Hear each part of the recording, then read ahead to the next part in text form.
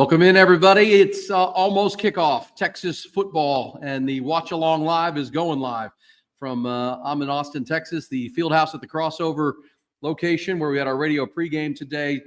Jerry, where are you coming to us from today? Your house after a crazy recruiting week? I'm at my house. I figured I needed a believe sign behind me for today, so here we are, round two.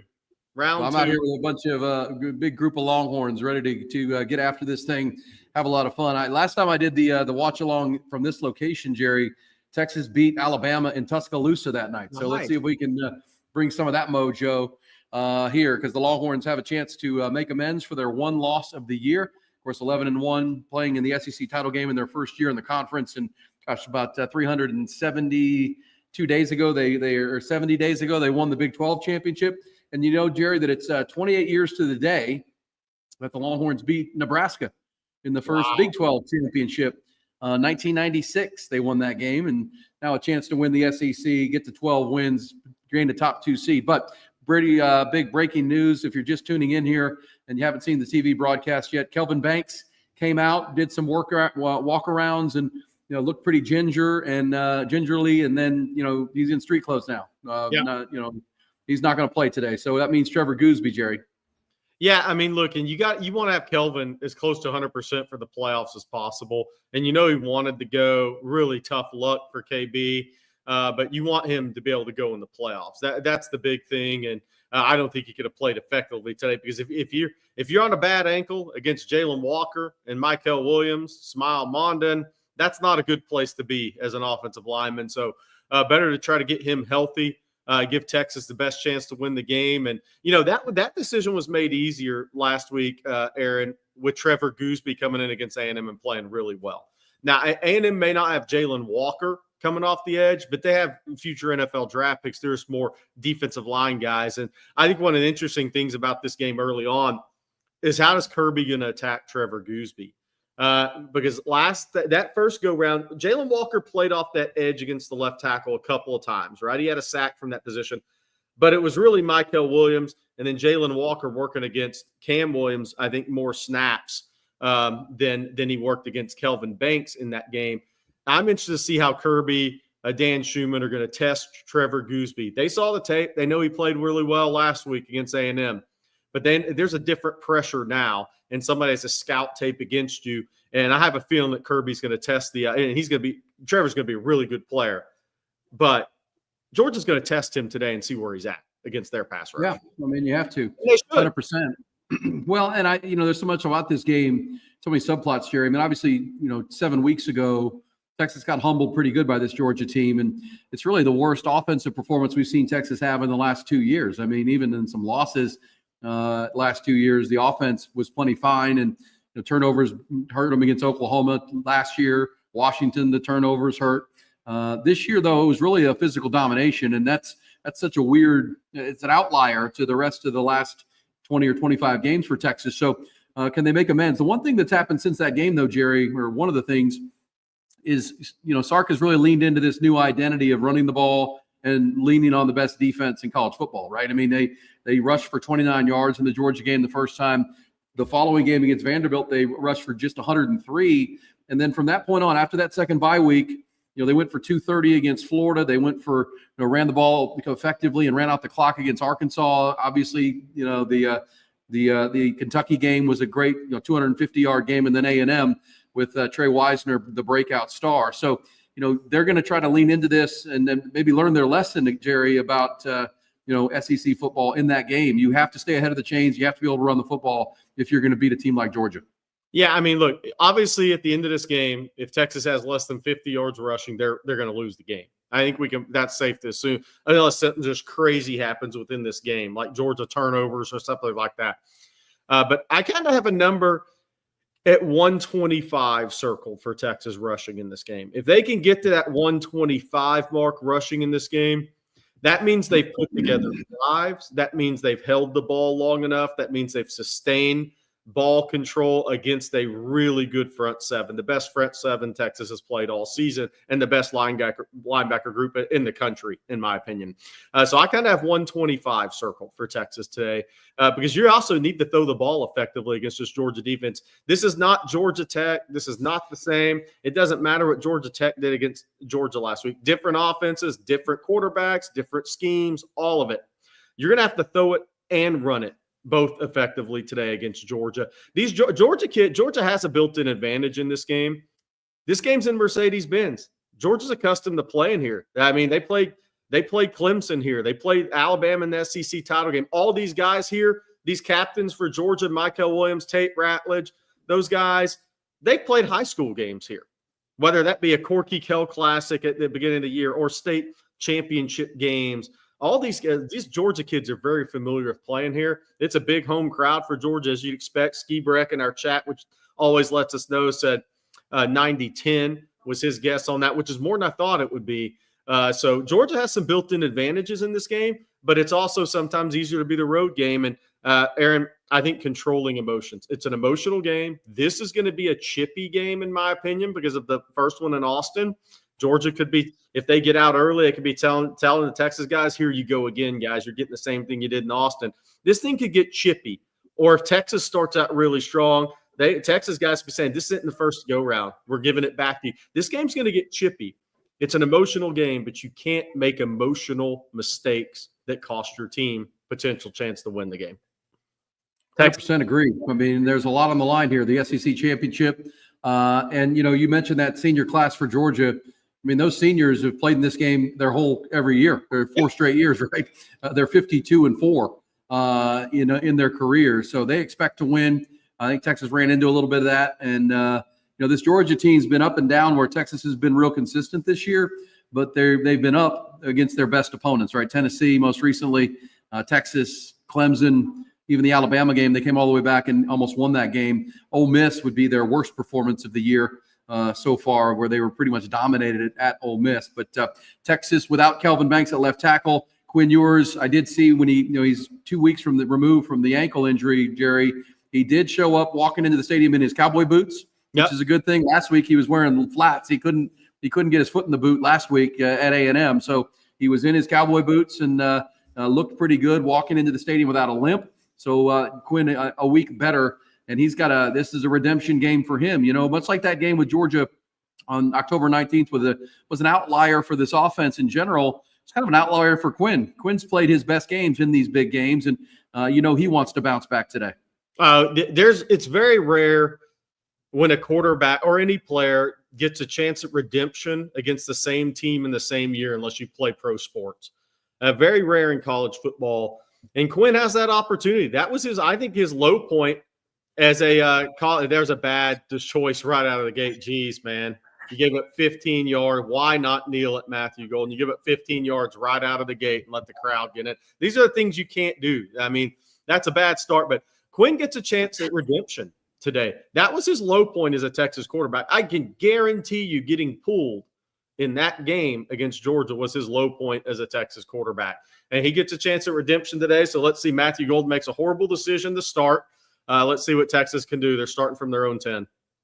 Yeah, that's a 15-yard mistake right there, Jerry, to bring it out where you would have had it at the 25. Instead, you're at the 10, which was a problem for Texas in the first matchup. The first play is a completion, 2nd and 6 now. And this is where Texas wants to be. They want to be ahead of the chains. I think especially early in this game, Jerry, a couple of first downs will be fine for Texas. They need to settle in, move the ball, and certainly now starting at their own 10-yard line and have a chance to, just get off their own goal line here.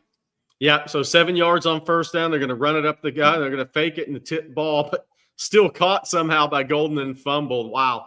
This is a tip ball by Quinn, which we're accustomed to seeing in big games because people put their hands up against him. That was Michael Williams. And so now Matthew Golden caught it. They ended up fumbling it. Quinn had to fall on it. So, again, we're looking at 3rd and 5 or 6. Jeez Louise. This game, ball's all over the place right now for Texas. They need to secure this thing. 3rd and 7. It was going to be 3rd and 4, but that ball went backwards. And another one, Michael Williams getting his hands up right there, as you said, Jerry, That's an NFL player. Yeah, and came in here. But look, I think Texas was lined up, or looked like Georgia was lined up with Jalen Walker on Gooseby, Michael Williams on Cam Williams on that play. Now they're going to review this thing, Jerry, to see if he actually caught it, because that's going to be impactful to where the third down play will be from. If it's incomplete, it'll be 3rd and 4. If it's going to be called a catch and a fumble, then it's going to be 3rd and 7. Yeah, I don't think they're going to be able to reverse it. I mean, I'm not sure he ever really had control of it, but he made a football move. So I'm not sure they can really reverse that because he made a football move. What's your thought on the tip balls, Jerry? I mean, that's we get asked about that a lot. The tips for Quinn. He does have the sidearm delivery sometimes, but Quinn, Sark was asked about that this week and just said, it's part of football. We teach our guys to do the same thing, and sometimes your ball's going to get tipped right there. Yeah, I mean, he never had control. 6'6". Yeah, I think it's going to be 3rd and 4. Yeah, it's incomplete. But look, I think if teams that study Quinn, he's had 31 starts now, or 30 starts. This is 31st.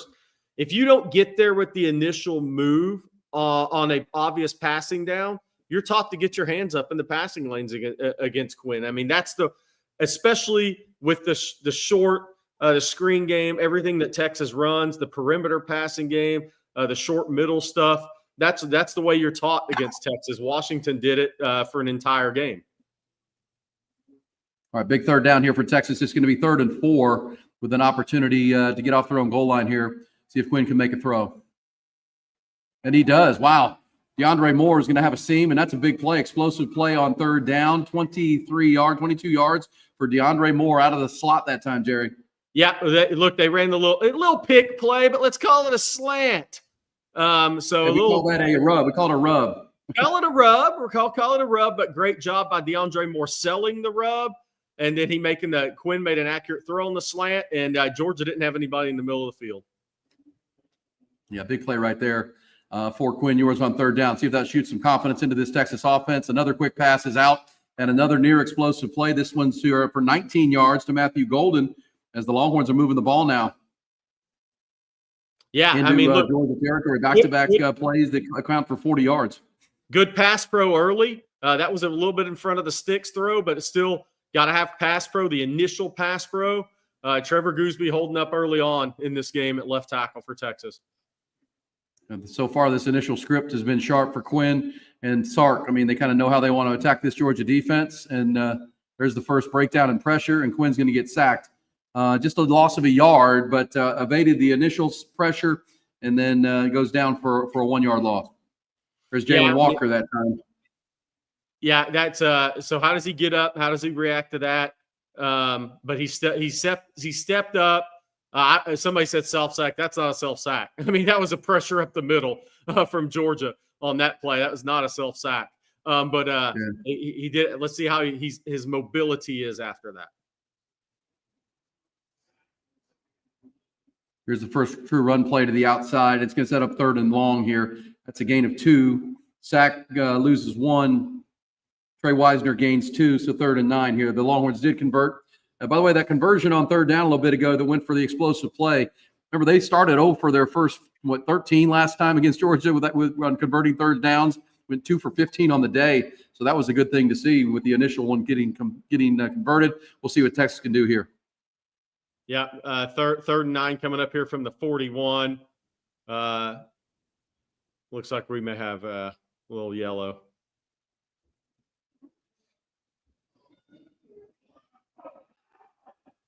Oh, boy. The ball kind of floated out there, it looked like to me, Jerry, from Quinn, and got tipped up in the air. There is a flag down.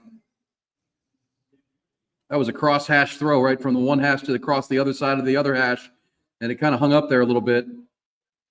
But it might have been early. I think if they're going to call it. Not we call it illegal motion, so interception. All right, so there's the first turnover of the game. Texas has to win the turnover battle to win this game.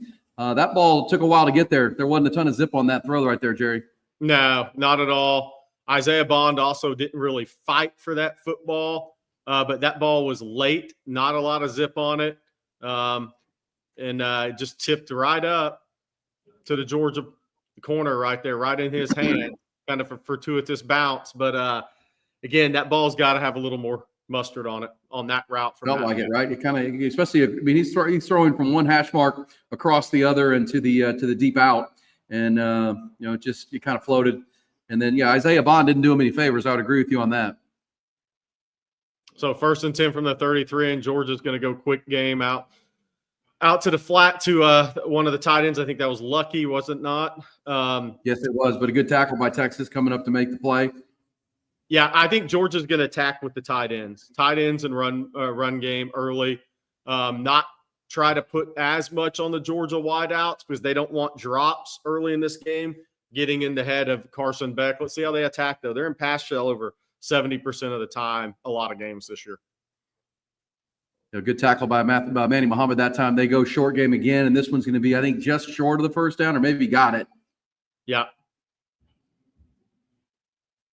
But same kind of play right there. 2 plays, 2 short passes.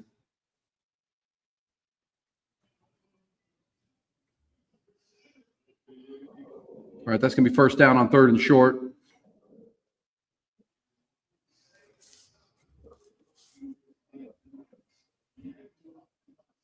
They may make it. They may mark this half a ball short, guys. Yeah, I'm trying to see where they came out because I'm watching this on my pad here and it's a little behind, so I'm watching it on the TV here at the place, so I can kind of see across the room here. But it'll be close. I don't think he got it. Hard to tell. Always Vernon Broughton did a good job knifing through. I think it may be 4th and a half of football here coming up. It looks like it's going to be. They're going to go for it here out of the shotgun too. Texas had all the goal line stands last week and have been really good in these spots this year. They're going to try to just draw Texas off sides. Yeah, if I'm Georgia, I'm thinking about this. It's an interesting call because nowadays in college football, you go for this 99% of the time, right? But with Texas already having a turnover in this game and you having a good punt game, could you pin Texas and see how Quinn responds, see how Texas responds? Is Quinn going to be – what's his health like after he took that first sack? He was limping a little bit. And then the pass didn't have a lot of mustard on it. You wonder if it was a lot of mustard part on of that it. was the ankle. Yeah. I mean, Well, 99% of the time in college football, these guys are going for this. And you'd expect Kirby to go for it here. And if he can't draw Texas on it, they're going to punt it. There you go. I think that's a good decision by Kirby. See how Quinn responds. Well, I do too. I mean, the good thing for Texas, they have a turnover already on the board, but they gained 50 yards before they turned the ball over. So it was at the 35-yard line, not the end of the world. You turn this ball over, if you're Kirby Smart, you're giving Texas a short field, which is what you don't want to do to this offense is give it some confidence. But good. I mean, our first quarter brought to you by our friends at Grande Equipment, Sales and Rentals, here with us into the championship Saturday. Longhorns looking to win the SEC championship in their first year in the conference. And so far, a turnover and then a stop, though. This defense, Jerry, so good at getting off the field. A great stuff by Vernon Broughton. And I thought Carson Beck kind of delayed his quarterback sneak. He got the ball. I don't know if he didn't have it secured, but it took him a while before he jumped up in there to try to push the pile. And by that time, Vernon Broughton had penetrated. Yeah, no doubt. Vernon did a great job jumping over the top and got some initial Georgia didn't move the line of scrimmage. I know on that 4th and 1 or that 3rd and 1, I should say. So good job by the Texas defense. And it's a huge possession coming up for Quinn in this offense. Isaiah Bond got to fight for the ball better, but that ball was late and it didn't have enough mustard on it getting out there. So the Georgia guy had a chance to close that cushion more so than if that pass had a little bit more velocity. I think that Georgia corner may not have been able to close that gap a little bit more. So we'll see how Quinn responds, how the Texas offense responds. Georgia defensive line was getting after the Texas offensive line as that drive went on a little bit more too.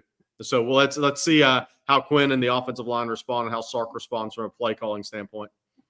Well, we know Texas wants to, Sark likes to lead with the passing game to set up the running game a lot of times, right? But this running game with Trey Wisner has really become, the bread and butter of this team. So let's see if they lean into that a little bit here. Obviously, Trevor Goosby playing and starting at left tackle.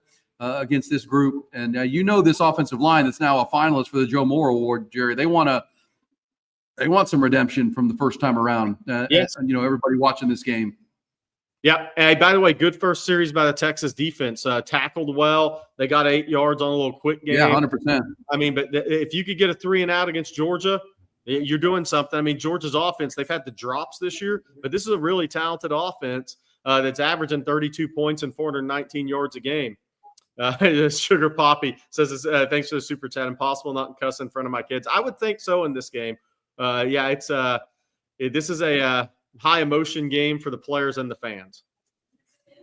Yeah, well, it's a championship game. And, the Longhorns, they hope this becomes commonplace for them. Georgia, it is commonplace. And, the Longhorns were told when they entered the conference they weren't going to be ready for the physicality of the conference. Well, here they are 11-1. And now I think they really have a chance here, if they could win this game, to silence all that stuff about the SEC and where Texas is.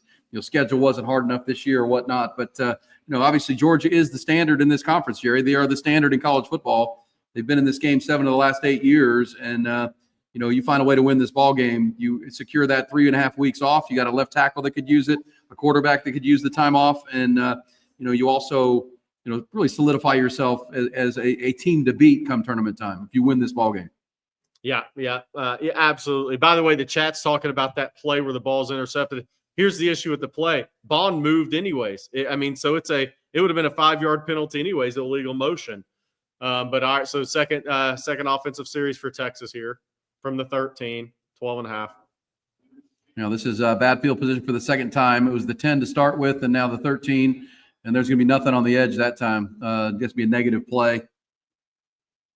Raylan Wilson in there. Negative play for the Longhorns on their first outside run. Georgia's going to attack this outside zone, outside run game. Look, the linebackers are the tough thing with this Georgia defense. Their defensive front is good, not the 2021 level, which is great.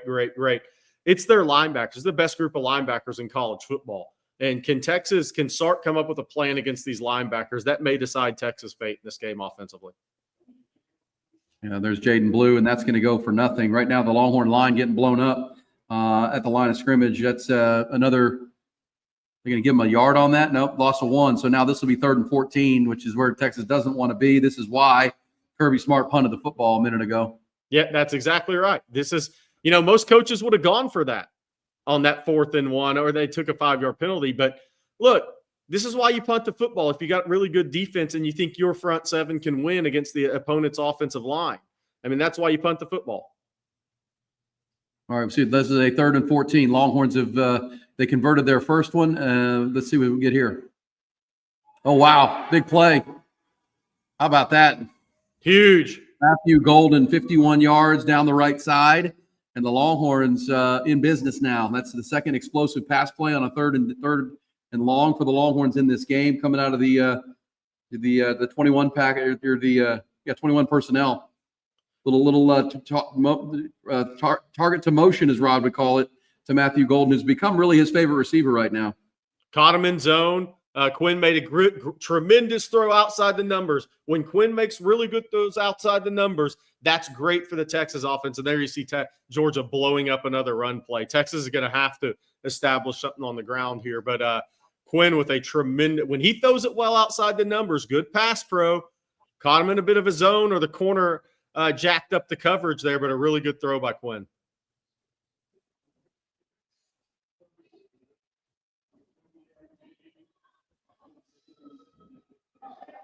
Yeah, Quinn's doing a good job against his zone defense, Jerry. They're sitting in that patented Kirby Smart zone, and Quinn's finding the holes right now. The receivers are finding their places to go, and Quinn's finding them. That's another big completion. Look, and the only way this play develops is if your pass pro's good. And there you go. Look at a good pickup by Trevor Gooseby on that play. That was an intelligent play. Isaiah Bond bounce back play from Buford, Georgia. The only way that longer developing route happens is if your pass pro's good. Yeah, Quinn looking sharp on this drive. Oh, my goodness. As I say that, he overthrows a wide open touchdown to Gunnar Helm. Oh, my goodness. On the play. Let's see what this flag is. I think that's going to be an illegal pick, right? Then they called the rub. They called the rub on Isaiah Bond. That's going to be a big penalty right there. Longhorns are in scoring zone and wouldn't have counted anyhow, but Quinn's got to make that throw. 15-yard penalty right there. And, Helm could have come down with that. I mean, that was a catchable football. But yeah, I mean, 15-yard penalty, that's a big one. So now you're back to 1st and 25 from the Georgia 36. And Sark's very aggressive, but you want to get a field goal attempt out of this drive, at least at this point. Well, this is big to come off the 13-yard line. You converted a 3rd and 14, and now at least chance to get some points on the board. But Texas at 2nd and 25. I mean, here's an opportunity to maybe get half of that back, at least a chunk of it, to give yourself a manageable 3rd down. You just can't turn the ball over here.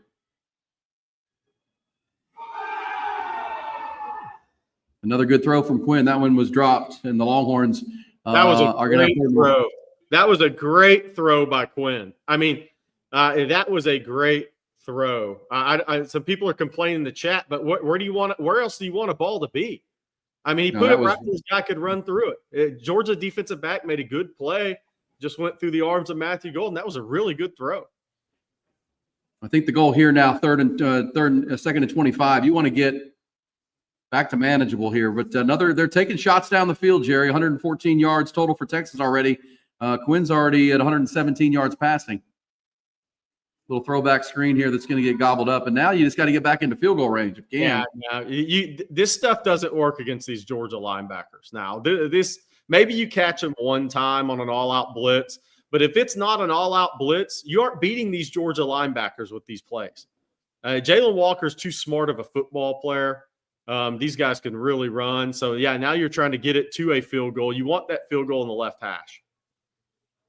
Agreed. All right, probably a little run play or draw play, something here just to get some yards. Yes, good call. There you go, Trey.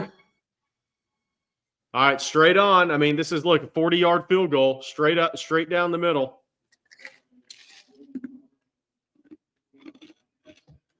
Well, there's a big series here, Jerry, to turn the ball over early, not give up points, get off the field, and now Kirby plays field position, and you go down and have a chance to put the first points on the board. You need your kicker to make this kick.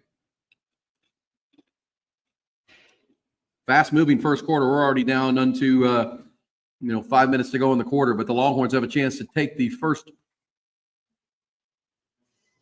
punch. There you go, 3-0 Texas. 41-yard field goal, 9-play drive, 64 yards. All Quinn Ewers.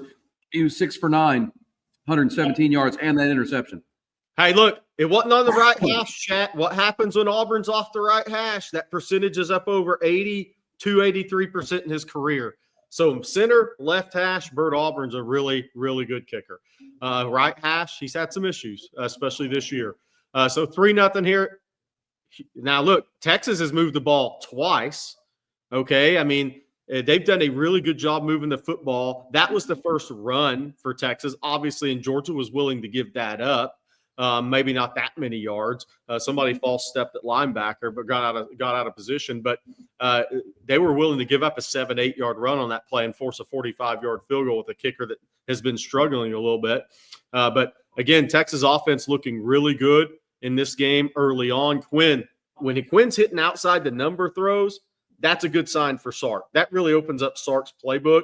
And Sark is being very aggressive with these Georgia corners and this Georgia zone defense right now. Big offensive series coming up for Georgia. I mean, it was a 3-and-out. Let's see how they attack it. I would think you're going to see them try to attack it with the run a little bit on this drive. I mean, it was 2 passes and a quarterback sneak and a punt. Like Kirby needs two little quick passes. Well, look, I mean, Texas. I know you said it over and over, Jerry. In our the last time Texas played Georgia, Georgia's giving them outside the numbers throws, and Texas wasn't taking them, and they couldn't protect long enough to throw them down the field. Sark has obviously seen that, and noticed it, and they're attacking these. I mean, the Longhorns already have 3 or 4 explosive pass plays in this first quarter. They got a 50-yard pass play, a 22-yard pass play. 19. I mean, they're hitting the explosives here, and that's what you have to do: loosen up this defense to give Trey Wisner a chance to run the ball, because right now the run game is going nowhere. But it's a long game for Texas. So I'm going to tell you about Grande Equipment, bringing you the first quarter here. My buddy Wes Murray and his team, family-owned company, but boy, they're independent, small, but play in the big leagues in a big way in the state of Texas and all over the world. Any equipment need you're going to have, they're going to get it for you. There's several levels to what they do. and from the locally owned side. If you're looking for to purchase some equipment, they can do that for you. Sales, of course, or they can rent you equipment as well if you're going to use it and give it back. They're a great opportunity. And maybe you're looking to offload some equipment of any kind. You can do that too. Get rid of some equipment. They can help you. It's a better option and a good option against auctions because they can handle 30 and 60 and 90-day consignments. But if you need a piece of equipment or lots of equipment for a big project or any project, Grande Equipment is your call every single time. Also, if you have an older piece of equipment that you want to bring back to life and extend the life of, they do a great refurb. They have a great refurb shop there to take it to come out looking brand new and ready to roll for many, many more years. 830-312-5522.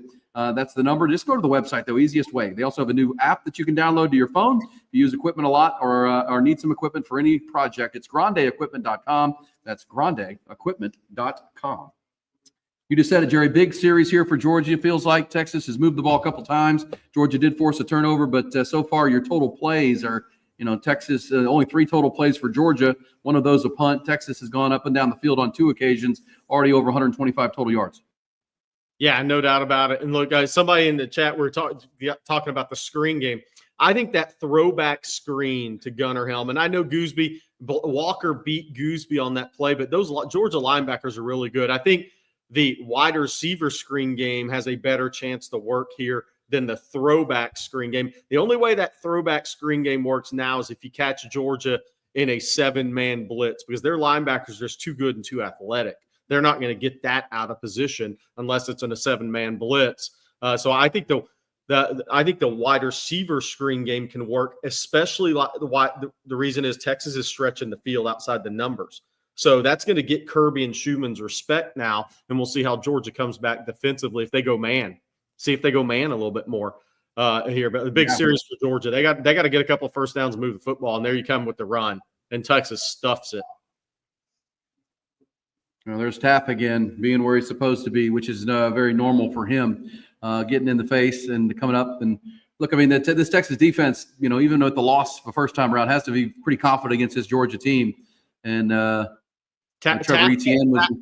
Taft made that tackle, but the edge made the play. Trey Moore, he set the edge, and Trevor Etienne had nowhere to go, and then Taft fit that thing from the safety spot. That was a great play by Trey Moore.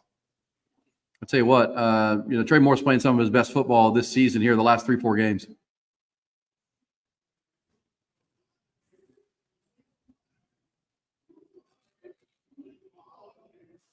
Oh, wow. Incomplete pass, and now a late flag. He lobbied for it and may have gotten it. That's going to be wow, that's a rare one on Manny Muhammad. He was behind him a little bit. I don't know that he touched him, though. That wasn't a great throw.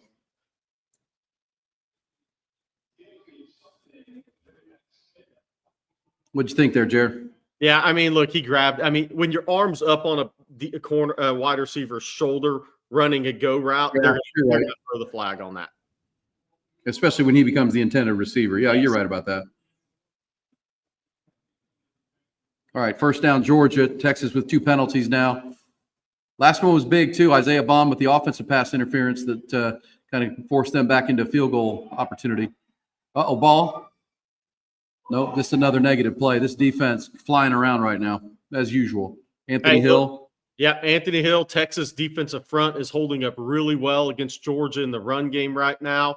Gap integrity is looking really good for the Texas defensive front here, closing down the gaps.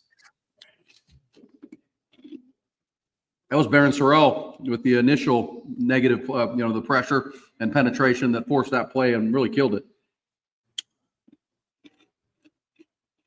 I think you're seeing a little Jelani McDonald as a hybrid linebacker. Love that. Bringing that speed and athleticism to the field.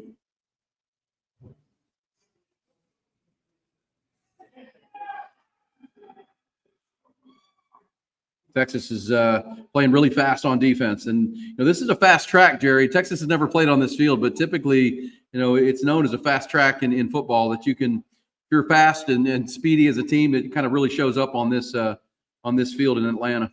This is going to be an interesting call here. Is the I think that's grounding, or is it going to be grounding, or is it going to be hands to the face? Wow.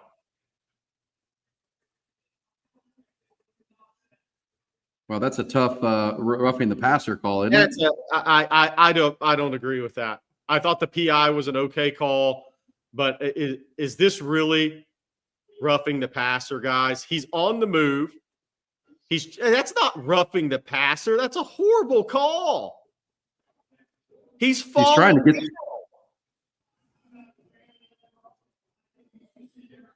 That is a horrible call in this game. Horrible football call.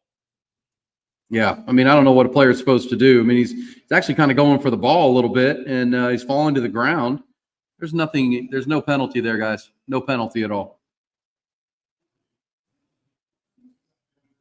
I mean, that's a huge call because now you're at the third and 8?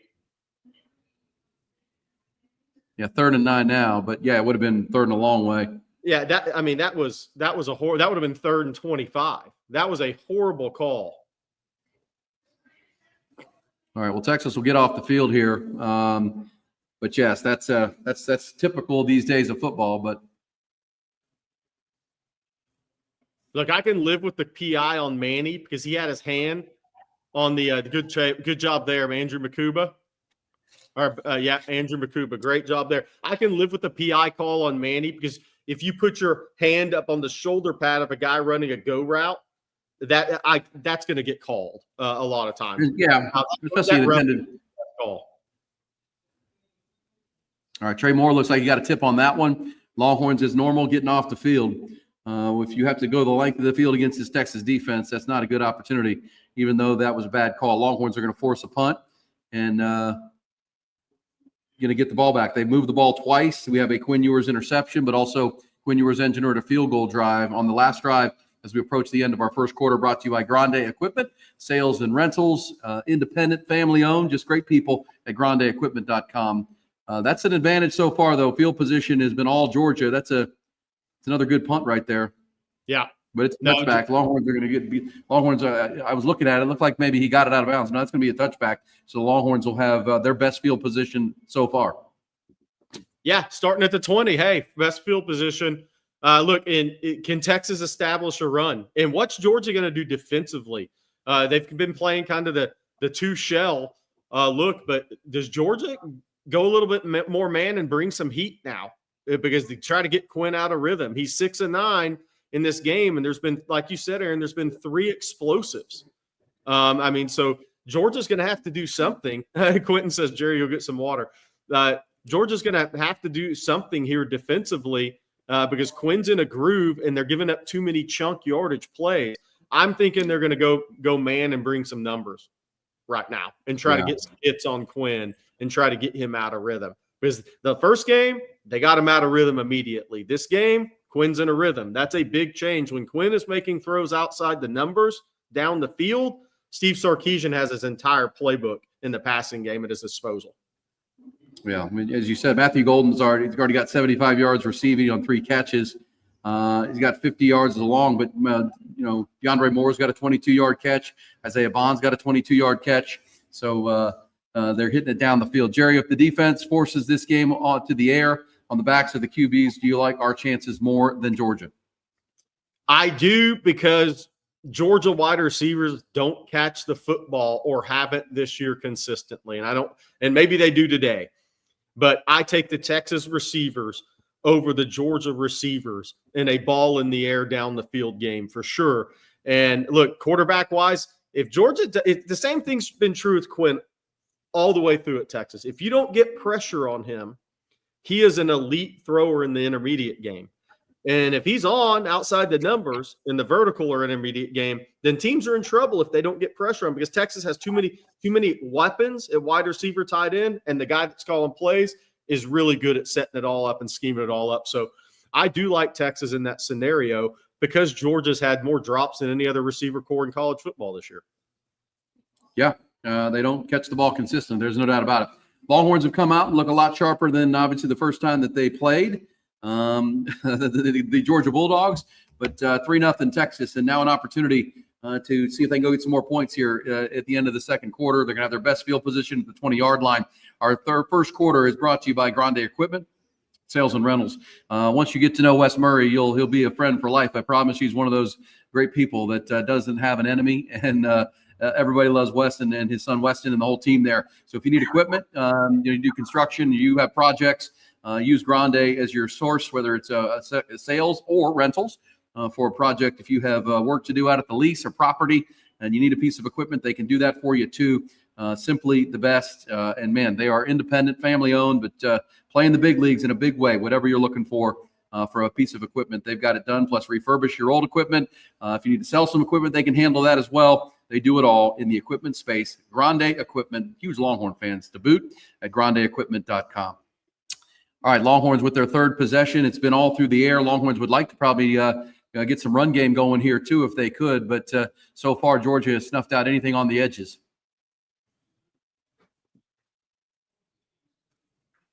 Little counter, good gainer. Like that.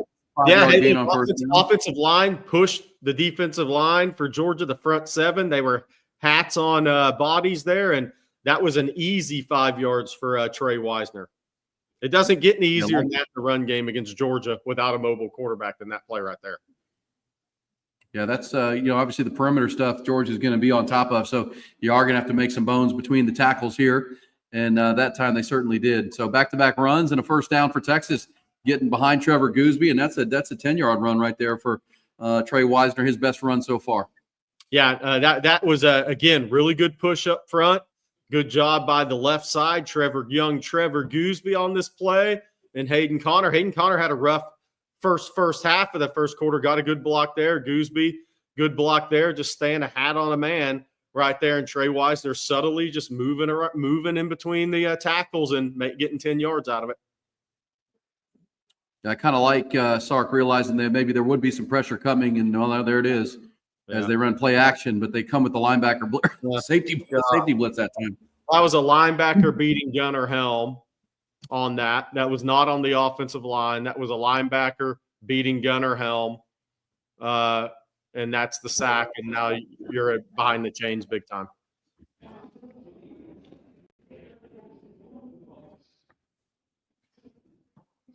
Yeah. Second and 17 now. That's those linebackers, as you say, Jerry, are as good as there are in college football, and that's your tight end. He's a good player, but that's going to be a mismatch. Yeah, and then just a run there. So it looks 3 yards up the middle. Again, good player. Good play there by Raylan Wilson. I think that was the Georgia inside backer. So it's going to set up a 3rd and 14 from the 31. See what Sark calls on this 3rd and 14. I know this. Longhorns 2 for 4 already on 3rd downs. Yeah, so it's probably going to be a running back in pass protection here because Gunnar Helm will be in the route unless they leave Juan Davis in as a chipper. But this will be a Gunnar Helm in the route, so it's going to have to be the OL and running back in pass pro. Bringing extra people too, and got picked up. Great catch, Matthew Golden. Wow, Longhorns now 3 for 5 on 3rd downs. The blitz got picked up in the interior. Quinn rolled and threw a 50-50 ball to Matthew Golden, and he won it. Hey, look, Matthew Golden is such a big-time player. Again, I think that was A-gap barrel blitzes. They did it the first go-round in Austin and killed Texas on it. Great play, Matthew Golden. Matthew Golden's just such a tremendous football player, guys. That's the end of the first quarter. Texas 170 yards, Georgia 9. Well, in 170 of those yards, 107 of them have come on the hands of Matthew Golden, who's at 4 catches for 107, Jerry, already. You just said it. What a great play. And give Quinn credit, too, to roll by time and then throw a ball where only his guy can get it. I mean, he was past the defense and just threw it up, and Matthew Golden went and made a play. There's Coach Shipley. Coach, pretty good first quarter so far for the Longhorns. Quinn's red hot. Well, yeah. Red hot wasn't what came to mind, but he is having a good game. We need to kind of get our offense on track a little bit more, but we're well on our way to doing that as we start the second quarter. Coach, I was saying before you got on here, when Quinn hits the intermediate to deep ball outside the numbers, Sark's got his entire playbook at his disposal. When Quinn doesn't have that, Sark's playbook shrinks. So now they've hit 3 plays outside the numbers on Georgia. And they've had a little success running it inside with the counter, and then just another run there. So it's clicking offensively except for scoring touchdowns, but 170 yards in the first quarter is that's a big number against this defense. Yeah, it really is. You just kind of have this feeling that, we'll break through here at any point, but we certainly need to try to get some points out of this drive. And, it's exciting when we can run the ball a little bit. That's, that's something that you don't anticipate necessarily coming into a game like this, a team that's as run heavy as Georgia is, and being able to, outrush them, at this point. Looks like they've only got 9 total yards. Is that right? We have 107. Yeah. Two possessions, 9 yards. So Texas has possessed the football too. That time of possession, 10:30 to 4:30, Aaron. That's a monster number. And Texas has what the Georgia 35-ish. So they can really keep this Georgia defense on the field. And you got to get touchdown. I mean, you got to need to score a touchdown. You get up 2 scores in this game, not settle for field goals, Coach. But if you can possess the ball in the first 2.5 quarters of this game, will that 8 overtime game start to play on those Georgia defenders' legs in the fourth quarter? That's my question. They played a long game last week, an emotional 8 overtime game. Even overtimes are 2-point conversions, but still, they were on the field a long time. They played, 87, 90 snaps on defense in that game.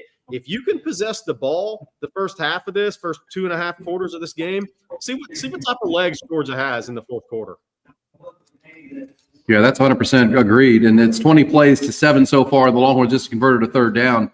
And that's why I said red hot, Coach, because Quinn in the first game, they were 2 for 15 on 3rd downs. They're already 3 for 5, and they've already hit 4 explosive plays down the field. I mean, Matthew Golden has 2 of them. DeAndre Moore has 1. Isaiah Bond. It's been kind of stop-start offensively, but they, as Jerry said, they're hitting the explosive plays and pushing the ball down the field, which eventually, to me, kind of loosens up the Georgia defense to run the ball a little bit better.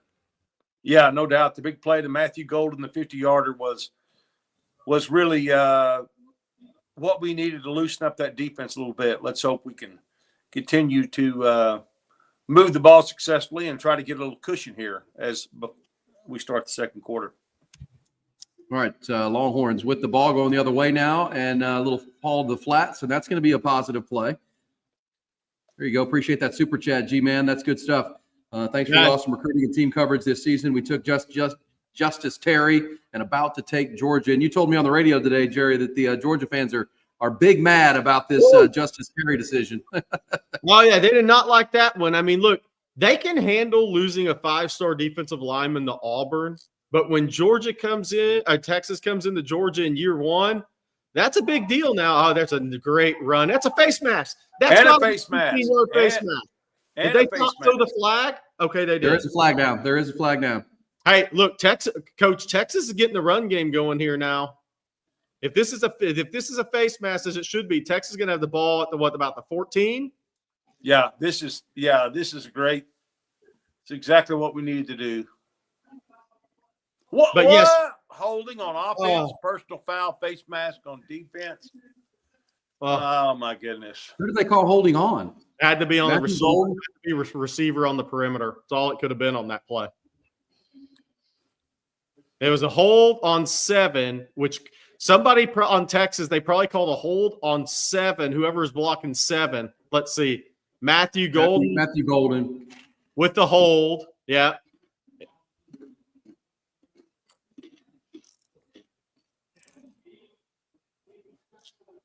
All right, well, offsetting, so 3rd and 5. Longhorns 3 for 5 on 3rd down. Quinn's been good so far, and this one is going to be incomplete. Yeah, that should have been a caught ball. Yeah, DeAndre Moore has to catch that ball in this game. It was hot, but he has to catch it. That was a good throw by Quinn. He gave his receiver a chance to make a big catch in this game. You got to catch that ball in this game. It's right there for him between his hands. And it was a pass ball, but that's a very catchable pass. Yep. Now 3rd down. My apologies. Longhorns about to run their 24th play of this first half already. Woo! Going to bring up a But big short. play Where's the here. spot gonna Now, be? 4th and 1. It'll be 4th and half a yard, guys. And you know Sark's going for it. Wow, they gave it 4th and 1.5. This is a full yard. Yeah. I still think he's going for it. Progressive gambler, Mr. Vegas.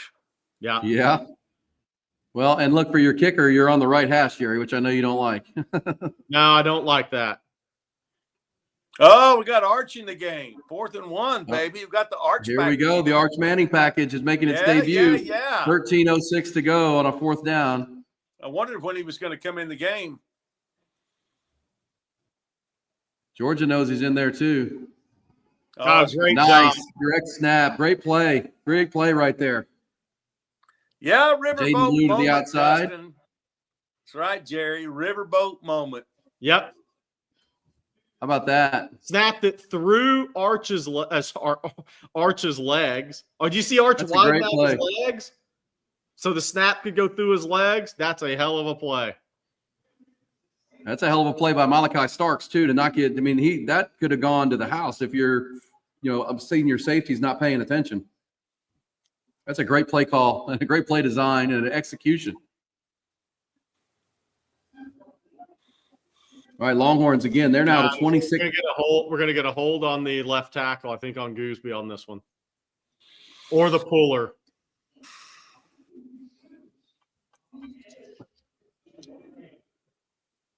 Boy, these penalties are getting Texas here.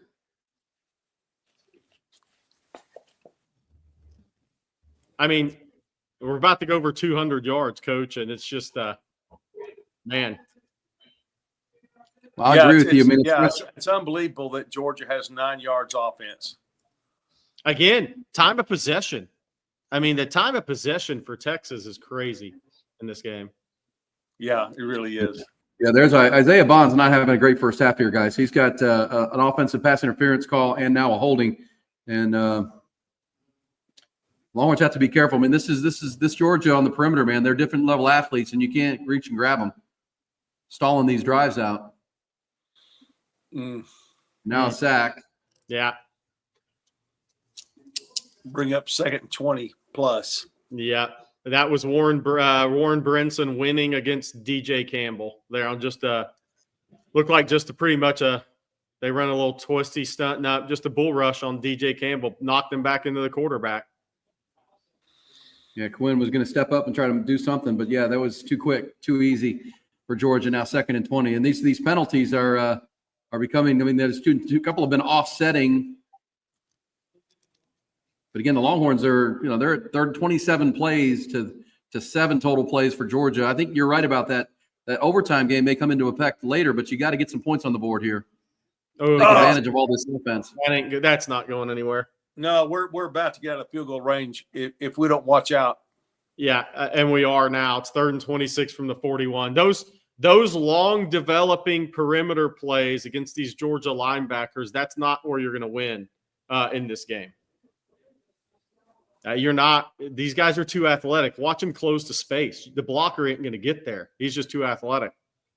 Well, guys, that Longhorns were sitting pretty, and then a 10-yard penalty, a sack for 3-yard loss, and a -6. And the Longhorns have gone backwards and are now out of field goal range. So now this play is just about getting back into 3-point land.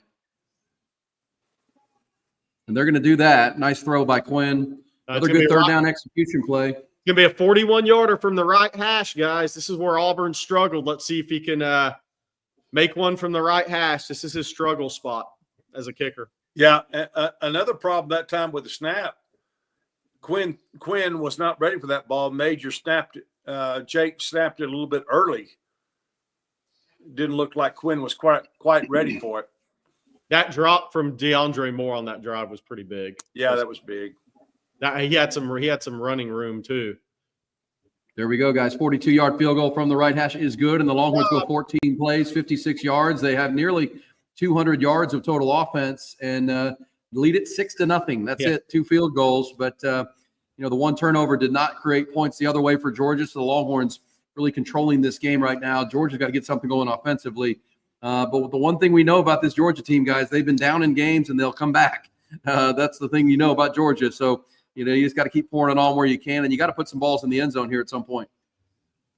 No, you do. I mean, you do, because I mean, look, the reality is Georgia is a deep ball to Arian Smith away from having the lead in this game. Yeah. It's like you've done all this work and you're 193 yards into this game, and there's only 10 minutes left. I mean, time of possession 15:08 to 4:30, but at the same time, you're one busted run gap assignment or a big play by Arian Smith over the top from being down in this game. So it's you've done a lot of work, and I do think, Coach, this is going to benefit Texas against this Georgia defense in the second half because of how many plays they're running in this game. Right. No doubt. That's a great point.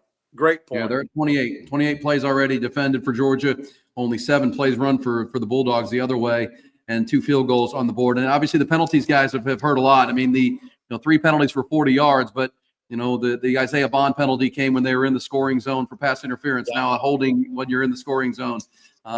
These are drive killers that are happening as they get closer to the goal line. They've got to eliminate that here. Longhorns up 6-0, but looking good. Let me mention our friends at ATX Trees, my buddy Bert Cedillo and his family-owned company that help support and are partnering with us on the On Texas Football channel again. From their tree farm to your home, if that's something you're thinking about, get through the holidays and then into the spring. Great time to do it. To get that tree in the ground or trees. They've been doing this 25 years, so they have a tree farm there in Liberty Hill that has established trees over 30 gallons. They will pluck it out of their tree farm and bring it to your home or property, as many as you need, whatever style you want or type of tree you're looking for. They have over 18 varieties of native trees in stock. They also can do some special orders, but once they deliver it and put it into your property or yard, they install it, they put a warranty on it, they take care of that tree. It's going to thrive whenever they do it with ATX Trees. Healthy trees all year long, ready for your house. Also, if you're tired of the water bills and the maintenance that goes with your yard and the droughts that make it tough to do, how about you think about a zero-scaping project with our friends at ATX Trees too? They have a great special running right now here into the holidays at $200 off any zero-scape project of more than $2,500, and they do an amazing job. You can see the picture there where you save water, but your yard and your space still looks amazing with the drought-tolerant zero-scaping. They got the water-wise plants. They got the drip irrigation, the hardscaping. It looks amazing. Perfect for West Austin, West Central Texas, into the hill country there where we're not seeing a lot of rain. Are today, but year-round, it's getting tougher and tougher. So check it out. From their tree farm to your home, and a great partner with us here on the On Texas Football channel, ATX Trees, online at atxtrees.com, or call them. They do have a special for phone orders, 749-5149. That's 512-749-5149. My friend Albert Cedillo and the team at ATX Trees. All right, total domination on the field, but only a 6-point lead for the Longhorns. Yeah, it's just crazy when you think about the fact that Georgia has run 7 plays. Yeah. And here's a crazier stat. They have 8 tackles for loss on defense already. Yeah. They have more tackles for loss than plays run, Coach. Yeah. Well, and that's little flowers for Quinn in the offense because they are 3 for 7 on third downs now. Those third down conversions they've converted have been 3rd and longs in a couple of cases here. So that's led to these points. They're able to keep the chains moving. Texas, meanwhile, the defense has stoned Georgia so far. Let's see what Kirby Smart and Mike Bobo and this offense come up with to try to move the ball. Because at this point, with their defense, as you said, Jerry, a couple times after an 8 overtime game last week, they need to move the ball here just to keep their defense and let their defense get a breather. Yeah, they need to run the football. They need to establish a run and get some time of possession on this drive. And there they go, right up the gut. Good job, Alfred Collins. I really think. Go ahead, Coach. I was just going to say there's no way that you can't see a tired defense coming up here in the later on in the second half. The way that our offense has been on the field for so long, it's got to wear down that defense somehow.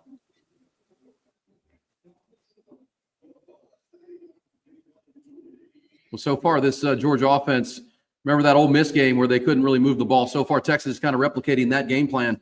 And there's a 2-yard gain. It's going to be 3rd down now. ETN in the game. It's going to be 3rd and 6 here from the 29.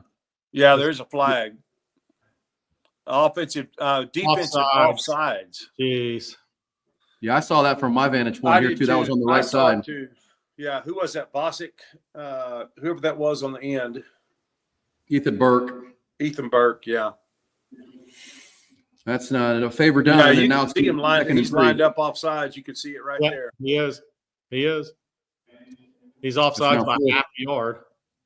Yeah, that's 50 yards and penalties already for Texas on 4, and they've been critical here. It's really the only thing keeping Georgia in this game right now is Texas penalties. And that, unless Georgia just can't get 3 yards and 2 downs, that should give Georgia at least a first down and some time of possession. And more than that now. Yeah. Tight ends are where Georgia's going to attack Texas. It's tight ends in this game against the Texas linebackers.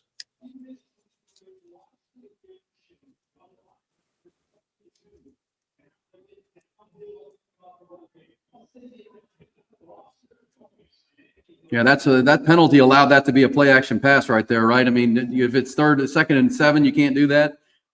2nd and 3, you run play action, sucks the linebackers up, and allows for that big play. Yeah, it would have been 3rd and 6 for sure on that. No, establish a little run there.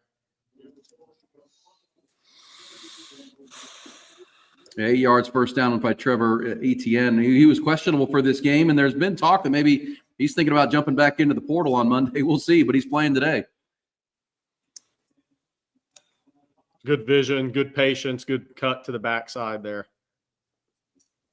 All right, first drive of any kind for Georgia now.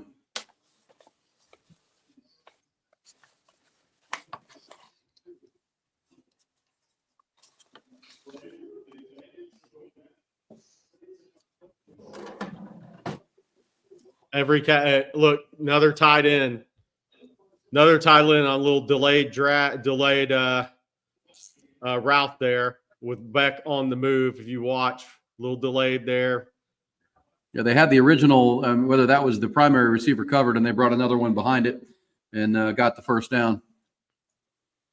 Yeah, good play right there. Little waggle. Oscar dealt fake like he was going to block down, released late into the flat.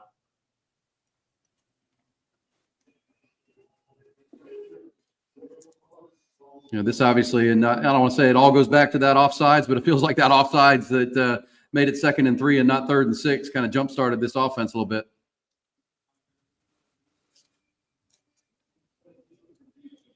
They're now pushing into field goal range for the first time. But Coach, this is what this is going to be, right? This is a heavyweight fight. This thing's going 4 quarters. No doubt. No doubt. This is what it's going to be. This is what you want in a championship game.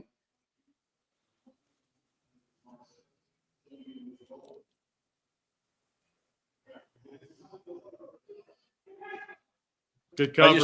I just feel like at some point, hopefully on this next drive, our offense will start wearing down that defense a little bit if we can get a stop here. Boy, is Arian Smith a hell of an athlete. When he gets and Manny Muhammad can really cover. Again, Arian Smith does not have great hands, guys. I mean, his issue, he had a great release. Everything is first round with him until it's time to catch a football. As I said, Manny getting beat. Arian Smith beats a lot of people. He just can't finish plays. He is a hellacious athlete. Oh! Wow, almost Andrew Makuba nearly had one right there. That was trouble. Longhorns now will force a field goal here. It's going to be 4th down.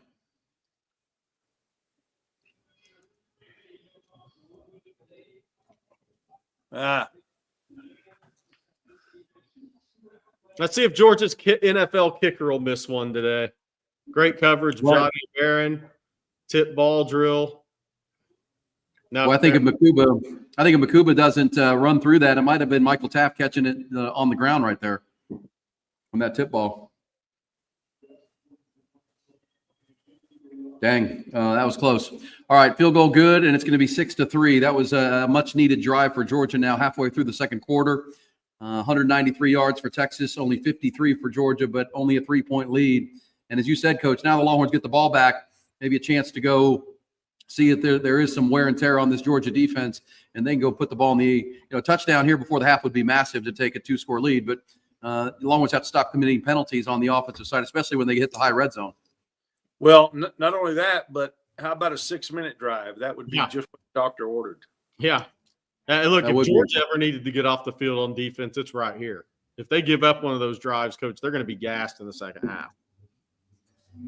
4th quarter.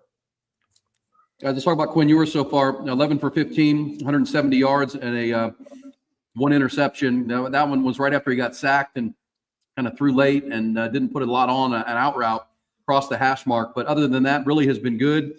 Kind of making amends for what we saw against Georgia the first time around. So far, Quinn's played pretty winning football in my mind. Yeah, I mean, look, if he's hitting the outside the numbers throws down the field, then one, he's on. That means he's on throwing the ball down the field. But two, that means Sark sees something he really likes, by the way, because he knows where Quinn's strengths are. But he also, Coach, I've said all week, the Georgia linebackers, the best linebackers in the country. I mean, they're a different level of linebacker, especially with Smile Mondon back. So Sark's got to find a way to score points against Georgia and kind of without those linebackers taking away his bread and butter, the perimeters, the screen games, the throwback screen, the gunner helm. Those guys are tough to beat because they close gaps. Jalen Walker's such an instinctive, smart player. They can pass rush off the edge. Chambliss has a sack one-on-one against Helm today. He's got to find a way to beat the Georgia secondary because he's not going to beat the linebackers. Right. It's a good point.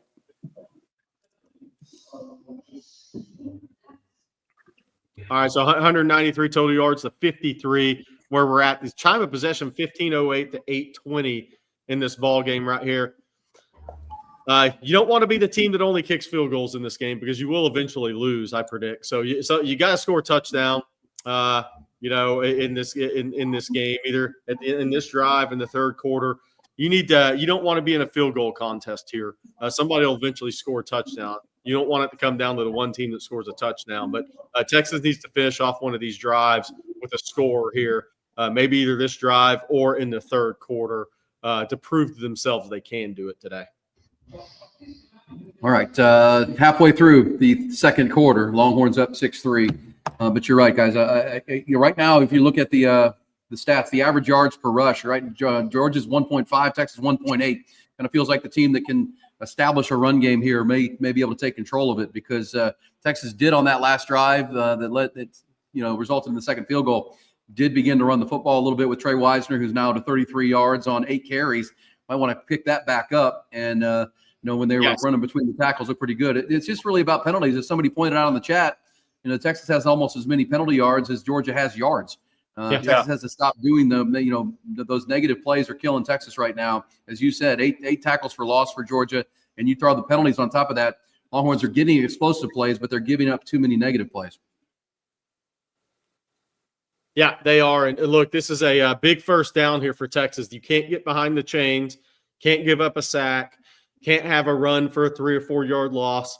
Texas needs to get ahead on this first down, put a little pressure on the Georgia defense because, Coach, look, Quinn is hitting the balls down the field. So to me, Georgia's got to start bringing extra numbers. They got to get him out of rhythm more so than they have early on. They got to hit him. He's a guy that he doesn't have a good ankle. They have to hit him and make him ask himself, how bad this thing hurts after they hit him. That's what Georgia's got to do.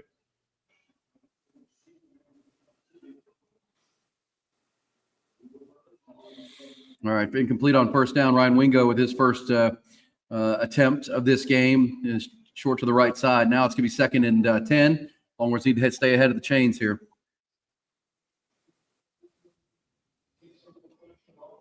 I kind of like a run play there. That was a light box, and Texas still threw. Yeah. There's only 7 in the box on that one, but and that was another one of those throws to the outside by Quinn that wasn't his best. But there you go. Boy, there's the toughest guy on the team right there. One of them, Oh yeah, and a light hit, and a light hit. Going for another one. That's another explosive pass play, guys. 20 yards down the field. Silas Bolden. That's now 3 different Longhorns with a catch and reception for 20 yards or more. That is a bad penalty by Georgia. That takes the ball to their own 40. That is a bad penalty by Georgia. This is what we talked about. It's an emotional game, but you have to control your emotions because a 15-yard penalty in this game can put your team in a position to lose. That was a bad penalty. Yeah, and it's really just a little shove out of bounds. But that's Mondon, the middle linebacker. That's just a losing your head kind of play. But, yeah, that takes a 20-yard play and makes it a 35-yard play. And look, if you touch a 5'8", 160-pound guy and you're that big like Mondon, he's going to go flying.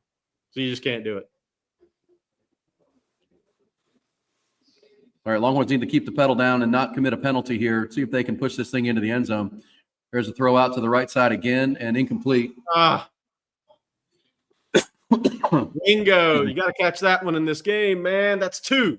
Yeah. I mean, hey, they got to help Quinn out. DeAndre Moore's drop 1. Wingo's drop 1. Quinn's on the money today. You got to make that catch in this game.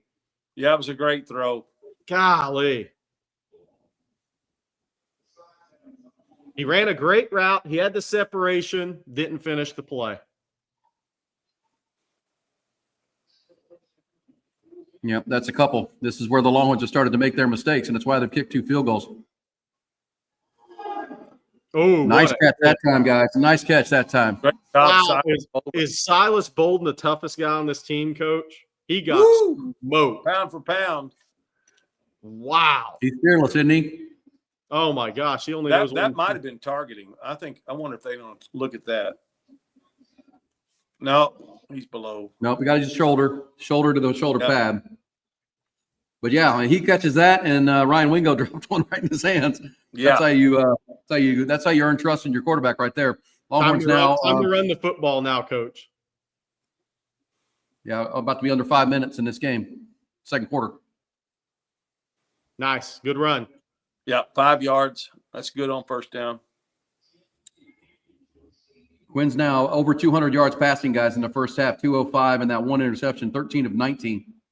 And he's already hit 5-6 different receivers. Look, after that interception, which ball didn't have enough mustard on it, Bond didn't fight for it, but it was an illegal motion anyways. Quinn has played tremendous after that. He really has. And he's had 2 drops. And by the way, the offensive line's done a good job because you have to have pass pro to let these plays develop.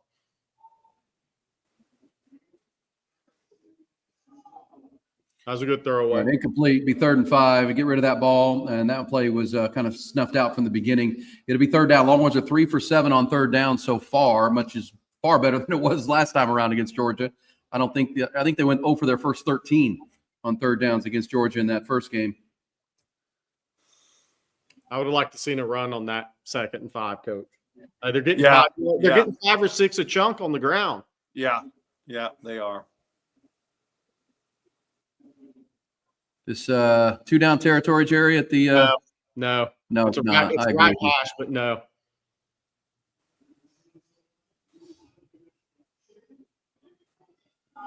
Whoa. Oh, wow, that's Quinn's worst throw of the game, man. Wow. No doubt. That was bad. That was really bad. He hesitated. He didn't, he threw late, and very, very lucky to keep that ball in possession. He had the shallow cross wide open to Matthew Golden. Yeah, he did. Shallow cross was wide open for a 15-yard catch and run. Yep, Sark's not happy right now. He shouldn't be. I mean, that's shallow cross. That's a shallow crosser for a 15-yard gain. Yeah, Matthew Golden's going to walk, inside the 15-yard line there. Well, now a false start on the field goal attempt. Longhorns, moving the ball, but making mistakes in the red zone. Georgia, meanwhile, would be saying, bend but don't break, essentially, is what they're doing. Whew, that barely went in, too, on the penalty. We're close to the right hash, man, Coach. This Bert and the right hash do not get along. He is not. No, they sure don't. Christmas card to the right hash.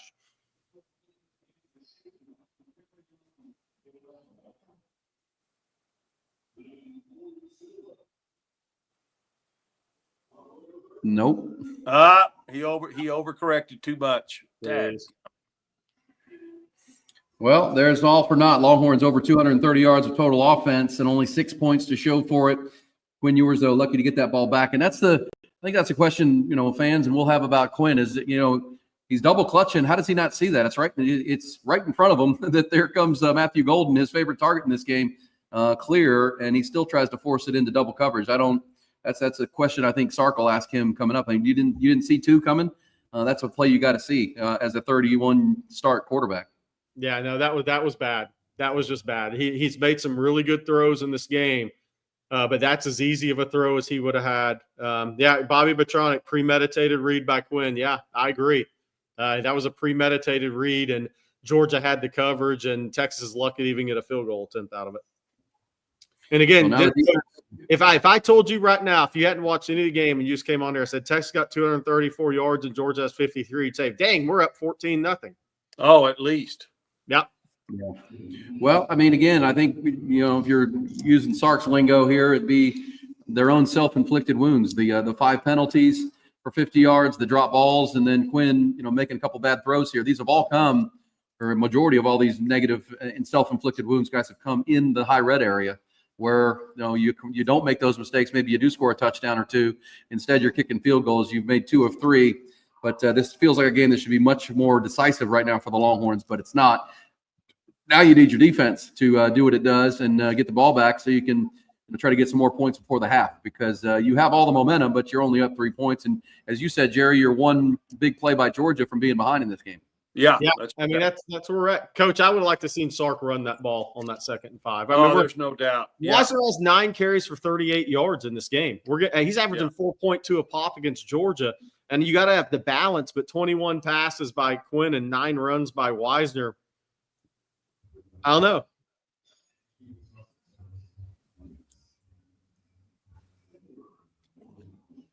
Well, good thing, Coach, is they're moving the ball. They didn't move the ball much against Georgia the first time around. So, and a 4-quarter game, you feel like forcing Georgia to already face 35 plays. I mean, that's a big number. Texas has only had to face 15 or 14 right now. Get off the field here, you might be able to get something against a fatigued defense here at the end of the first half. That's what I keep thinking. Yeah. Well, they do a good job of giving up some chunks, but then bow up once they get the 30-yard line. That's a staple of a Kirby Smart defense. That's why they win a lot of football games. No doubt. They make it tough on you. Let me tell you one more time about ATX Trees here in our second quarter. Great partner of ours all through the football season. From their tree farm to your home, really is a great opportunity to really beautify your yard, any space. With a mature tree, right? Not a tree that's going to take a decade or so before you see the fruits of it. They can bring mature trees, over 30 gallons, deliver them and put them up, put them down in your yard or your house, your property. They have over 18 varieties of native trees, and these are beautiful, well kept. And then once they put them in, they deliver them and install them for free. Warranty is there as well. They're going to maintain those trees for you. If you need a tree removed, they can take care of that for you as well. They do trimming, tree installation and removal. They also do tree trimming, irrigation, and landscape. So get it with atxtrees.com. All right, Georgia with a first down. They're going to get positive yards on first down, couple 2-3 yards there, and they want to do the same thing. Stay ahead of the chains here. You know, Jerry, that Kirby Smart's thinking the same thing. We got to move the ball here and get our defense a chance to get some oxygen over here. He would love for his defense not to come back on the field this half. I mean, be aggressive with Carson Beck, but not get his defense back on. I mean, Texas run 35 plays of offense already. Well, and Georgia gets the ball out of halftime, guys. So this is, I'm sure Kirby's thinking points and then get the ball coming out. Play action. Pretty good pass Great protection. coverage. Yep, good coverage. No flags. Be a 3rd down and 6. Good coverage there because they had enough time to pass pro while Texas was starting to get a little pressure to let that play develop. Really well covered. Did we ever see who had the offsides penalty for Texas that cost them the missed field goal? No, but it's a big play for Carson Beck here in Georgia because they don't want to run it again. Yeah, this is huge. Huge play in this game, it feels like.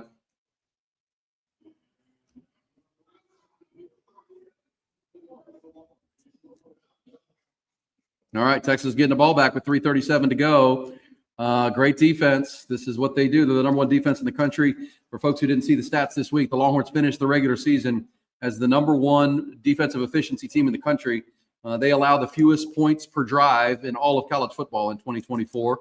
And so far, just 3 points, and has allowed Georgia to run just 17 plays.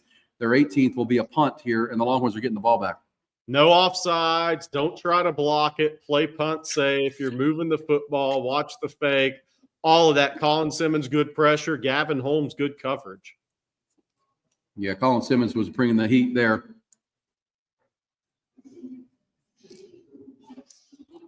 This Georgia punter's a big dude, man. Looks like he could play defensive line. Yeah. He's almost like John Daly, grip it and rip it, but a punter. Yeah, and he wears a defensive lineman's number too. Yeah. I like it. Uh-oh, going backwards. It's all right. First and 10 on the 19 for Texas here. 3:37 to go in this game. First down, get you to the 2-minute timeout. Then you have a chance to run the clock out in this half. Georgia's got 3 timeouts, but I don't think they'd use them. Yeah, I think there needs to be no turnovers here for Texas. That's the number one thing, and no more penalties. The 5 penalties have been killers for the Longhorns so far.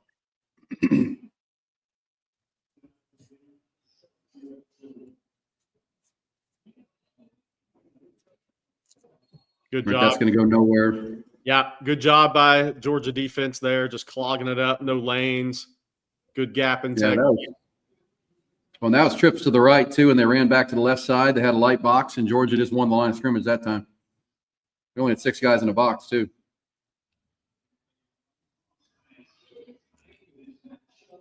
All right, Longhorns with a 2nd and 3. Matthew Golden has been the number 1 target so far for Texas. He's over 100 yards receiving. There he is again. Gonna set up 3rd and 4.5. 3rd and 4 coming up.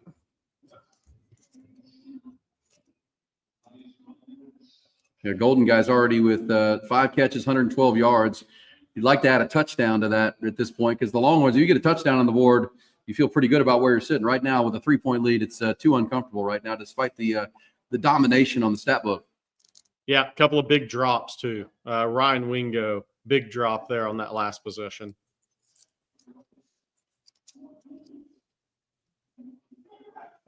Oh, good throw, Quinn. Good throw by Quinn right there. That was a tight window. Pocket was starting to collapse. Good throw.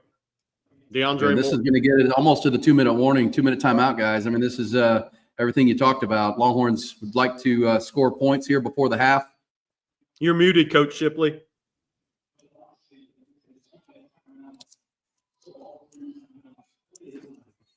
All right, Longhorns in control of this game, but man, I say that I'm just looking at the stats, but they need some points here, and not to harp on it, but boy, the drops and the penalties was really the story of this half, or it could be a much wider score. As we say, the 5 penalties. Gosh, the 5th penalty took the field goal off the board. I mean, that was an offside by Texas. He made that field goal, or it'd be 9-3.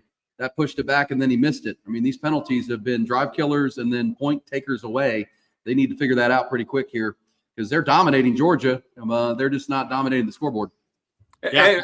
Am I the only one that thinks Carson Beck looks like Case McCoy a little bit? A little bit, yeah. No, it's been brought up on ontexasfootball.com. Oh, has it? In our chats. No, you're spot on. Yeah. Well, no, Matthew, if Matthew could Google it, there's somebody did a side-by-side of 3 different pictures of those guys, and I tell you, they're like they could be brothers. It's pretty funny. If Matthew Googles that, Case McCoy, Carson Beck, they look alike for sure. Yeah. There's no doubt. Yeah. That is not your imagination, Coach. Yeah. Okay, good. So, by the way, Texas 3 timeouts. Georgia also has 3 timeouts, but Texas has 3 timeouts to work with. There you go. There you go. You're right on, Coach. Yeah, look at that. It's safe to say Case has better hair. Yeah. Yeah, that's not a good look there. That hair on the right middle for Carson. Let's see. 20 years ago, 2004, makes you wonder what Brad McCoy was doing spring break 2004. There you go.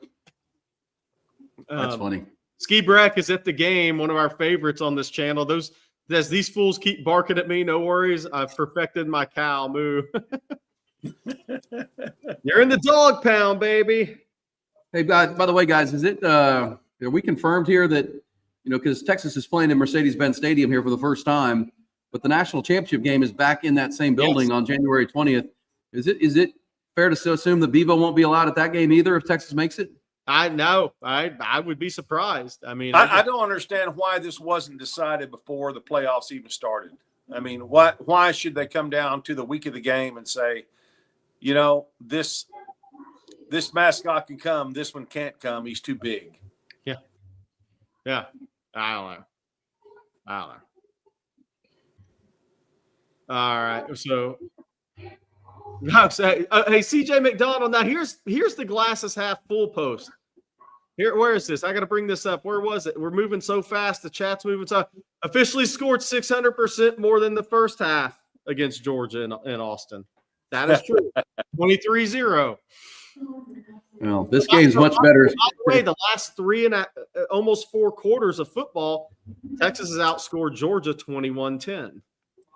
Yeah, but that second quarter was really the Waterloo in the matchup so far. But this is one of those games that you're leaving yourself vulnerable to getting beat because you're making mistakes here. They got to clean that up. They're doing a lot of things well, especially playing defense, and Quinn's hitting explosive plays. But man, you got to catch the ball. You got to you got to stop with the penalties here because as we saw last week, Georgia can fall behind 17-0 to Georgia Tech and come back and still win it.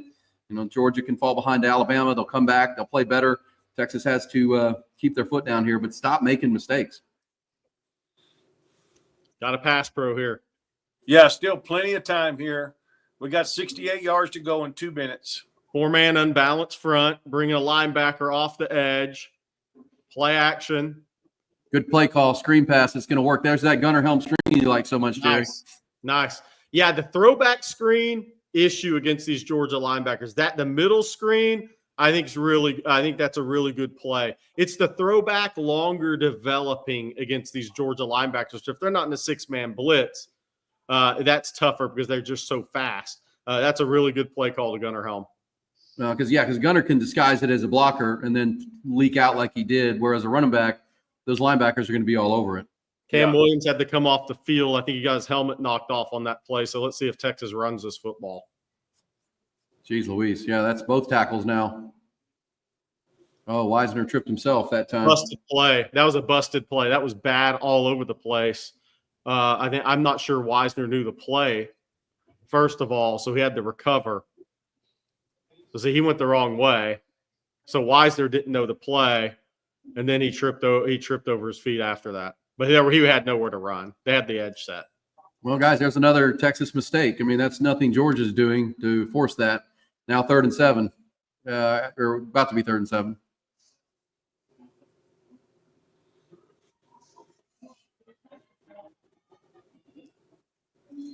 That's going to be a hold. Gosh, dang, Texas with these penalties. It's going to be a hold on Cam Williams, I think. Yeah, he just came back in the game, too, after getting his helmet reattached.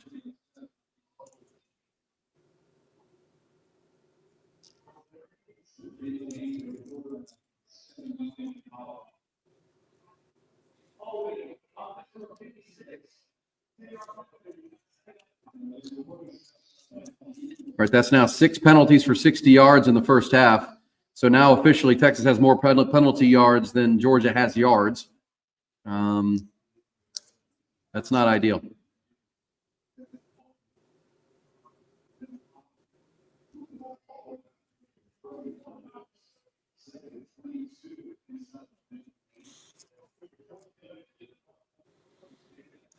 Try to get half of it back here. You still have 58 seconds and your timeouts, but what you don't need is any type of turnover here.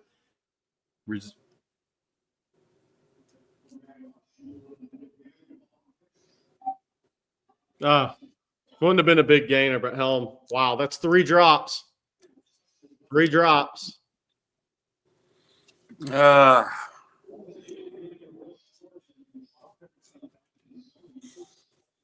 Wow, Texas is just not helping Quinn out this game.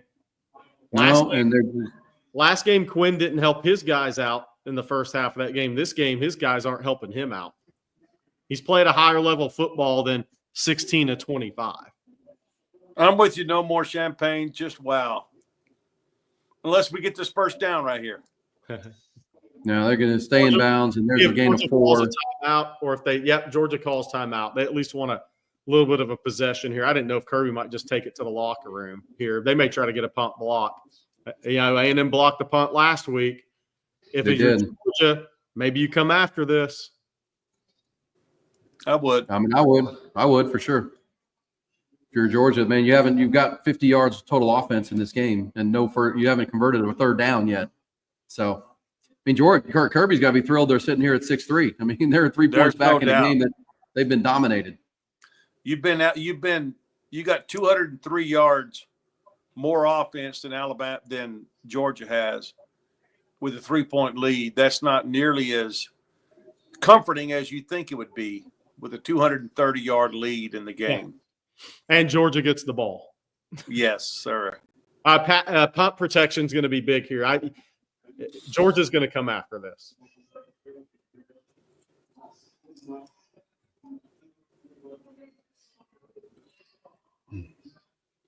McConaughey with his jacket rusty. He calls that old thing rusty.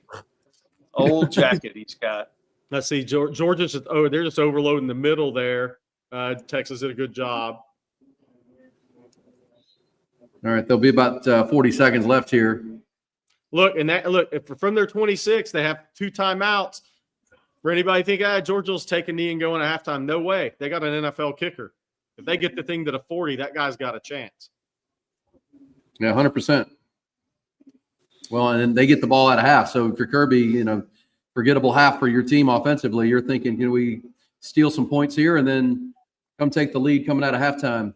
Longhorns have shot themselves in the foot in this game, despite 260 total yards. It's the 6 penalties, the three drop passes, field goal taken off the board on offsides by the Longhorns. Just a collection of errors. A lot of negative plays for the Longhorns in this first half too, but they do lead at 6-3.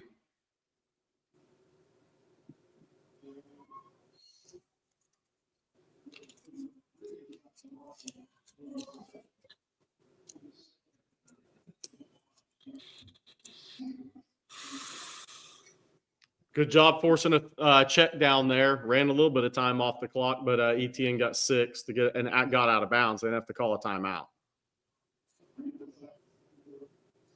See if Texas brings a number here, brings a bulletin number. They brought 4. I got to tell you, good job again, Gavin Holmes on Arian Smith. They've gone to Gavin Holmes on Arian Smith because of his speed. Gavin Holmes can run with Arian Smith down the field, and Carson Beck is really trying to throw it down the field to the right side in this game.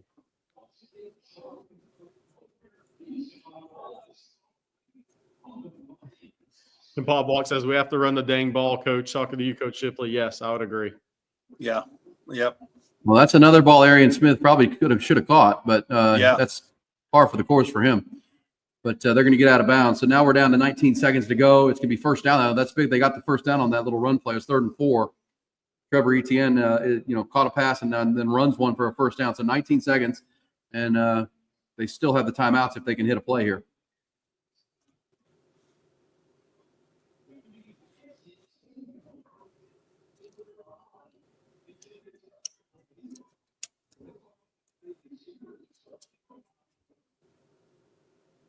Oh, and there's an offsides by Texas. Free play, Carson Beck. He's going to throw it deep. Yeah, it won't matter. And they got a defensive PI as well. There's going to be so they'll take the defensive PI on Texas here because that'll be 15.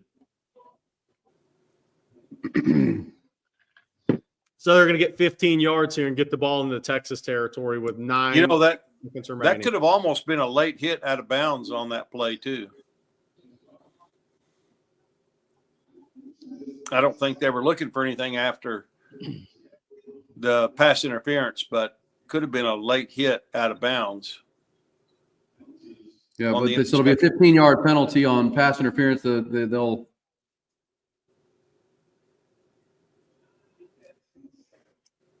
Yeah, Gavin Holmes has played a good first half. I don't know what that coverage was. He just tackled the receiver for whatever reason. Yeah. It didn't even look like he was that beat by it. And that's now the 7th penalty for the Longhorns from the first half for 75 yards now. Or at least we're staying in front of their offensive total. Yes. Wow.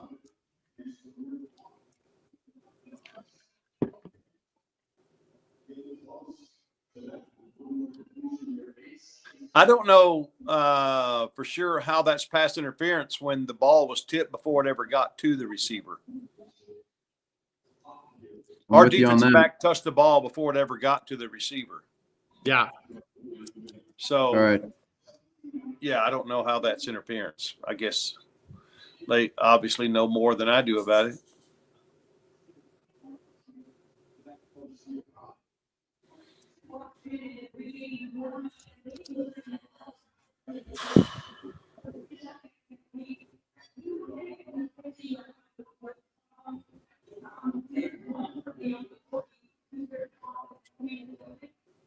For those in the chat saying the ball was uncatchable, if you're going to get the call if the receiver has a chance to come back for the football. You're going to get the PI call. If it's a way overthrown ball, not so much. All right, big play here. 8 seconds on the clock. They have All right, so the timeout. ball's on the 47, so they need to get about. I think they can. They're saying they need to get to the 38. I think they can get to the 40 with this guy's leg. So they need 7 yards, and they call a quick timeout. Wow. Oh my gosh. Unbelievable. What's the flag now? Are they going to call late hit? Are they going to call roughing the passer? Wow, the Georgia's clapping. Boy, oh boy, guys, that's 8 penalties in the first half for 80 yards, and these are just crucial. 2 offsides. And this one gives that gives this an NFL kicker a chance for a field goal. Yep, offsides. It's a good call.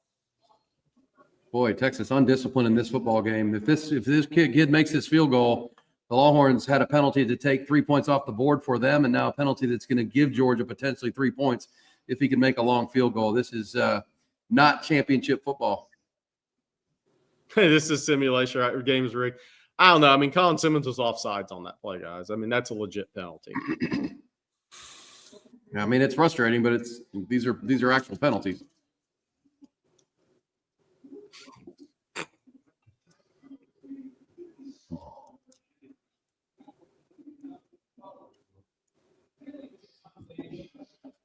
Texas done a lot of good things in this first half, guys. I want to say for 20 minutes. I want to say this. People are blaming the refs for this game, but Texas dropped. Wingo had a big drop. You've missed a few. Wingo had 2 drops. DeAndre Moore had a drop. I mean, you've had 3 or 4 drop passes. You've missed field goals. So there's enough to go around here. It's not just on the refs. Texas has to finish drives. Well, and if you think about, I mean, the only play that I think is questionable, or one of the plays that's most questionable, was that roughing the passer call. I don't think that was roughing the passer by any stretch. They're going Hail Mary here. I guess they don't think the kicker will make it and don't want to risk it. Wow. This will be the last play of the first half. Hook and ladder, some sort of hook and ladder.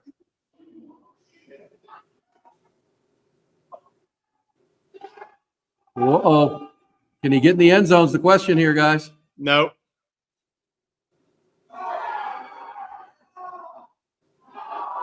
All right, that's going to end the half. Wild one, 6-3 Texas. Texas defense. By the way, Carson Beck got smoked on his throwing arm, guys. It's going to be Gunnar Stockton time. Oh, wow. He's down. He's hurting. Yeah. Wow. Well, Longhorns defense held Georgia to 60 yards, forced a turnover at the end of the half, and now Carson Beck may be injured. Keep an eye on that. Got hit hard as he tried to throw that ball. Kirby Smart probably wishes they had taken a knee and gone to the locker room. They were going to kick that field goal. Yeah, what's their backup situation? It's Gunnar Stockton. It looks like he may be okay. He just got smoked. But let's see how that ride on. Yeah, he looks like he's going to be okay. If he has any life in that throwing arm and then that left knee, which he's had issues with, he's limping on that. So why he wears that brace and sleeve. So he got smoked on that play. Gunnar Stockton is their backup if they have to go to him. He's been in the program, I think, 4 years now. All right, Longhorns outgain Georgia 260-61, so a 200-yard advantage of total yardage. Quinn Ewers had a pretty nice game in the first half, 16 of 25 for 228, but the one costly interception. I'm sure Steve Sarkis will be talking about mistakes. Sark cussed. I didn't hear it. I think Sark was Sark is hot. No, he said hopefully they call them for one of these holdings too at some point. He's not real happy about the 8-2 penalty disparity. Oh, that is Trey Moore on Beck. That is a painful hit you take as a right-handed quarterback right there. Watch his arm fully extended, Coach. Yeah. Oh yeah. Yeah. And now I got him in the tunnel and he's kind of put his head down a little bit.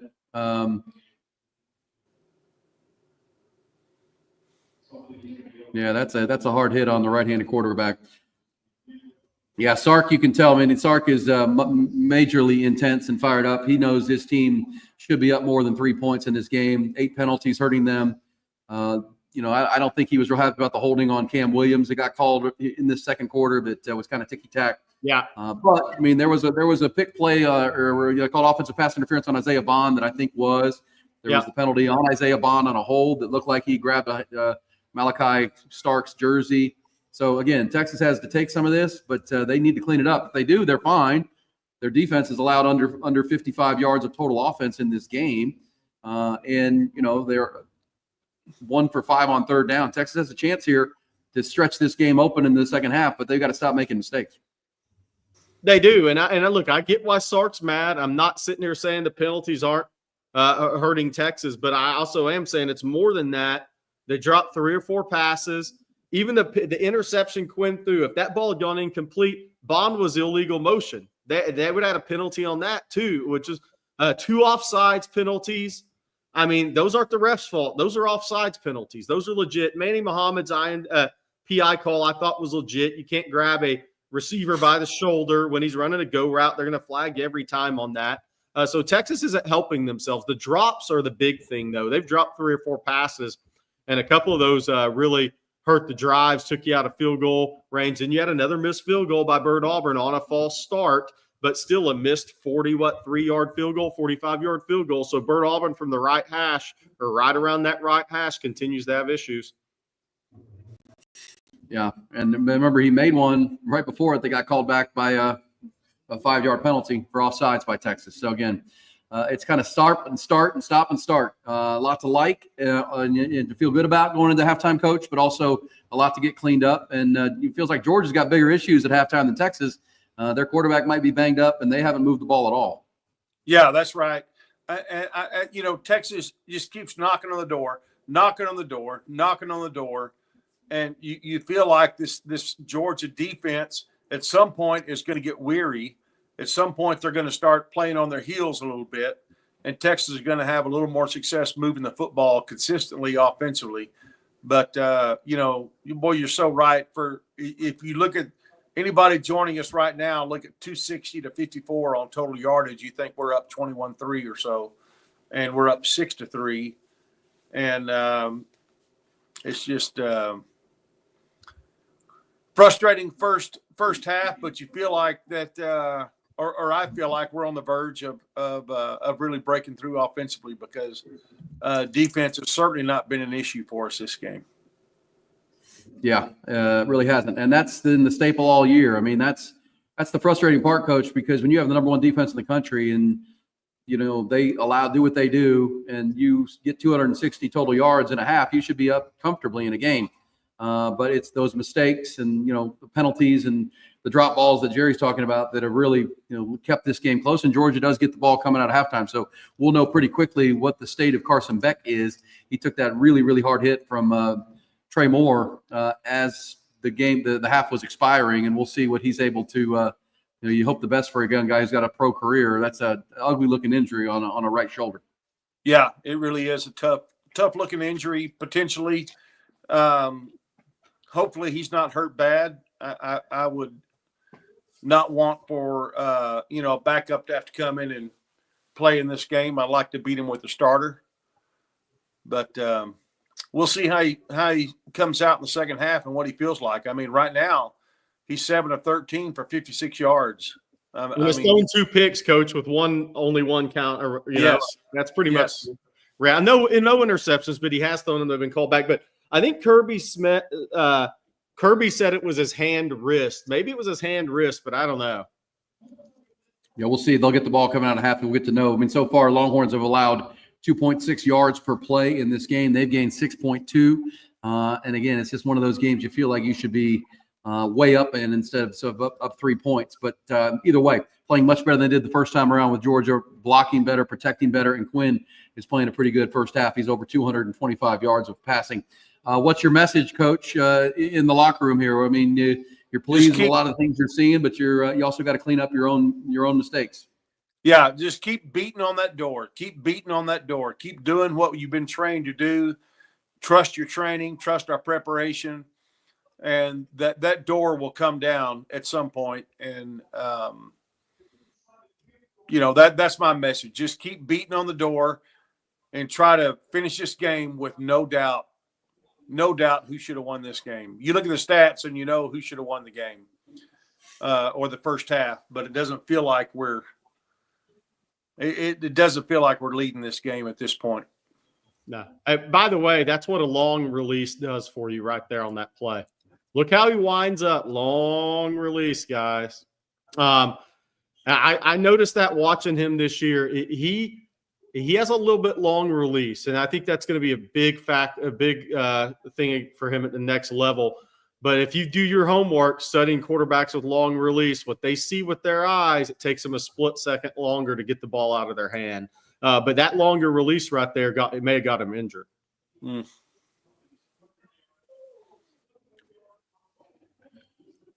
Yeah, all right, 8 penalties for 80 yards. I was just going to say the 8 penalties for 80 yards is unacceptable. It's just totally unacceptable. It is, and this is a championship game. Those things are killers. Again, the Texas penalty yards now way past Georgia's total yards in this game, and they've all really we've talked about it. But if you're just tuning in here at the half, it's brought to you by One Source Gas of Central Texas, your Texas compressed gas leaders, and they've been critical penalties in the timing of them, guys. I mean, Texas has been getting into the red zone where Texas has been really good this year, scoring touchdowns, not kicking field goals.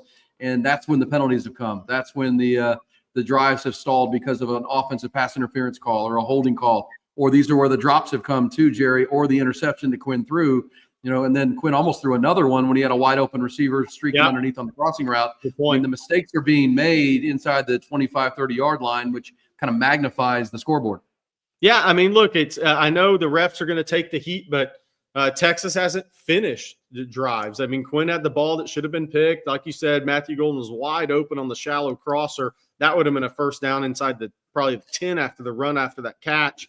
A missed field goal, drop passes. I mean, Texas hasn't helped themselves finish off these drives. I mean, they have 260 yards. They're playing really well until they get into the position to where you need to make the right read at the quarterback position. You need to make the right play to finish these drives at the right time, kick the field goal, make the field goal from the right hash.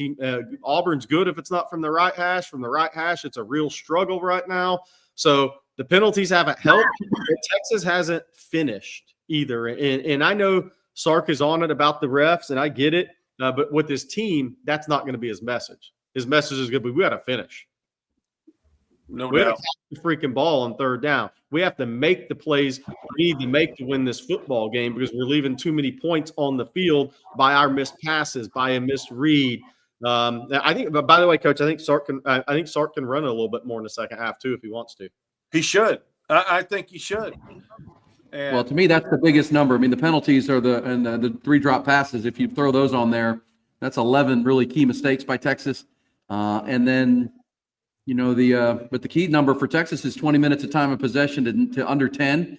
And then total plays run is, 42 to 21. So double the number of plays run, as you say, Coach, finish, but also keep beating on that door. You got to feel like this is a Georgia team that's going to wear down here in the second half, Yeah. where your defense should be fresh, and they might be facing a backup quarterback. We'll see. Yeah, they sure might. That's going to be interesting to see who they come out with to start the second half. But Texas offense has got to be able to run the ball more effectively, more efficiently. That will only open up the passing game if they can get that done. I feel like that this Georgia defense is on the verge of wearing down. They have to be. They've been out there so many plays for so long that at some point it's going to wear down. They just don't have that much depth to continue to let Texas outgain them, beating the door down, shooting themselves in the foot.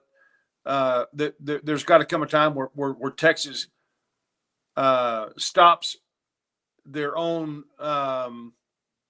They've been their own worst enemy, and just start running the ball effectively, being efficient offensively, keeping them off balance a little bit, and we could take this game. Hey, Jerry, as you watch this Texas offense, so let me ask you, or Texas defense, I mean, I just marvel at how good they are, how sound they are. Again, only 54 yards allowed, 2.6 yards per play, and 3 points. Which team, now we look big picture to the tournament, Texas is going to be in the 12-team playoff regardless of the outcome of this game. It's really where they'll be. What offense out there do you think Texas would struggle with, or is there one? Is it Oregon's? Is it Ohio State? I mean, which offense out there? Because Georgia, they're dominating Georgia right now. Bama, maybe, if Bama gets in? Yeah, I mean, not Ohio State. I mean, not Ohio State from what I've seen. Will Howard, Ohio State offensive line, they have good backs. Jeremiah Smith's a stud, but I don't know.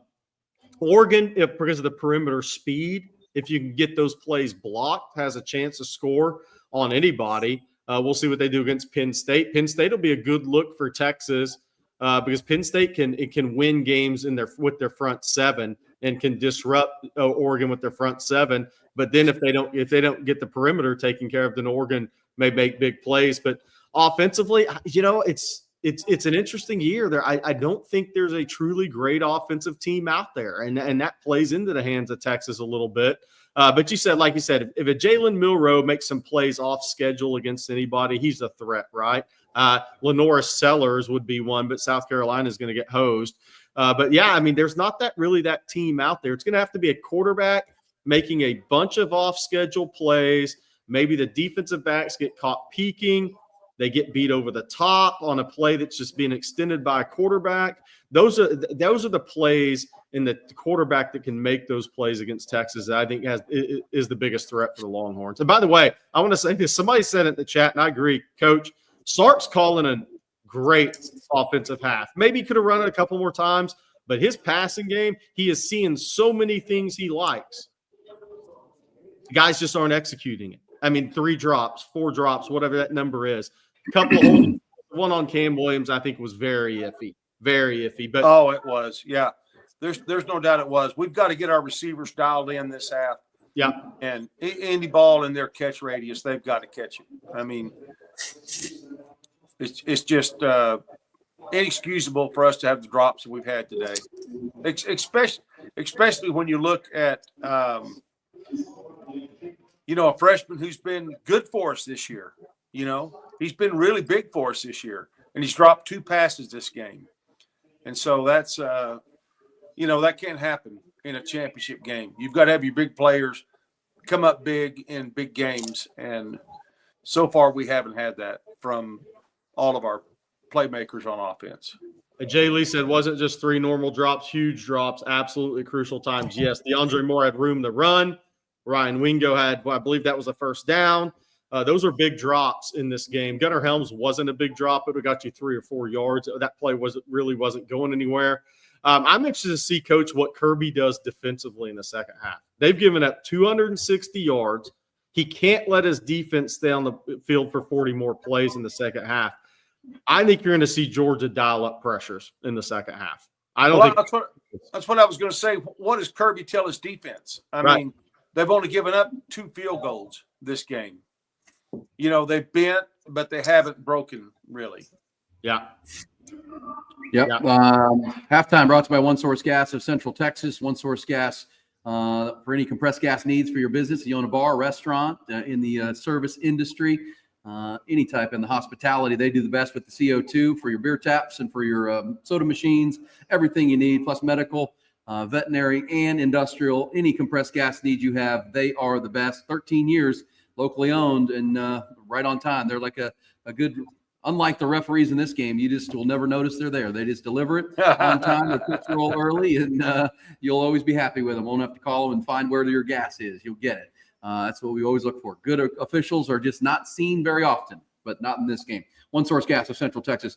Guys, Texas wins this game. They'll be the 1 or 2 seed. If they were to fall in this game, what do you think the floor is for Texas going down?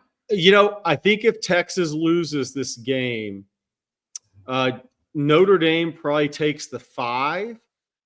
Texas would be either the 6 or maybe even get pushed down to the 7, depending on how the rest of these games play out tonight.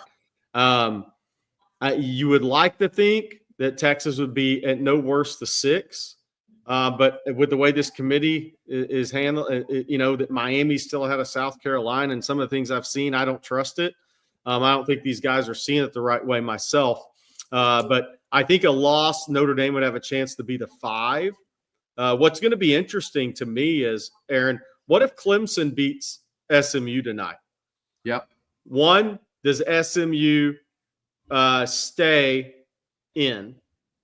Okay. I'm going to argue yes, because I think in the head-to-head battle with Miami, they won that battle. But I think if another 2-loss SEC or ACC team is put side by side with Alabama, I think it's going to be really close. And I think tonight's game with Clemson, it really depends on the style of game. If it's a real close game and SMU loses in a tough way, then I think they deserve to stay in with losses to BYU and Clemson on their record versus the losses that Alabama has taken this year.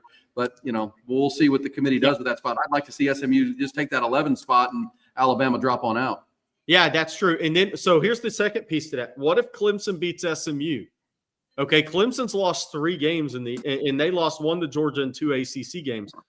Does that mean Arizona State's the 3 and Boise's the 4 over Clemson in that scenario? Yeah, so that's what would get interesting to me. Arizona State, no matter if Iowa State turned it over or not, they just beat the hell out of their opponent in the Big 12 championship game without their best receiver. They've won, I don't know how many wins in a row it is for them, but it's a 7, 8, 9, it's something like that. So where does that put Clemson? Because Boise has 1 loss, Arizona State's sitting there at 11-2. Does that bump Clemson out of one of those? Does ACC not get a top 4 spot? Because that really changes the bracket.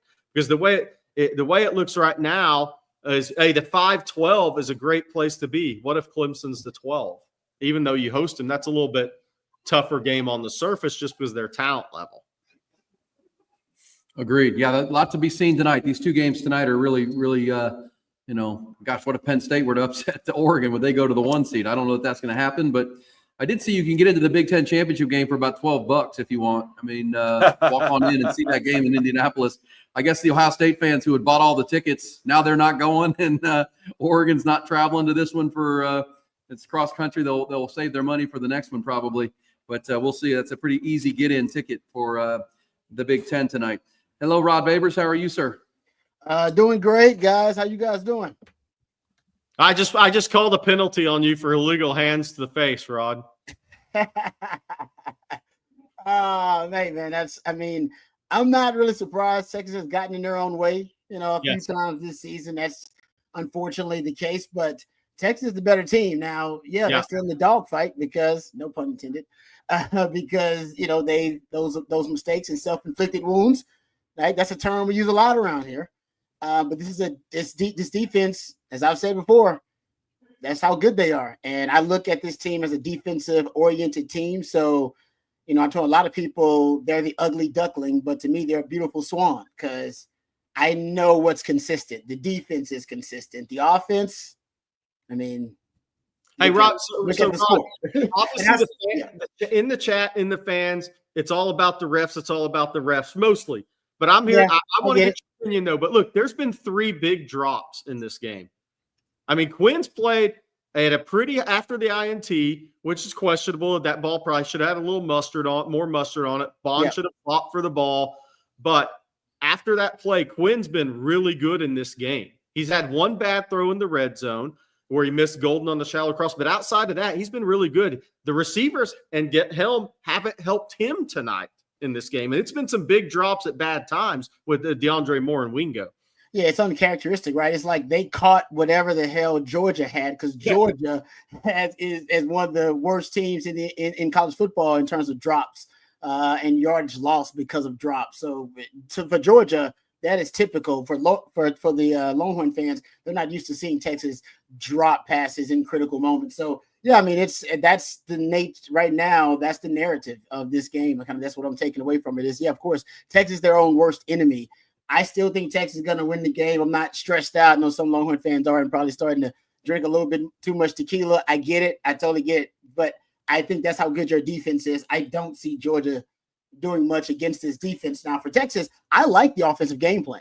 If not for the penalties and like you said, some of the drops and self-inflicted wounds, I actually Texas is struggling against Texas. We said I don't know who said it, but I remember we started talking about it. The only team that can beat Texas is Texas. Yeah. All right. It's whiskey for you. Whatever it is for you. I told my wife, I said, depending on the fourth quarter, bring me out a drink. All right. Bring me out some Flat Creek wine. If the fourth quarter gets really tight, just bring it out to me. I'm going to need it so I can settle my nerves. But you're going to look at it. Thank you very much, Matthew. I appreciate that. But when you start looking at it, to me, I like the game plan because he's going back to everything that worked for him in the first matchup. I remarked about targets to motion before the first matchup. Like you should do that. That was one of the biggest adjustments, right? Your first touchdown was a target to motion. Your second longest reception or pass play in the first matchup was a target to motion. It was a successful concept. You just didn't do it enough. Sark in this first matchup got 9 targets to motion in the first half. That I can tell you right now, he's on pace to have his highest rate of targets to motion ever. For those who don't know what targets to motion is, it's targeting a player who was in motion prior to the snap or at the time of the snap. The reason is because sometimes defenses have different rules for guys who are in motion. It's like, basically they have to have like a modification within the defense. So a target to motion, sometimes that guy ends up in man coverage, or sometimes they end up having to play it inside out or something like that. So Sark has figured that out. Great for him because he figured it out in the second half of the Georgia game a little too late in this game. He's decided, no, we're going to be gratuitous about it. I think they're averaging over 12 yards per attempt targeting motion. A lot more 12 personnel in the first matchup. 4 out of your 5 explosive plays were out of 12 personnel. And Sark's going with some 12 personnel. Even going with more pony package actually early on in this matchup than I thought. Hey, Ron, we got a little news. Carson Beck is not – it looks like Gunnar Stockton's going to be the quarterback in the second half. That's crazy. Carson Beck is not warming up. That was a bad hit, for a quarterback. When your arm is fully extended and they hit that arm and you start your motion forward, that is normally a rough injury for a quarterback, by the way. Yeah, no, that is tough. Honestly, I don't think it mattered if he was in there. Like I said, I think that's how good the Texas defense is. But some of the things that are working for Texas, though, are just some of the things that they saw working in the first matchup. The counter play, that was their only explosive running play in the first matchup, was a counter play, and they're coming back to some of the counter stuff here in this matchup too. So it's, to me, I like the offensive game plan because it's a common sense game plan. They reflect. I love the Arch Manning play, so they have broken tendency. Yeah, probably not enough in my opinion, but they have broken tendency enough. I love that play. The 31 personnel early on in the matchup, I thought that was a great way to break tendency. So Sark's got to figure out some way to spark this offense just to give them another. They got to get they got to get a touchdown on the board, right? They got to get a touchdown. I said, if you get a touchdown at 10 points, there's no way Georgia can catch you. Right now, there's still a fluke that could happen. Some fluke could happen right now, and Georgia could end up winning this game. That margin for error, of course, when you have a defensive-oriented team, it's a small one, minuscule, as a matter of fact, right now. You got to find a way to get a big play on offense and score a touchdown so that if you do that, you get that much of a lead on this Georgia team. With this defense, honestly, I know people don't like it, but that's enough for you to win the game. People asking about Gunnar Stockton, 25. He's a redshirt sophomore from North Georgia, Tiger, Georgia. He is probably a better runner than Carson Beck. So let's watch this a little bit in the second half, see what Georgia does. 25 of 35 limited action in the last 2 years, 2 touchdowns and interception, 283 yards. Has rushed it 14 times for 65 yards. He's a little bit more of a run threat than Carson Beck is. Let's see if what Georgia does, because Georgia definitely needs to get the run game going. Man, it doesn't look good for Carson Beck there. Hey, guys, here's a fact. If Texas wins this game and Carson Beck is injured, do they drop out of the tournament? That's a great question. I'm with you. I agree. They are out. They're out. Know what? Let's see the young man first. Who knows? He may go this kid's got a chance to be a legend right now. Exactly. I'll say this. You know what team had the most explosive pass plays versus this Texas defense, the best in the country? Kentucky. A lot of them, after the starting quarterback was taken out of the game, back up thrown in. Off schedules too, Rod. Playing on the move. Exactly, Gary. Yeah, great point, Rod. Just throwing it out there. So, I agree with you, honestly, I think, Aaron, they should be out. But if the young man balls out against this defense, okay. Yeah, it really is incumbent upon how they play here in this second half. But 100% right. Hate to see that for Carson Beck. Hope it's not something serious as like a long-term thing. NFL draft and all that preparation coming up, however their season ends. Longhorns 260 yards in the first half to 54, but only 6-3 on the scoreboard. We'll dive into our third quarter here. Steve Sarkisian, you could tell, was none too pleased at going off the half about the penalties being 8-2. And his team, Rod, had made critical penalties in the red area, right? That's where the holding calls, the offensive pass interference, a lot of the drop passes have come. They've got to clean that up, and I think the motto has to be finish here. You got to finish some of these drives. You finish a drive or two in the end zone, you're going to walk away with this game. Yeah, and then last week, right, you also had issues in the red zone, right? I don't like that. The Texans have figured out that issue this offseason, and now they're coming back to hunt you. Made it easy. Throw a little swing pass to ETN. Got it blocked on the perimeter, 8 yards, setting up 2nd and 2. Yeah, good first play. Obvious run down here with ETN, quarterback under center. Yep, downhill. They ran a naked boot. Ran a naked boot. Good Interesting play call. Overthinking it, Mike Bobo. You're overthinking it. Keep your offense on the field. Your defense has already ran 42 plays this game. Yeah, Trey Moore playing some good football right there. And the thing we know about Gunnar Stockton is that we don't know a lot about him, but we know he hadn't played a lot. So he's going to be inexperienced. He's got to be a little bit rusty, and this game's going to be moving pretty fast for him right now. You have to feel like it. Agreed. Yeah, the first play, I like it. Second play, not so much. Well, he's coming in. Trevor Etienne offset to the boundary side, and they're going to throw it. Good throw there. 15 yards. That's a better throw than it's. Arian Smith caught one. Yeah, I think he had no choice. That ball is going to go through his chest if he didn't catch it. Gunnar Stockton threw a seed. Well, he's got arm strength. We know that. And they go tempo and run it. Maybe see a little more tempo here from Georgia in the second half, Rod. Yeah, their offense was pretty lifeless in the first half. I mean, Texas is great on defense, but they just, did not look like they had a lot of energy on them. And we'll see what this quarterback change does for them. They do have a 2nd and 8 here.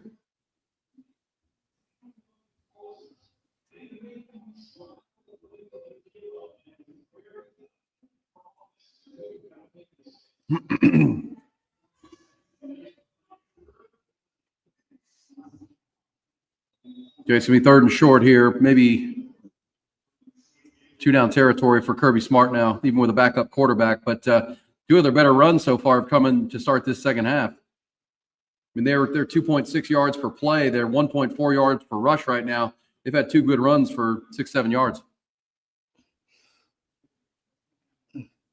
Yeah, and thing here with is you got a little bit of a QB run game opportunity here on this 3rd and 1, too, out of the shotgun. Let's see what they do. Bunch formation to the boundary side.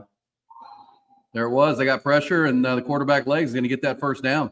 Yep. Yeah, that's a big difference with this kid.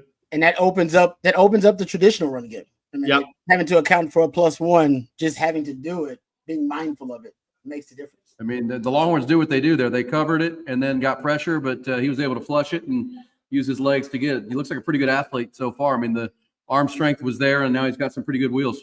Yep. And now you got to put a spy on him at times when you think it's a passing down. Changes the numbers in the passing game too.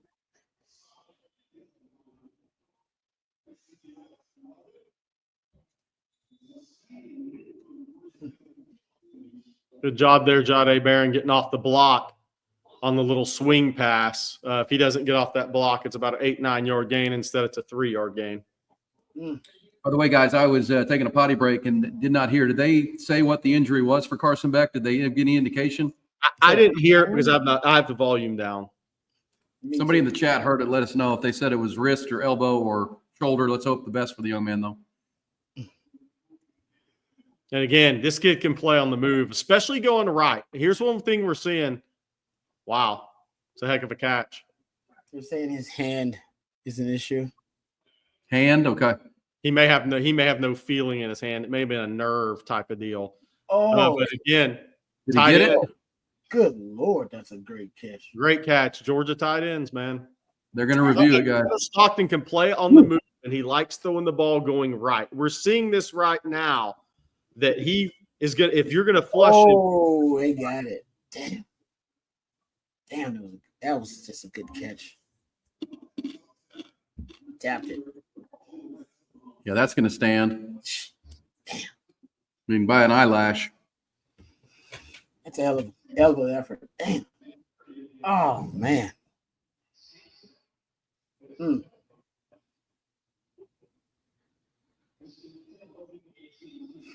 All right. Definitely. All right, now red zone defense. Texas has to bow this thing up and force a field goal here. Yeah, that's So all look, you can. here's the thing, Rod. You got to play a different defensive end contain in this game. You got to keep Stockton in the pocket. That's 2 times that they've lost contain, and he's gonna play going right, and he throws the ball really well going right, and you can tell he has confidence in it. Yep. And then you got to defend him both as a runner and defend the scramble drill. I'm with you. I agree. Got to keep contain on the edges. Which here. Texas, by the way, Texas does really well versus mobile quarterbacks. Like they do. When they know they're going to be a mobile quarterback. So maybe they were surprised by this one, but they haven't prepared for this. Right? The other thing that's happened here, guys, is this 50-yard drive that's got them into the red zone also has gotten this crowd involved. Yeah. This crowd's into it now. They're starting to sense some energy. And it's taking forever. This is what you got now. You got QB draw. You got QB run game at your disposal. Out of empty, I don't know if there's anything more dangerous than a dual threat quarterback out of empty formation. I literally said that on the record. Yeah. That's why, that's what Archie Manning would represent. Now they're going fast, guys, going tempo. Getting out there. Oh, breaks a tackle, 2 tackles. Oh, boy. Yeah. Well, Texas is going to have to make some adjustments, guys. That's obviously the best drive they've had. That's as many yards they've had in the entire game in that one drive. We don't see Texas miss tackles very often, but they missed a couple there, and Georgia came out with some immediacy in that first drive and have taken the lead. Oh, and I believe they're unbalanced here, too. Yeah, they got quads over there. Just ran it to that side. They're going to have to regroup on the sidelines, guys, and they may have to go to a spy and understand. Maybe they didn't know that Gunner was coming in. I mean, we didn't know until Carson Beck came out and had his helmet in his hand. So I agree. Texas is going to have to make some adjustments on the fly here. Well, and now it's Texas offense has pressure on them for the first time in this game. They had a lot of opportunities to drop passes. Questionable holding call, I get it, but a lot of the other calls were legitimate, even though people don't like them. The offsides, the PI on Manny. By the way, Rod, I hadn't asked. The PI on Manny was a good call. If you grab the top shoulder of a guy who's running the route and beat you, they're going to throw the flag. Yeah. I mean, it was so obvious because he was extended. Yeah, he didn't even try to get into the body of the guy. Yeah, he was just beat. I mean, you got to know when you're going up against a guy with elite speed that it don't take long to get from 0 to 60. So he just got caught out of position. I mean, it doesn't happen very often, but they don't play athletes like Georgia's got very often either. Yeah. So again, Texas got to catch the football. Wide receivers have to catch the football. There were some big drops in that first half that really were drive stallers, killers, what have you. But Texas has to play a cleaner offensive half because now the Georgia defense is going to be energized. The Georgia offense hadn't given that defense a reason to be energized. Now they're going to be energized. And now you're playing a road game, Rod.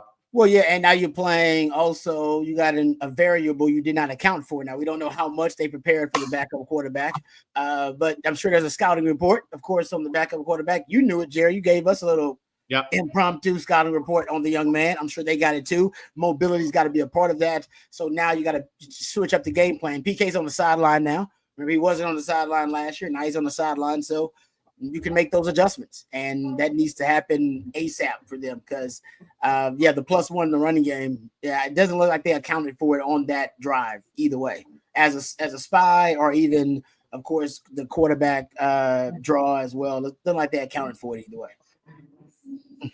Yep. Well, that's a good thing, Rod. And they have a very veteran defense, right? I mean, that secondary, Anthony Hill's now in his second year starting. You should be able to make some adjustments here to what. And you just saw a running quarterback last week with A&M, so it wasn't like this is brand new here. This is something they should be able to pivot to pretty quick, and it's only one touchdown drive. But as you said, Jerry, now the pressure on the Texas offense because this crowd's now into it, and they got to go move the football here because they go 3 and out or don't move the ball. That crowd's really gonna get fired up. Here's a difference between last week and this week, though. The tight ends are the biggest piece of the passing game for Georgia. So when you have a mobile quarterback and the tight end's already a big piece to that, Rod, those linebackers are in conflict. Every single snap they're in conflict against it. Georgia had 3 different tight ends catch passes tonight. Is that right? I believe if we scroll down. Seems so now you got 3 tight ends that have caught passes in the short and intermediate game. And then you have a dual threat quarterback, and they can waggle off of it. So the linebackers are going to be in constant conflict the rest of this game. Yeah, and Texas doesn't play a lot of man coverage, right? So Texas, they're just finding holes in the zone coverage Texas plays. Texas is about bottom 20 in the country in terms of man coverage rate. So if you're going to put a spy on them, you got to play a lot more man coverage too. I think that's something Texas probably got to adjust to. And offensively, we'll see what the adjustments that Sark decided to make at halftime. I don't know if you need to make too many adjustments. You just need to execute and be sharper offensively more than anything because you were moving the football. You just weren't sharp. I think there are plays to be made downfield. And for the person in chat, yes, now I'm nervous. So I will text wifey to bring me some Flat Creek here momentarily. But yes, at this point, I agree. I think there's some shot plays, and that's why Sark took shots early in the first half. There are plays to be made downfield. And I wonder if one of the adjustments will be that, but we'll see with Sark. And the running game, too. I don't know what adjustment they could have made in the run game. There were a couple of things that worked in the first half. We'll see if they come back to it. Yeah, let's also point out on that drive, in addition to the quarterback run, the run itself got going for the first time for Georgia. And we talked about it at halftime. The team that gets their run game going is probably going to win this game. Texas is sitting at 32 rushing yards, Georgia at 37. But they got a lot of that on that drive right there. And so the pass complete to Matthew Golden. Matthew Golden now 125 yards receiving, 6 targets. He really is becoming the number 1 go-to guy, but a run play that goes nowhere for Texas. Yeah, that got blown up on the counter, Rod. Yeah, it was one of the things. Warren Brinson's having a good game up front for Georgia. Yeah, that's one of the concepts they like versus Georgia in the first matchup and obviously in the first half too.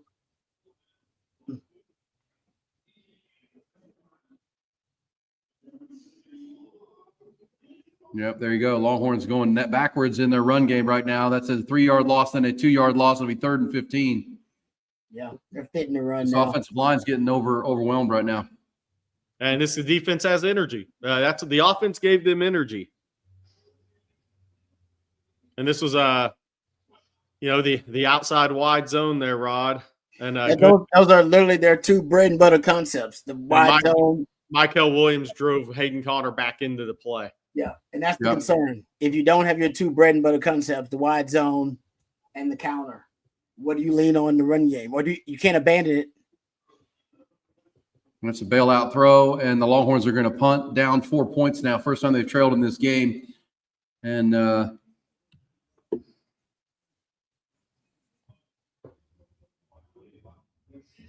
Not the ideal start here for the Longhorns here. 5 minutes into the third quarter, they're now trailing and are punting and the 90% partisan Georgia crowd is fired up right now. Yeah, I don't know if I saw a true adjustment really offensively on that drive. I think Sark was just trying to say, hey, look, we got to block it better than we have been, and they didn't. So offsides on Georgia. That'll make it at least 4th and 10. Unless they call motion.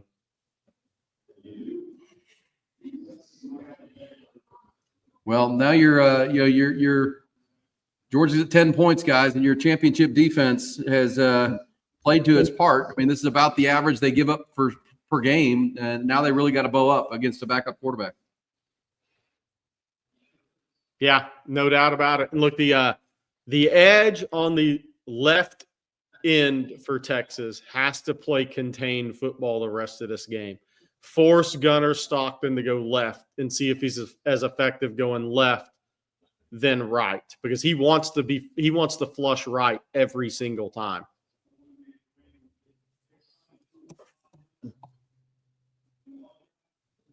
That's another penalty on Texas. That's now 9 for 85.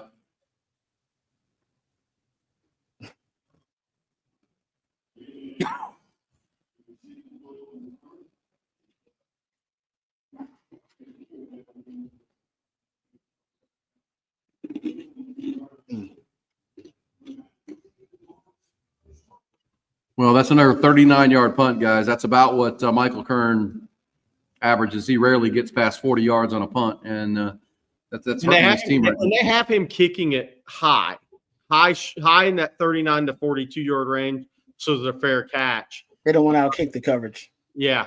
I mean, it's kind of you can kind of tell by his drop what they're doing. All right, defensively, yeah, we got to figure out a way to account for the +1 the running game. I think I'm with you, Jared. At one point, I think you're going to see a design. You said the draw, but I think you'll see a more designed quarterback runs for him too. Oh, yeah, no doubt. I mean, yep. Well, it was only one drive, and the Longhorns need to adjust to it. But at the same time, if I'm Georgia, I mean, this quarterback, you look better with that quarterback than you looked with your I guess your future NFL quarterback. I mean, there's some spark to that offense. I know coming out of halftime with adjustments, but that guy brought some energy to your huddle, to your play calling. I liked what I saw from him. I think also, for Texas, just defensively, this is one of the few times where their backs feel like they're kind of up against the wall, and they've been able to play without a lot of pressure. And there's a lot of pressure here. So I do want to see how this group responds. We haven't really seen them in this situation a lot. You're right about that. Right. But they have responded well in the few times we have seen them. I think in that Arkansas game, remember the Arkansas game felt like that at one point where Arkansas was driving on that second drive. Yep. They made a big play. So they made, right?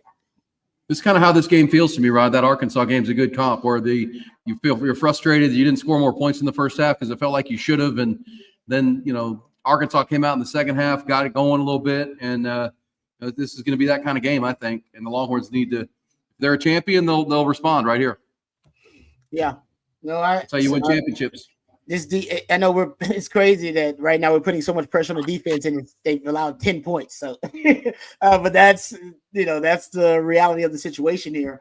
I want to see the adjustments that PK makes. I think to me, I wonder if he's going to blitz them. I mean, we've seen when Texas played Michael Hawkins, the Oklahoma quarterback who was a freshman, when they played actually even Boley, when Boley got in, who was a very inexperienced quarterback, they came after him. Those were two of their highest blitz rates of the season. They switched it up against Marcel Reed when their second lowest blitz rates of the season. But the common, kind of belief is that you really throw a lot at a young quarterback. You blitz him. You go after him. So I wonder if you'll see Texas kind of come after, this quarterback a little bit. Well, and you kind of feel like your coverage can match up back there. And, yeah, I mean, you want to speed this game up for him, right? Yes. And that's the whole purpose, right? Just come after him and have him have to process and decipher really quickly. Usually they make mistakes or, as a young quarterback, they try to do too much, try to play a little bit of hero ball. And so that is usually the thought process, but we'll see if that's one of the adjustments too. People, somebody saying can't in the chat, and I got text, can't run the football. Texas has ran it well at times. The problem is in the run game is when their plays get blown up, they're truly getting blown up for 3 or 4 yard losses. Georgia has like 10 tackles for loss in this game already. When they run it well at times, but when Georgia has good players too, and they're bringing it physically to the guards in this game, physically. Yeah, they are. And I just don't think that outside stuff is going to work. I know it's become the signature of this offense, but they're going to have to live between the tackles a little bit here and try to play some power football. They're just too fast. And those best set of linebackers in the country are going to run down those outside zone plays. Yeah, and that good play by Andrew McCougar right there. Great play by McCougar. The Texas safeties get downhill quickly. I mean, they're putting guys in the box. They're only playing with single high majority of the time and extra guys in the box. Wow, bunch set with the trips to the field here, Rod. They're a little quick hitter to ETN. Got it blocked. Tackle there. Got it blocked. Be third down here, guys. 3rd and 10. Man. Hey, the Georgia wide receivers are blocking really well. They're getting a hat on a hat in the run. They're getting those tight ends out there too. Yeah, they got the tight ends out there. Here we go, guys. This is the first third and obvious passing for this quarterback. So let's see what Texas brings here. This is what you're talking about, Rod. See if they put the NASCAR dime out there. Yeah, make him make a throw here and then spy it. NASCAR gives you a lot of wiggle room. There it is. Bang. Look out. It could be a fumble. What are they calling it? Yep.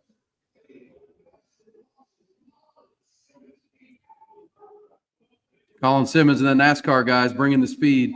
Yep. I mean, you got to blitz him. Young quarterback. Come after and that's bad luck for Texas, guys. That could have been 6 points. That's really bad luck. How does that ball go out of bounds from the opposite hash?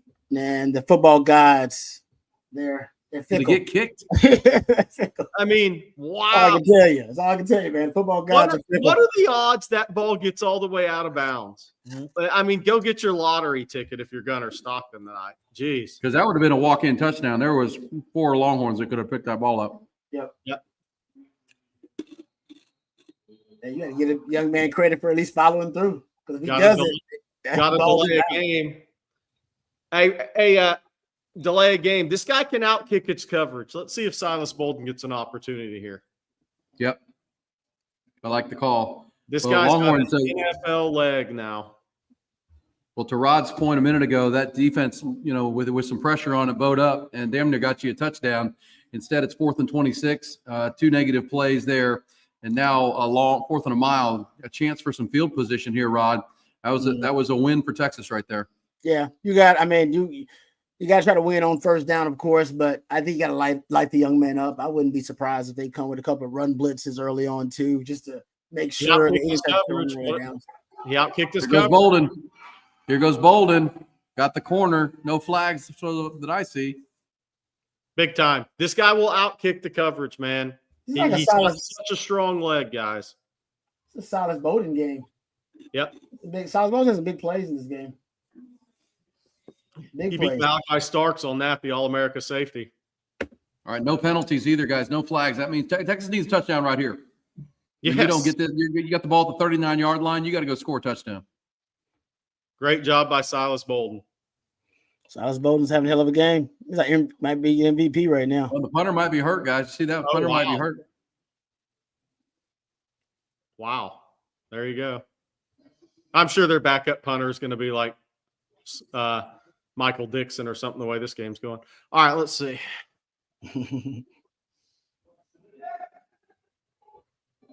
All right, Golden now 7 catches, 137 yards. He obviously is the go-to guy in this Texas offense, and they need to keep going to him.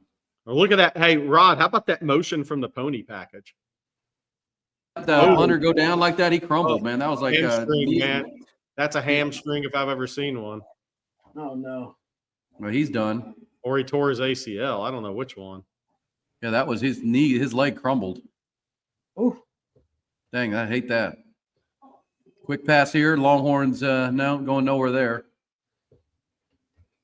This is not field goal time, guys. This is touchdown time. You got to know Sark's thinking the same. Yeah, William, these Georgia defenders so fast. Absolutely. Look, This Texas defensive class they just signed, this is what Texas is building on defense, this type of athleticism all over the field. Georgia's been recruiting the Texas level class for about 7 or 8 years now. They are super fast. Yeah, they suffocate those screens and stuff on the outside. They're quick passing. They suffocate it, man. There's no. All right, here comes the third down, guys. 3rd and 10 now. That pass really never had a chance. Good defense by Georgia. I mean, Sark will take the field goal if you get a chance, but you want a touchdown out of this deal. Had more in the backfield. Longhorns now 3 of 8 on 3rd down. They started out kind of red hot, hit 3 of their first 5. They need to get one here. Got to protect it.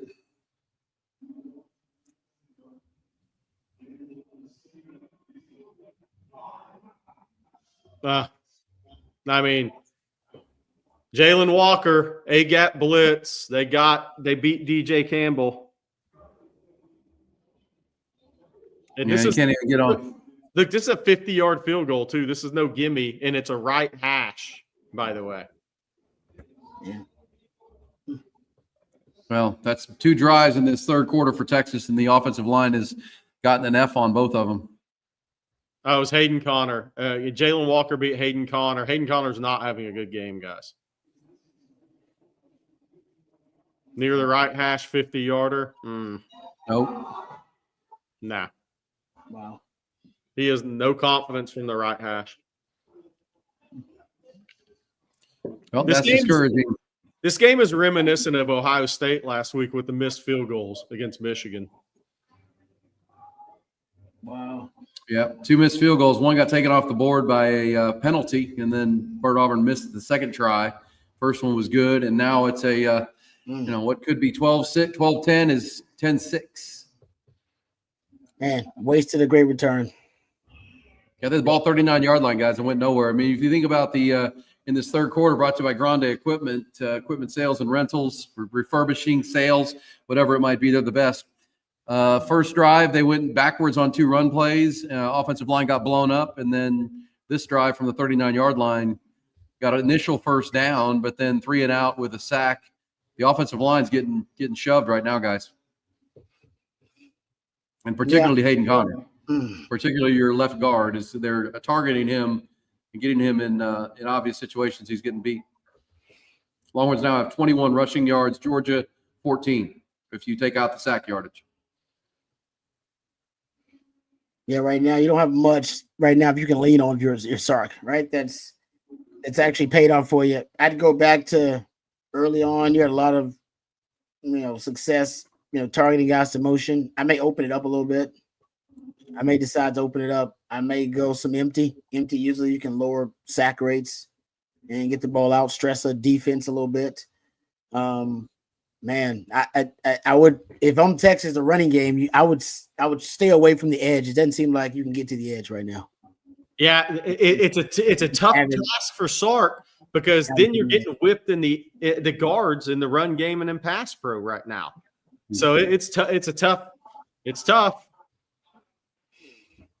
It is. Well, that one Georgia drive, and then the one drive Georgia had to start the 3rd quarter looming big right now for me because Texas, as good as their defense is, allowed Trevor Etienne to run it in from the 9-yard line. And you need to defend that better on a run play. But either way, that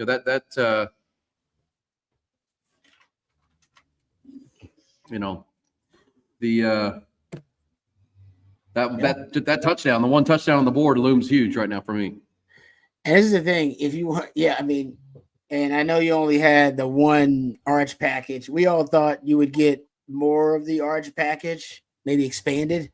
If you bring them in now in the arch package, if there isn't, maybe there's no expansion for it for those who are asking about it. But I thought you would see more of it. I mean, we talked about the over-under of it. Us seeing it close to 10 times. That's obviously not going to happen in the game. That's not part of the game plan. Only for that one specific, seemed like it was a boutique play. So I don't know if if you bring guards in now, then it's like you're repeating history. And I don't think Sark wants to do that. Even if it is an expansion of the arch package. That's just my opinion. Agreed. Third quarter, the Longhorns now defense has to go back to work. They nearly forced a touchdown or caused a touchdown on the last series. We'll see what they do here. And let's keep in mind Carson Beck now hurt.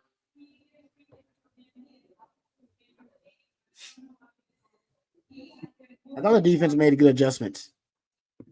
I do too. Second drive. Georgia's defense doesn't look good until they play Texas. Bad matchup or what? Also, Texas will be hitting the portal for a kicker. I mean, that is also something to consider, that it's not a schematic. I mean, Sark said we're just losing one-on-ones. Right, Sark? That's what he said after the first matchup. Boy, that's a big gash run. Wow. Well, we said going into the third quarter, the team that gets their run game going is going to probably win this game. And there's Trevor Etienne ripping off a big run, explosive first of the game for them. Longhorns have been dominated at the line of scrimmage in this third quarter. Now Georgia getting a push, and Etienne's got a touchdown and now an explosive run, that one of 41 yards. Man, it's only 48 yards, my bad. It's only a third explosive run they've given up all year. Oh, man, got to the edge.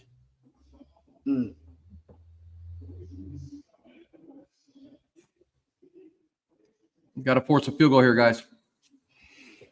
Oh, yeah.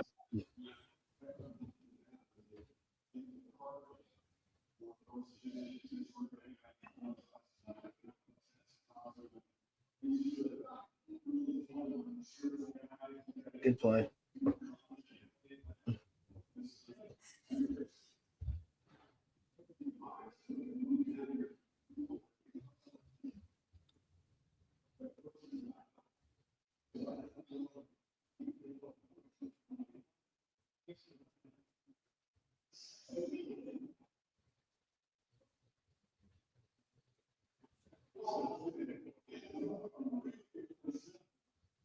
All right, big third down here, guys.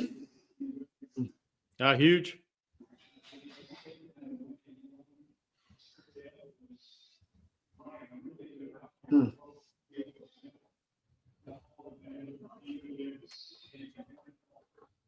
How aggressive Georgia's going to be here, or whether they set up for getting a field goal. Oh, he was open. All right, here we go. Last time they heated it up, and then, dang near forced a turnover. We'll see. NASCAR? Yep.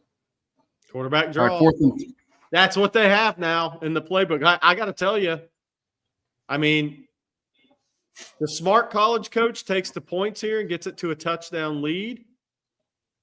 Nowadays in college football, Rod, these guys go for it. But the way they're playing now, I think you take the points if you're in Georgia.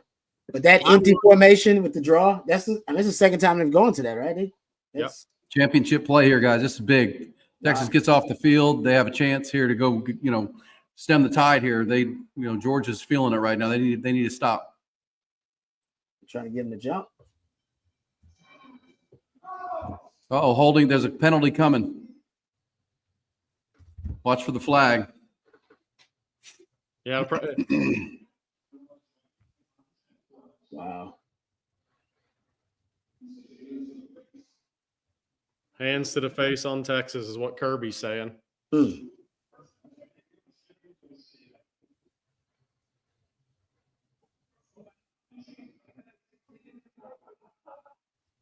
Well, there it is. That's a first down on 4th and 3. That makes 10 penalties. How many penalties were 10? Georgia's showing the heart of a champion here, guys.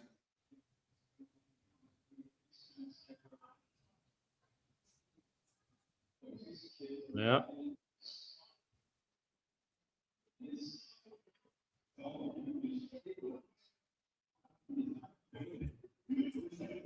I can't see it.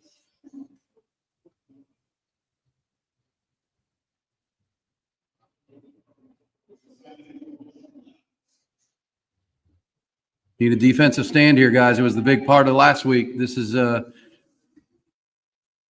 hustle step up play. time. Ethan Burke. Yeah, they need to force 3 here, guys. Yeah. They love that empty formation with him as the only as the +1 in the running game. That was a good job right there.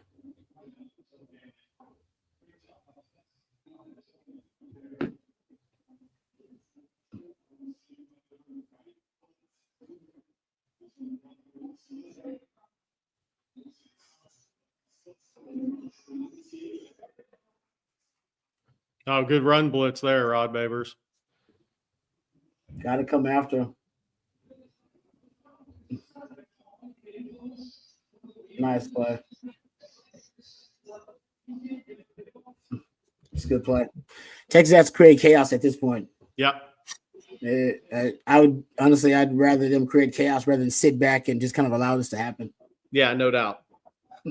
QB draw would be a heck of a play call here and take the field goal if you don't get in.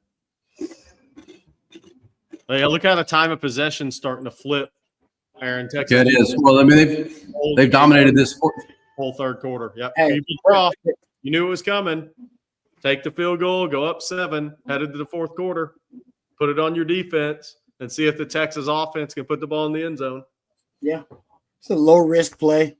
Mm-hmm. Good call there, Jerry. Hey, you don't want Stockton throwing the ball into the end zone here. You got the lead and you got momentum. That's smart coaching. Take your field goal and challenge the Texas offense to actually put the ball in the end zone.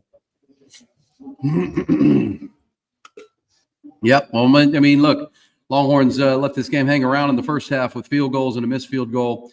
They need to go get some points here, Rod. This is a big drive, obviously. Texas still has outgained Georgia by 100 yards, but that third quarter, the backup quarterback has given them a spark, and here we go. I don't know what's going on with the third quarter of Texas. I don't know what Sark needs to do, but he's got to figure it out. The third quarters now are a problem, right? One time, that's a bit of an outlier. Right, 2 times, maybe that's a coincidence. 3 times, we're looking at a pattern. You know what I mean? That this is now we're starting to might be a trend going into the wrong part of the season for a trend to be you have your worst quarter is your third quarter. You have disastrous third quarters. So they got to kind of figure it out. They got to do something. I don't know what they're going to change up. They got to change something. The third quarter, they lost him, has almost lost him a game, and the last 2 games, and now it's getting close to losing you this game as well. Georgia has outscored Texas 10-0 in this third quarter, as Rod Babers is telling you, and the Longhorns have got to respond. They've missed 2 field goals. The 10 penalties loom large. Third quarter Quinn. Killers for the Longhorns right now. It's called third quarter Quinn. Or somebody say third quarter Quinn. I think Joe K said third quarter Quinn. Yeah, I don't know what's going on. I don't know if that's Quinn, but yeah, I mean, it's just right now it's a multitude of issues. It's not just Quinn. Quinn's not playing good football either, though. Not right now. Not in this second half. Texas needs Rod. Texas needs the guards. They got to Hayden Connor and DJ Campbell got to bring it the rest of this game. Yes, this is not going to be good NFL tape for them tonight. Hard to run downhill on Georgia, but without a +1 in any game. We've seen Georgia give up yards the last 3 weeks. I mean, Georgia's rush defense the last 3 weeks has gave up over 5 yards per rush, but not right now.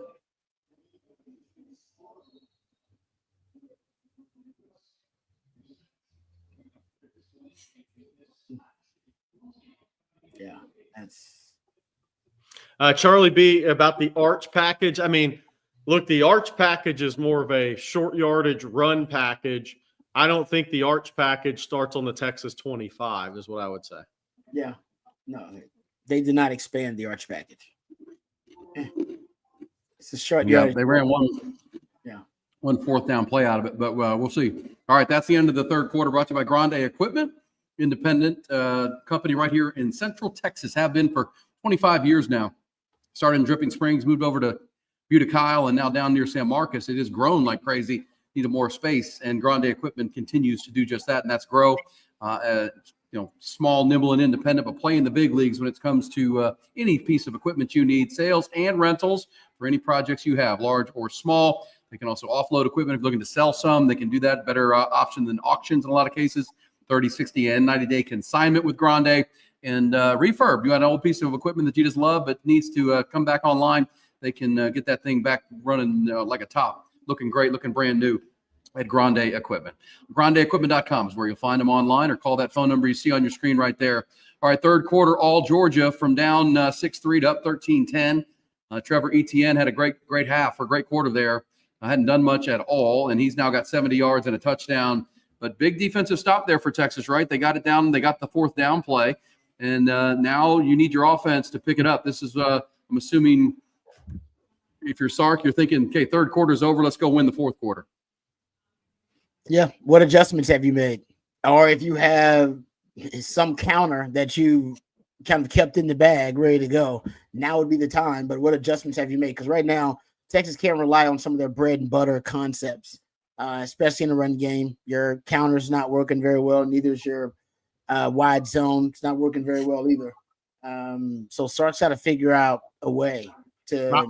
Yeah, Rod, my biggest issue right now is Georgia's winning against the offensive line now. And that's right. the problem. So the longer developing pass plays that you were hitting Georgia on in the first half, Texas OL was holding up. They haven't been holding up. Georgia's up to 4 sacks starting the fourth quarter. And they're feeling it now. Rod, they're bringing back the A-gap double barrel blitz. They're bringing back everything right now, aren't they? Yeah. No, I know. I was about to say, I might see how they react to empty formation, spreading them out, see what they do to it, see what their plan is for it. That's something I think you could go back to. They had a lot of success early on in the game, first half, with targeting two motion. For some, and there may have been an adjustment made, but I haven't seen but only one of those in the first half so far. In the second half, in the third quarter. You know what, and I know it sounds crazy. If you do want some insulate, because I think they were having success getting down the field open, like getting open down the field on some of those shot plays.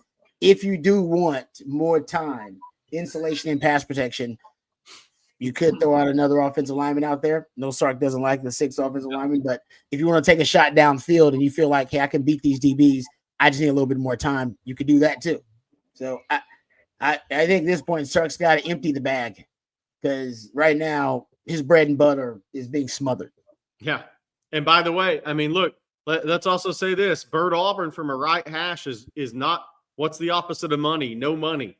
I mean, this game, he's had 2. I mean, he's had 2, right? I mean, this game could easily be 13-12 right now. And he's had 2 makeable field goals right around that right hash. And I think he's missed his last 6 right hashes. Yep. No, that's not something you can count on either. A big play. Another explosive. Matthew Golden. Yep. Golden. He's having a huge game, guys. Career game for Matthew Golden. Golden and Bolden. Honestly, put them out there at the same time. I need them both out there at this point. It's fourth quarter. They made the most plays. Let's put them out there. Hey, Rod, to your point, just the downhill inside run game is where it's got to be against Georgia. It's not going to be the wide. And I know the wide helps set up some other things in Sark's offense. It makes it all flow, but you're not going to hit those against Georgia. Not against them. They're too slow developing. They got too much speed. Yeah. Yeah, it's all going to be between the tackles here, guys. I mean, you're not getting wide. You just said it. Whoop. Oh, man, he got hit Wow. hard. Where'd that come from? Dalen Everett, the same guy that smoked him in the first game in Austin. Woo. Corner Right blitz again. Got it off the corner. Well, and didn't get picked up.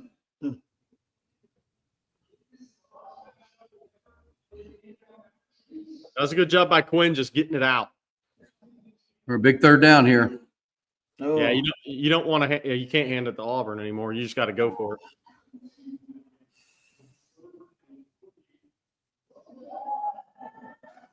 Oh wow, busted him.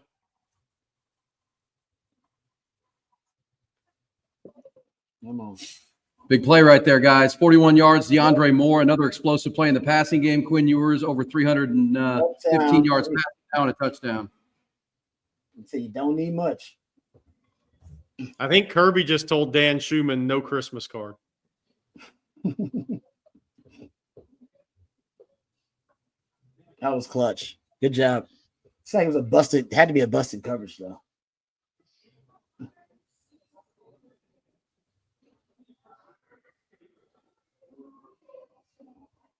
All right, Longhorns needed that. That was block and go. So Yeah, that they wanted that concept earlier. Remember? Right, Rod? They got the offensive pass interference of it last time in the first half. Remember? So they came back to it. They came back to a play that they got flagged on. I think it came out of empty formation in the first half, and then was it Gunner? No, it was what wide receiver got called for it? Bond. It was Bond. It was Bond. Got called for the PI. So they came back. That stop block and goals worked for everybody. Scored on that damn thing. Moore scored on it. Golden scored on it. Wingo scored on it. They love that stop block and go. Beautiful. And it's basically like a double move to me. It works the same way. That's a heck of a move DeAndre Moore put on Dan Jackson. Yeah, it was. One move, guys. Yep. Hey, look, so now look, we're back even. And this is a game that, look, Texas has 349 yards. Georgia has 170. I mean, in this game, Georgia has 12 first downs. I mean, Georgia has not run the ball effectively except for the 148-yarder either. So they've had the one where Anthony Hill, I think, it was a bad fit by Anthony Hill. But let's see this Texas defense rise now, Rod, and give Texas the football back. No, but I want to give Sark some credit because that's basically what I'm talking about. Like, Sark, you got to go in your bag, man. You got to figure this thing out. Like, you need to get a hitter, something that you can hit on, something that's been reliable for you, something your guys are comfortable running. And that was one of those concepts that it worked beautifully at the time, especially for an over-aggressive defense like Georgia's. What a great drive that was, guys. If they go on to win this ball game, the stop, forcing the field goal on the previous drive, and then, taking that ball right down the field. And Quinn Ewers really, really good in that. You almost have to abandon the run at this point. Quinn Ewers now at 319 passing yards, 21 completions. He has had 3 or 4 drops in this game too, but there's a Texas defensive play. You feel like see if the Longhorns can get their hands around this Georgia offense. I mean, they got to stop that run game. It was really Trevor Etienne ripping off some long runs, a 48-yarder that set up that previous field goal. He scored the 9-yard touchdown run too. Longhorns need to bow up on the run defense, and then they can put the game in the hands of this quarterback.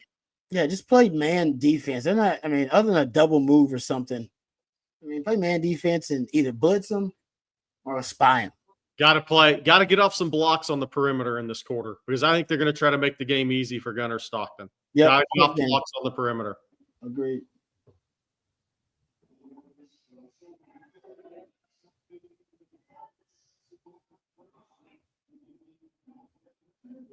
All right, big one coming up, guys. Yeah, 3rd 3, 12:50 to go in the fourth quarter. Fourth quarter brought to you by friends at ATX Trees and Grande Equipment. We appreciate our sponsors here and partners here on the On Texas Watch Along. Glad you're watching along with us. It's a tough and tight 13-13. Texas just scored to go tie and touchdown. Now it's time to see if the defense can get off the field 3rd and 3 from the Georgia 32.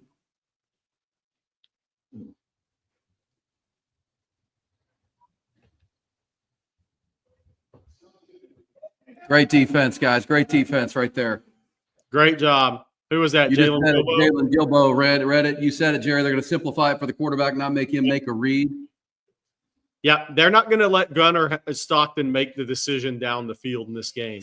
It's going to have to be straight up execution in the run game, in the screen game, swing pass, get the blocks on the edges. They're not going to put it in Gunnar Stockton's hands down the field. And what I say, just go man. What they did. Gilbo follows across the formation, man coverage, go man. Man's going to make it small windows to throw to, and then you're going to get an extra defender to either spy them or fake punt. Wow. What a great call. Oh, my gosh. Great call, Kirby Smart. That was a great call. Wow. Well, and they knew they have a backup punter in there. You had to be watching for that if you're Jeff Banks. That was a great play call. Great fake call. Great design, too. Yeah. And the design was money. That's a good call. That's a winning football call right there. Got a tip of the cap. Yep, Arian Smith, fastest player. All right, defense has got to rally up again here, up in a tie game, get the ball back. Sudden change. Feels like sudden change. It does. Rod zoning up here.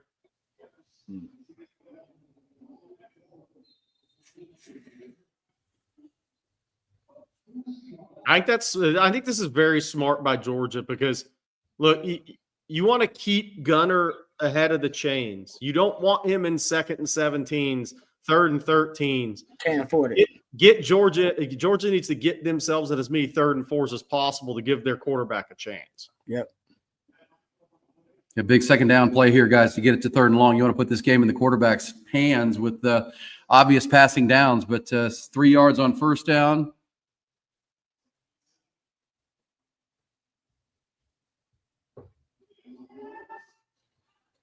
There it is, going right side again. They get it. Trevor Etienne's been the story of this second half. They had him bottled up in the first half. He's now over 70 yards and averaging 7.5 yards a carry. Wow. That fake punt was a huge play. All right, Texas defense is going to have to bow up here. Running off that right side there.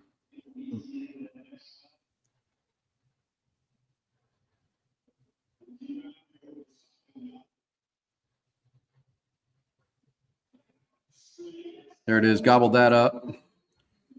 Guys, it's pretty simple. They just have to stop this run game. I mean, the other stuff's not really working. That's Trevor Etienne that's killing them in the second half, who's now up to 83 yards rushing. He had like 15 in the first half. Yeah, and I mean, the reality is he had 48 on one run, so he's still 10 for 35. Texas isn't getting gashed. They had a misfit on one, I think, on Anthony Hill on the long run. But it's that QB draw that makes it tougher for me. Like, this is a perfect QB draw down for Georgia right now. 2nd and 10. Can they get it to 3rd and 5 with a QB draw? Yep. They love it out of empty formation, too. Stretch Texas out. Quick, easy throw to Arian Smith. Too far off. You can't make it that easy on a young quarterback. No.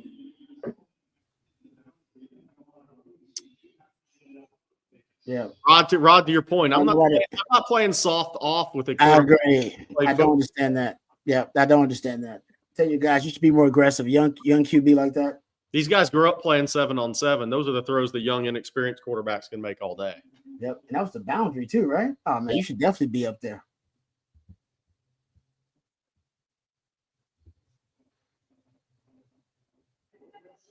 Too easy. Wow. Yeah.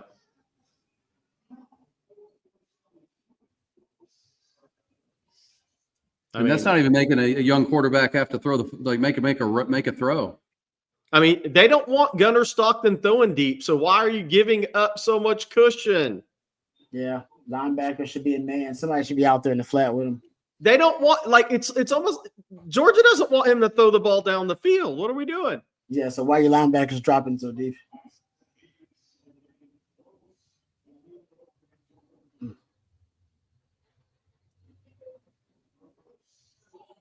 Good defense. Got to make the ball. Nope. Oh, he recovered his own fumble. Dang. Ball 8 minutes to go now, guys. This quarter's moving quick here. Oh, yeah. That's good luck for Georgia. I mean, Texas had a ball go out of bounds across 2 hashes on the sack, and Georgia gets one back. 4 or 5 white shirts around it, too. Yeah, this one bounces like a basketball right back to him. Now you're in a run down, quarterback draw down.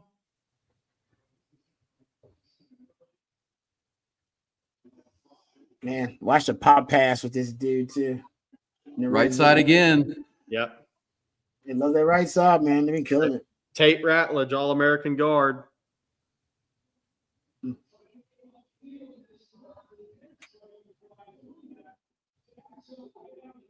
They found something. They sure did.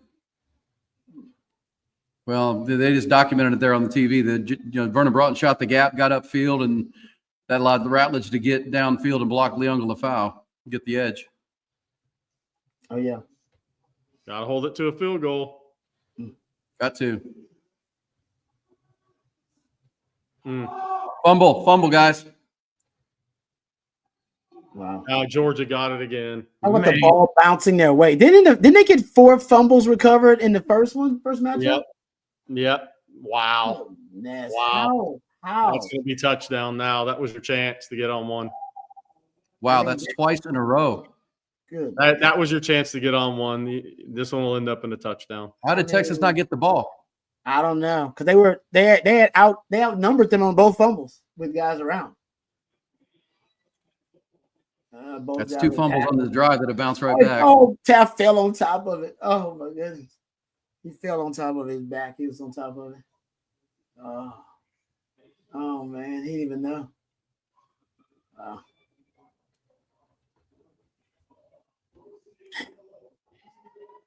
Good defense there on first down. First and goal now. This is obviously Great play by for the Barron Longhorns. Sorrell. Man, that was a hell of a play by Barron Sorrell, guys.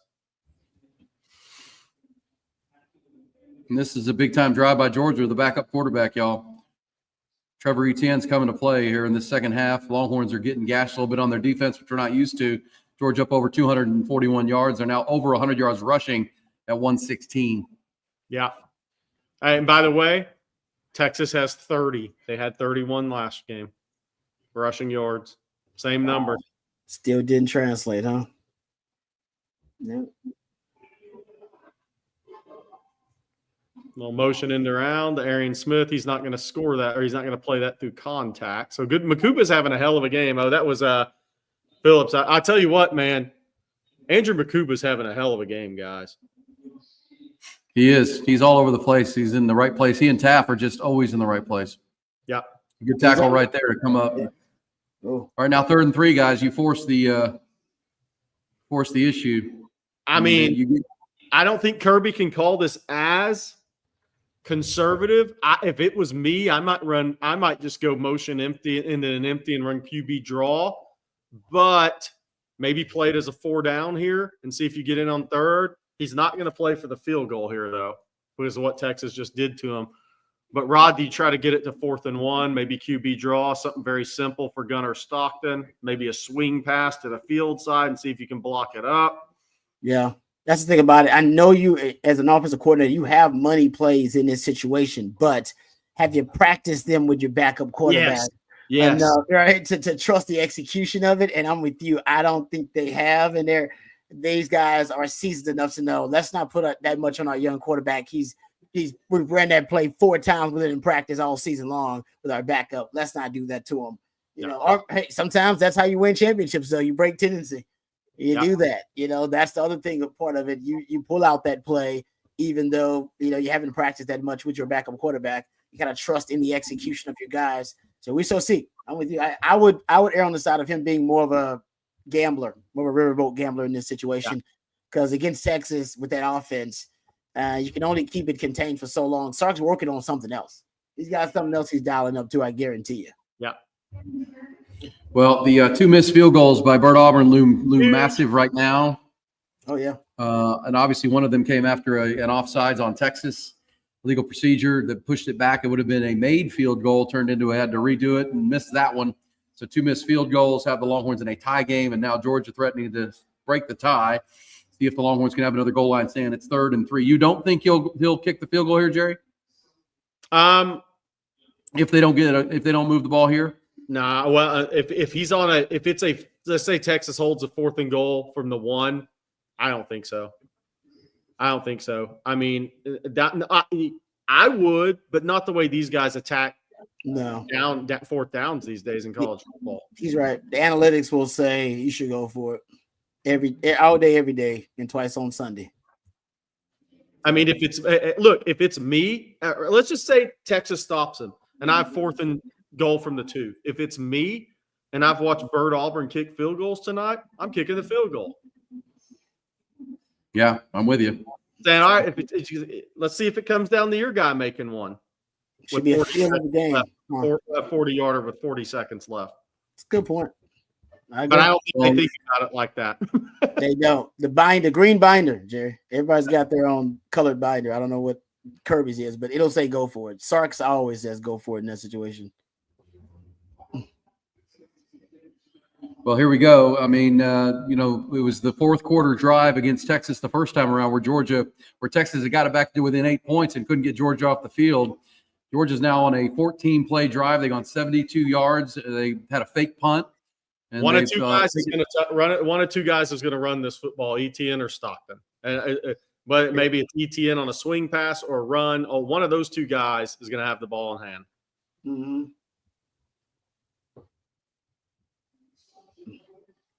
I was wrong.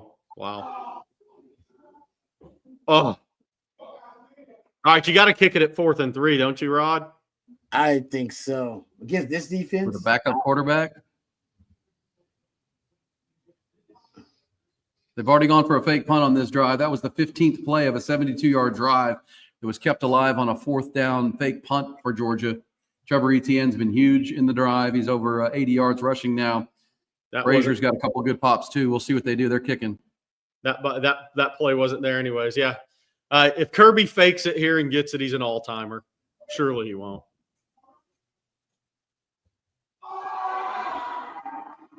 Oh my gosh. Wow. Oh, he got it. Okay, he got it. I thought he yanked it. All right, well, this is what you're here for, Rod. 4:32 to go. SEC championship game. You want to be a legend. You want to be a legend. Yeah, this is it, Quinn. You want to be an icon. You want to be an all-time great legend. All it takes is a game-winning drive. This is it. You got more than enough time. I mean, it may be too much time, honestly. More than enough time. Yep. Yes, Briss, I agree. If the ball's kicked in the end zone, do not run it out. This is not a time to make a dumb penalty and make yourself have to go 90. All right, big time here for Texas now. It is 16-13. The 2 missed field goals looming, and do you trust your kicker now? Quinn Ewers could enter legendary status here if he could mount a drive and put you in the end zone. Obviously, a touchdown would put the Longhorns up more than a field goal, which would be the ideal thing. You got 4:32 and plenty of time.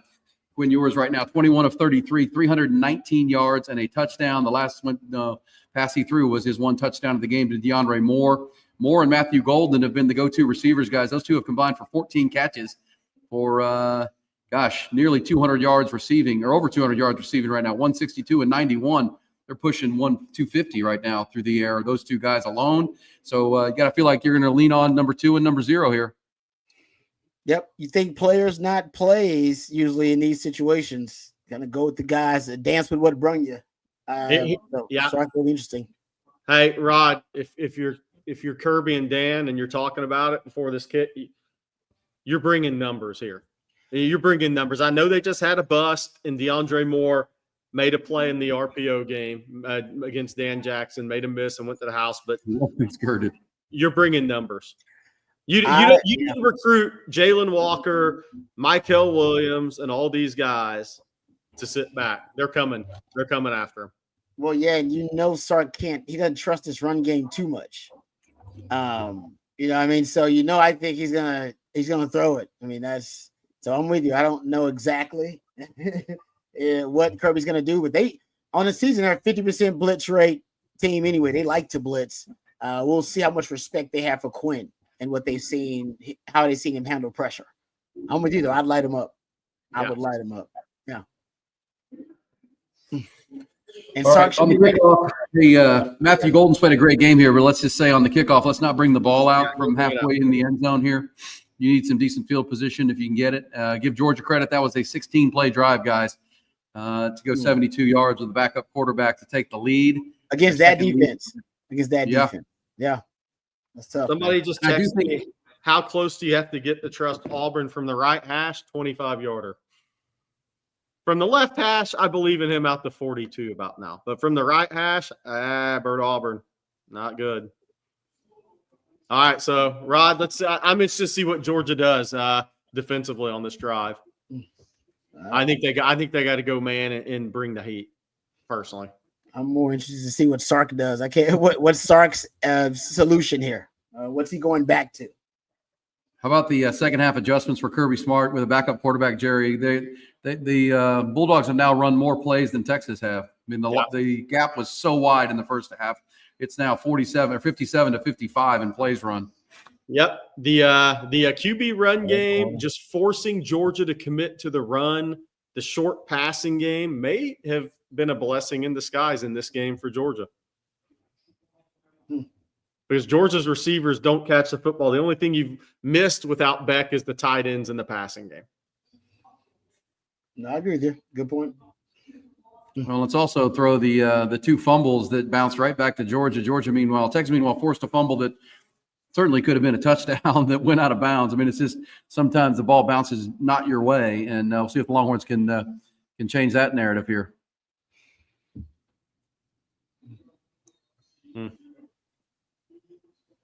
Another negative play on a run play, guys. That's double digits now. It has to be. Yeah, no, it's double digits TFLs for sure. That was a Michael Williams blew one up, I think, on that one. Yeah, I mean, they went interior run game, but It's just not a lot there. Oh, man. Oh, man. Wow. Hmm.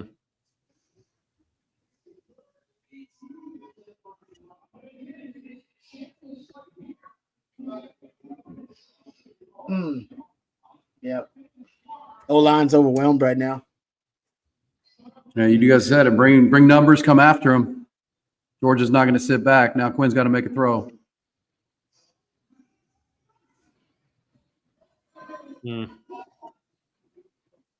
Well, there's a throw you can't make right there, guys. Yeah.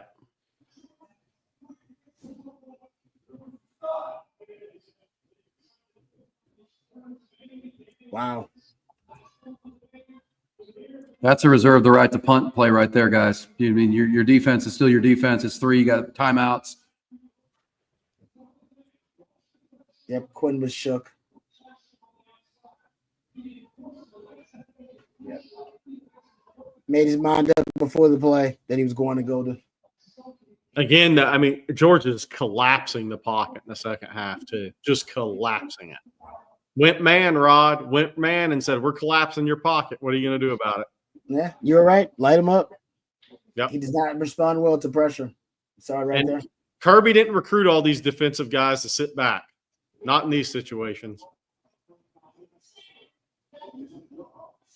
Now, here's the reality. If you can force a field goal, you got another chance to win the game. But can you force the field goal? You got 3 timeouts and the 2-minute timeout. If you can force a field goal, you get the ball back with another shot. Such a bad decision. Such a bad decision.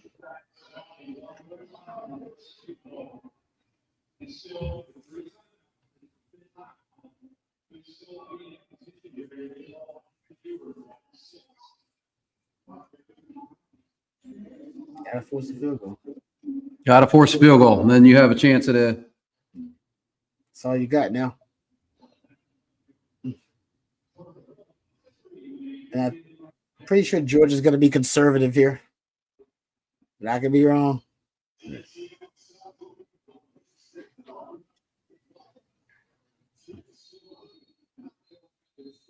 Flag down.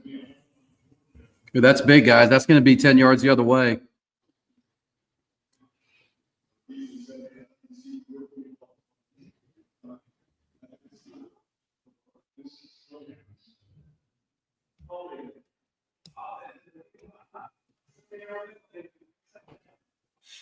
All right, there's only the 4th penalty called on Georgia today.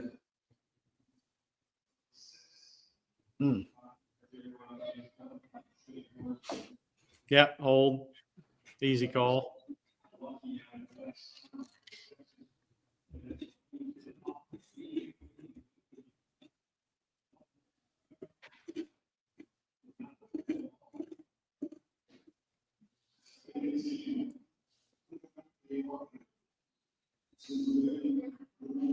All right, 2nd and 18 now, guys. Probably something simple. This is where if you're Pete Kwiatkowski, you'd like to heat them up and see if you can force something here.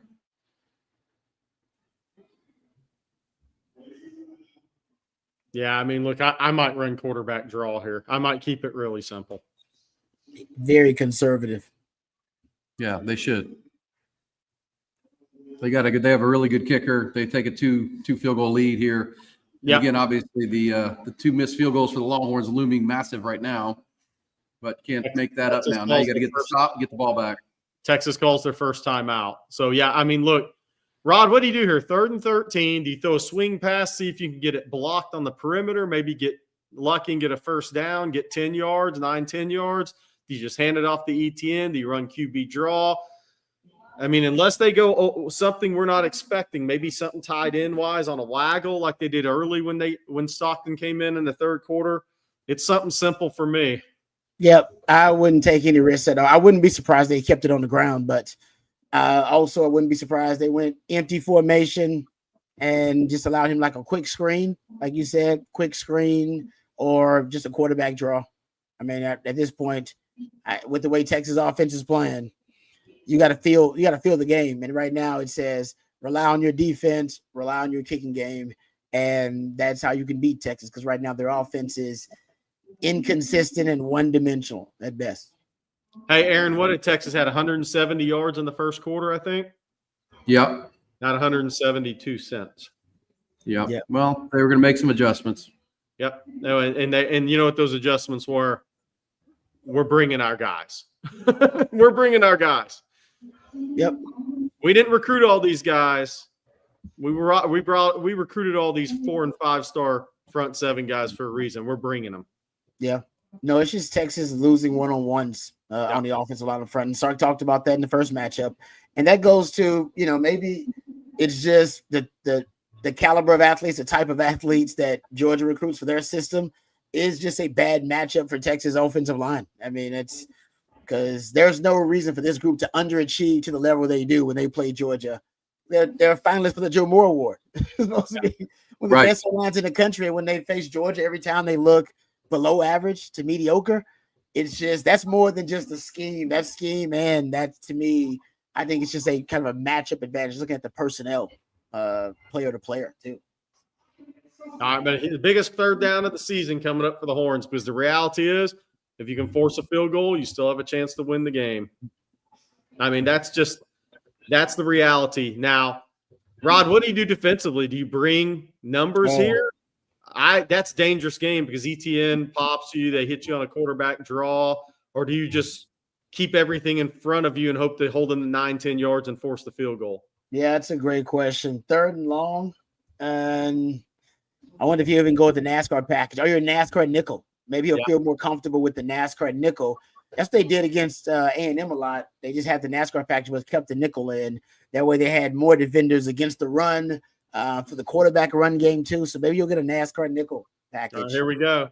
3rd and 13, 31-yard line, 2:38 remaining. Texas called a timeout. That was their second timeout. If Georgia elects to run the football here, keep it on the ground, they can get to the 2-minute timeout when they kick this field goal. Let's see what they do.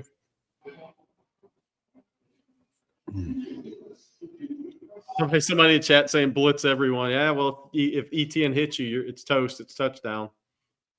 I just want the call is here. I just want them to get a field goal. They are coming with pressure, and they're going to get there maybe. Young quarterback. There it is. Wow. Heat them up. Longhorns have a chance now. Here we go. Jade Barron, throw you can't make. Yep, young quarterback. That's why you bring the heat on young quarterbacks. Nice. All right, guys, 2:38 to go. Longhorns going to get the ball back. The defense rising up huge. That's a championship effort there. It's forcing the field goal on the previous drive after the 16-play drive, and now forcing the turnover. They heated it up, brought extra people, forced the throw, and Jade Barron with another pick. Longhorns lead the SEC. Look, that's a freshman quarterback under duress, throwing it from the opposite hash off his back foot. Late, deep, always an interception. I wish Barron would have cut that thing back inside. Well, can we also point out who missed the block? I mean, if they get one block there, that's a touchdown. Yep. I mean, who was right in front of them? It might have been Makuba. Yeah, they just get in the way. Yep. Looks like they did. They had the NASCAR nickel too. They went with it. Good for them.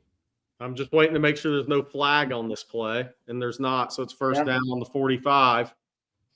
I like it. Yeah. I'd love to see that interception again, guys. I mean, he had clear grass. Yes, he did. For one red, and he had to either make one move or get it blocked, and the Longhorns are leading. I don't know I don't know if he saw it or what, but all he needed was one block, and Seven might have hit his head on the goalpost.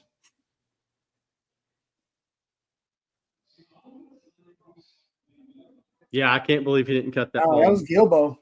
I don't know how Gilbo didn't block this dude. I know, right? Yeah, that was Gilbo. I don't know how he didn't block that guy. He just missed out. He didn't see him. I don't know how he missed him. I've not seen him. Cole Hudson in for DJ Campbell on this series per somebody at the game.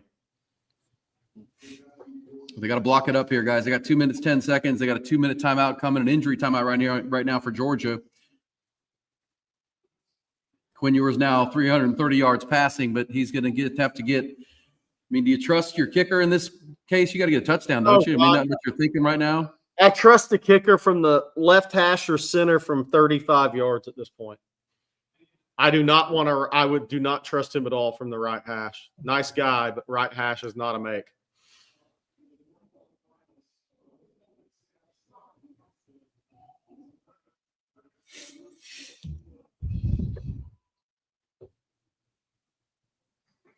You got 2 timeouts and the 2-minute timeout coming.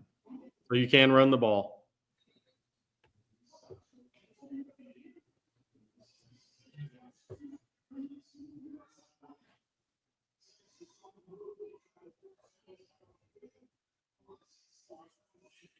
Okay, 16-13 at the 2-minute timeout. Our fourth quarter brought to you, and our entire broadcast brought to you by Grande Equipment. Also, our friends at ATX Trees. Tell you one more time here at the 2-minute timeout about Bert Cedillo, Albert, and his team at ATX Trees. They are a family-owned company, 25 years in Central Texas. From their tree farm to your home is the motto. They have been growing trees on their tree farm in Liberty Hill for a generation now, and they're ready to deliver them to your property. If you don't want to wait on a tree to grow for a decade plus, you can get trees over 30 gallons. These are mature trees, very hard to find in the industry. You have to have someone who's put in the time to grow and nurture the trees that are going to go into your yard and give you the immediate look that you want on your property, at your home. They have over 18 varieties of native trees in stock. Special orders are also available. And they make sure your trees are healthy all year long at ATX Trees. They take great care of them at their tree farm. But when they deliver them, install them, they put a warranty on them. They'll take care of them. Delivery is free. And they're just tremendous. It really does change and beautify a property immediately. Gosh, they're the best. They also can special order, as we said, but also tree installation, removal too. If you need to get rid of a tree trimming and irrigation and landscaping. That's important too at ATX Trees. They have a great thriving business in the xeriscaping with all these droughts and all the drought issues we're dealing with in Central Texas, especially into the hill country.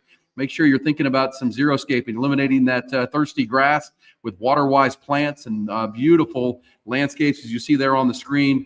The hardscaping, the drip irrigation, it really is great. If you want to, you can scan that QR code right there to learn more about their xeriscaping with your phone.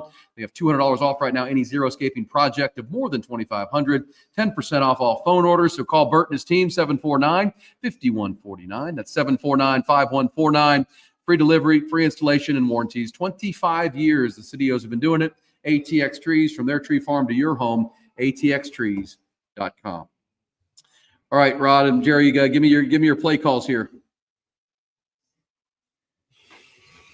What are we doing here? I mean, your line's got a block. Yeah, they do. I was just saying, I just went to the bathroom for the 3rd time this half. My prostate's not doing well in the SEC championship game. But Rod, look, I mean, I think you got to throw it. I don't know. I mean, yeah. I mean, it's in a 2-minute drill situation, so there's no doubt you're throwing it. I still would open it up a little bit, see how they respond to some empty. But you're in the 2-minute drill. You practice this. You have a set play. You have set plays for this. If they're in man, do you run switch release, Rod? Switch release, potentially some rub concepts if they want to play man. Sometimes Georgia will play split field coverage, so you got to be aware of that. They play man on the front side, zone on the back side, and vice versa, depending on exactly what the formation is. So that's something Quinn's got to keep in mind. But 2-minute drill, I actually like Texas in this situation because of the tempo. Tempo usually forces defenses to have to simplify their construct. They can't throw out too many exotic things when you're running tempo, and we'll see if Texas speeds it up or here because they got some timeouts. But if Georgia doesn't run A-gap blitzes with the backers, I'll be very surprised. And if you're Texas, you should know they're blitzing. Yeah, if I'm testing the guards, and they're not really in that set right now. Maybe they run 1 A-gap barrel blitz, but it looks like they're just bringing 4 or 5. And they're running too high. Oh, boy. They get a penalty out of a timeout, guys. Oh, man. Cam Williams. Got him through.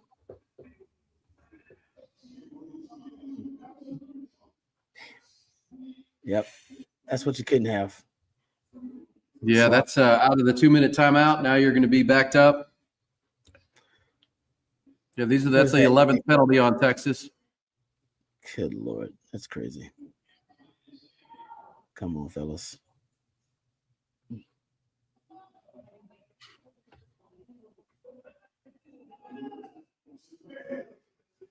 Good throw, Quinn. That'll make it 3rd and 2.5.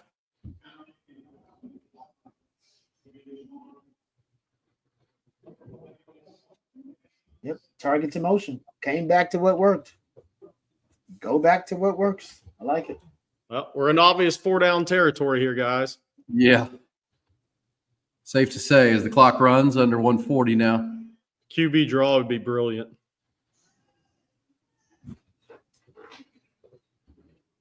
Yeah, it was batted down. They were bringing it. They're bringing a house.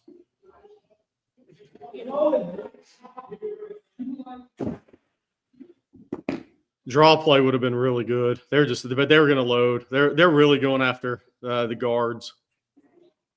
Twisted from the backer spot. All right, ball game here, guys. 4th down.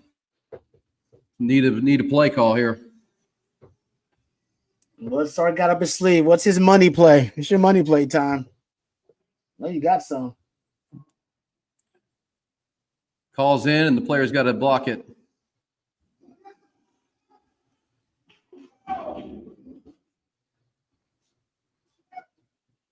That's going to put DeAndre Moore over 100 yards receiving. So he and Matthew Golden have had a heck of a SEC championship game, both with 8 catches now. So 16 catches for 200 and almost 70 yards receiving for those two guys alone. And everybody say it with me. Target to motion. Target to motion. There's another Go back to what works. Target to motion. Hey, by the way, we're in Bird Auburn field goal range. Texas We are. Now you're thinking touchdown, guys. I mean, you can't get too greedy and turn the ball over at this point, but good run play. Oh, no. Bond just got rolled up on bad. Oh, no. Wow. That's not the good. bad ankle that he already had, too, huh? Oh, he got rolled up on bad, guys. Dang. Really bad. All right, 43 seconds. All right, Quinn, no sacks, no turnovers here. Yep.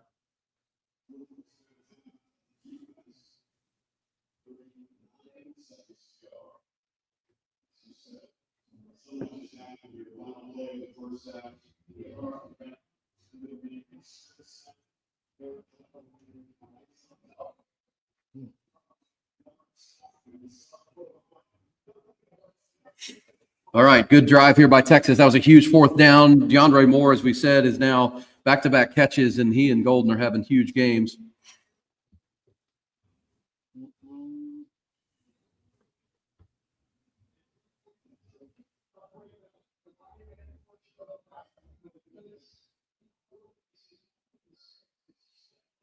So the combination of Moore and Golden, guys, at 17 catches, 262 yards, and the 1 touchdown, they have been money today, and you're going to need them here. Are you thinking, Rod, what are you thinking about play calling? Would you try to get a touchdown, or are you just settling for field goal here with 40 seconds to go? If you can, I would try. I would try to get a touchdown. I mean, I think you still got some time. I would. While you still got 41 seconds. You got some time here. So, and first 39 seconds. And two timeouts. So you've got plenty of time. You got plenty of time. So I would try. I would not be. Yeah, don't be too conservative here. No turnovers. Like Derek Weiser. Oh, wow. PI, pass interference. Derek Weisner says the tension in Mercedes-Benz is unbelievable. There it is. Pay attention to save the nuts. This is what you came for, guys. No turnovers. This is what you're here for. No turnovers. Ryan Wingo. That's 100% the correct call. It's an easy call. Ball on the Georgia 14 now, guys, with 25 seconds to go. Gosh, Rod, is this a replay of the Washington game last year? I mean, this is the Washington game all over again. 1st and 10, 29 seconds to go, ball on the 14. Feels like it. Yep. Hey, Wingo got a PI in last game versus Georgia, too. Oh, Quinn, you have to throw that ball. You had to throw it, man. Golly, you got to throw that ball. Damn it. Ah, Yeah. lucky he held on to it. He's got to know they're coming after him. Come on, man. God, you got to throw that ball. It was there. Why didn't he throw that? I don't know. I think he saw the defender behind it, but there was a blocker out there too. I mean, Quinn's now thinking no turnover. I'm sure Sark's in his ear in the headset. Yep. No Exactly. turnovers. No Because we got the field goal. Overtime is feeling good. We got to protect the ball. 2nd and 15. You can get a first down. Down to one time out now for Texas, so obviously you want to hold that. Can't take too many negative plays either. Somebody's messing around in the chat. That's hilarious. Can't turn it over, though. You cannot turn this ball over.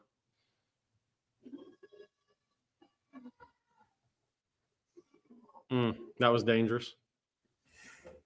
What side of the field does Auburn like? Center, left hash.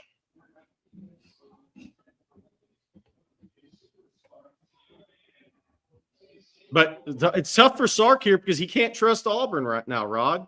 He can't trust him. Yeah, 3rd and 15. They can get a first down here on the On Texas Football watch along. Yeah, this is one of those where you taking shots at this point.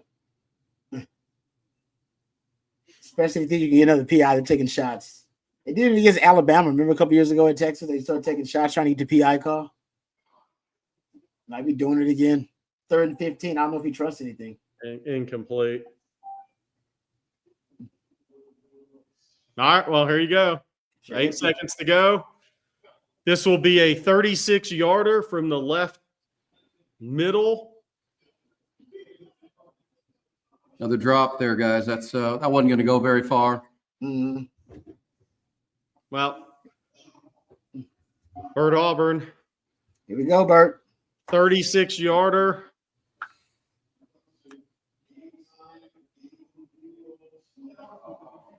If everybody says can't watch, not watching. Georgia will probably call a timeout here, you would think. Georgia about to go to a man. Left hash. This is his hash. Ice him? Yeah, of course. Get better.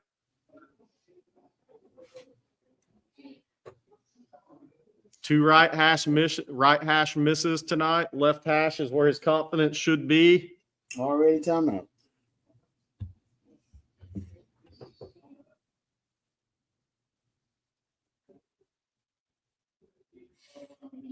Who do we feel good if this thing gets to overtime, guys? Who are we feeling here? Georgia's been running the ball better in the second half here. They've got a backup quarterback, though.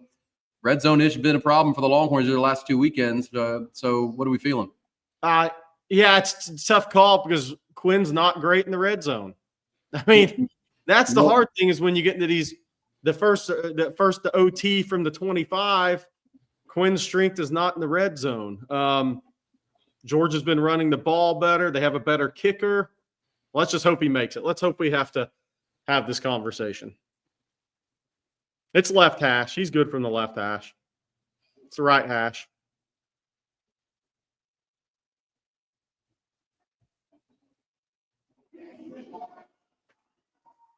Yep. All right. Don't forget, Georgia played 8 overtimes last Friday night at home against Georgia Tech. So they've at least got some experience with this. Texas will play their first overtime game this year. 8 seconds to go on the clock. And, 8 seconds left. 8 seconds left. We better get the OT. Wow.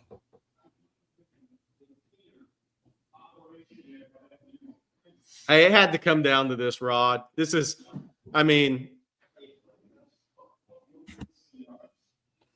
Yeah, felt like that. A defensive struggle.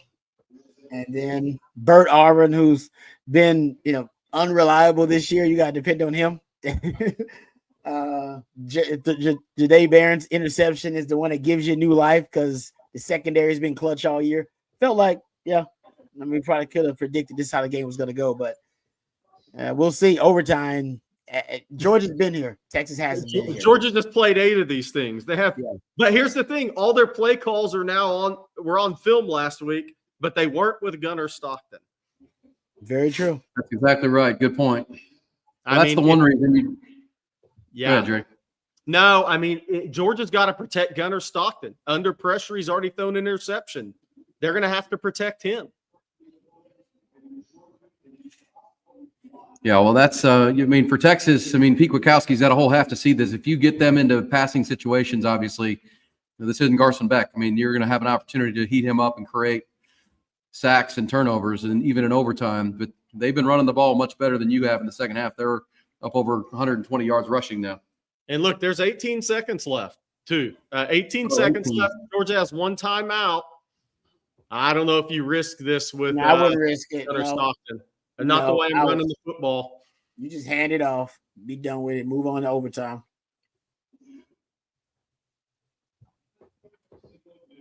Maybe throw a swing pass, see if they can block it up on the right side. No, they just ran it. Yep, not worth the risk, man. Not with him. Not would he just do a pick like that. Nope. All right, guys, we're going to overtime for the first time on the On Texas Football channel. I'm going to run to the potty break, and you guys take it into OT. I'll be right back, okay? Yep. All right, Rod B. So 379 total yards, Texas, 272 Georgia. First downs, 21-17. Third downs, nobody's been good. 4-16 for Georgia, 5-16 for Texas. Both teams 2-2 on fourth downs. Bird Auburn 2-4 on field goals, which is why this game is going to overtime. Texas has given up 6 sacks. Georgia's given up 3. Georgia has 14 TFLs in this game, Rod. Texas has 9. 23 TFLs in this game. That's didn't they have like 10 in the first matchup too, or something like that? Yeah. No, it's I agree. It's the offensive line for Texas. You know, they can obviously make up for it here and all of a sudden start to play at a higher level, but I doubt it. Not in the run game. It's going to be the passing game, and Quentin that's got to win it for Texas. Yeah. To me, that seems pretty clear. But, I mean, overtime is a different version of football. So maybe Sark's got something up his sleeve for overtime because he hasn't been in this situation all year. And some coaches have a specific, almost a different playbook just for overtime plays. Yeah. And here's the interesting part about this game for me in overtime. You have to protect Gunnar Stockton if you're Georgia. But at the same time, if you get the ball first and you kick a field goal, that's not necessarily where you want to be, but you still have to protect Gunnar Stockton with your play calls. I think they're going to go back to some sort of waggle, looking for tight ends, Delp and Lucky, try to get the tight ends involved here. If I'm Mike Bobo, throw it out wide, the ETN, see if they can block it up, get some 8, 9 yard gains, something easy for Gunnar Stockton. I think that interception will irk them, and that tip ball in the red zone will irk them. I think they got to protect him. On the Texas side, look, Quinn needs to make a play in the red zone. Period. I mean, he needs to make a play for Texas in the red zone. That's what this is going to come down to. And Isaiah Bond's out this game, and we can say what we want about Isaiah Bond, but he's made some big catches in his career in college football, but he looks like he's out. And Quinn's going to have to do it under pressure because Kirby's coming after him. There ain't no doubt about it. And in the offensive line right now, I don't know if he can count on them to give him a ton of time, but can he extend a play? Can he get outside the pocket and make a play? Can he find a way to navigate and create some space within the pocket to make a play downfield? I'm with you. That's going to be really the question because I don't think the run game is where you're going to lean in this overtime period to try to win the game for you. And again, the other thing too is a team that doesn't turn the ball over, obviously. But the other thing is no pre-snaps. You got to play clean football here in the overtime. No dumb penalties, no excessives, no anything here. You got to play smart football. No post-play penalties. It's got to be clean. And Texas has not been clean in the red zone, and that's basically what overtime is all about. Hey, a lot of people are calling for Arch. I don't know if this is the spot. It is a red zone package and a short yardage package, so maybe if there's short yardage, you can see it. I'm not sure. It's a 2-point conversion. You're going to have that at one point. Yeah. Potentially.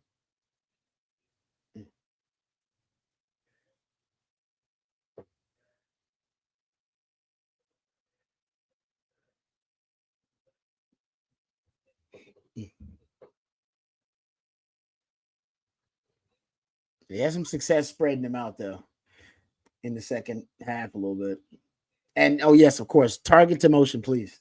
Texas on offense first. Georgia won the toss. Yeah.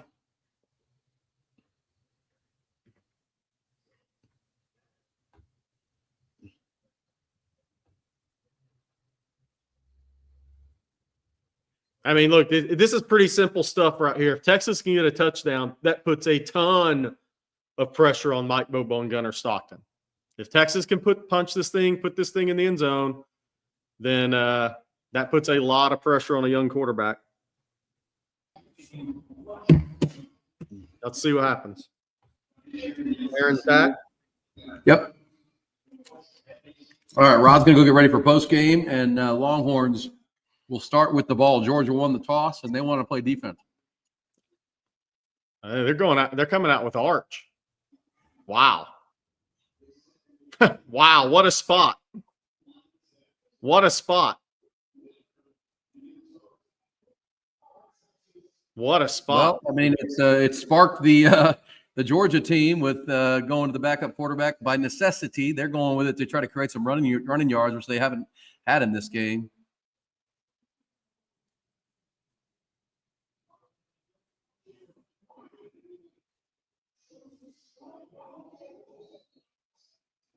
Five-yard gain.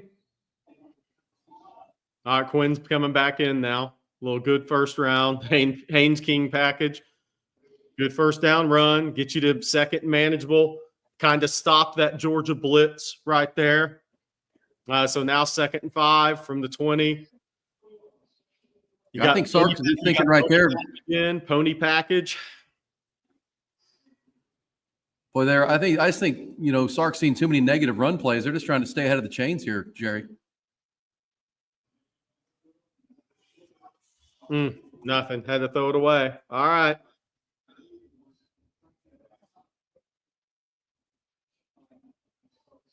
Third and 5.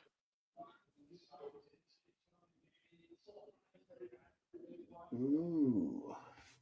All right, big third down here, guys, obviously. The pony. Tony Mateus, stay on the left hash. Field goal. I don't like kicking a field goal on this first overtime. I don't either.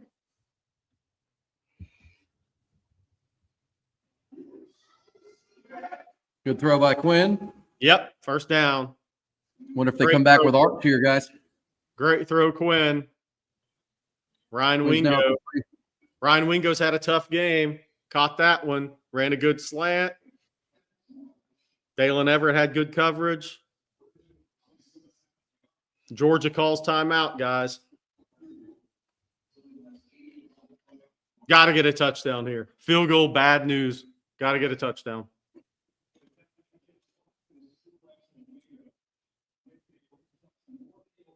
John Robinson, I wonder how Bond is. It did not look good.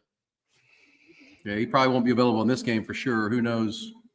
And I think that was the same ankle he's been bugging him the whole year, Jerry. Yeah. Boy. Great catch right there. Yeah. Great throw by Quinn. Catch. That was an awesome catch. Because he's all over him. He's draped over him. Offensive line created a good window for that throw as well. Ooh. Man.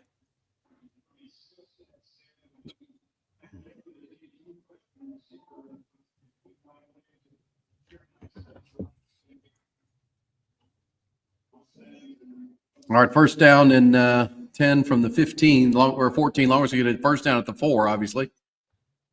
Play fake.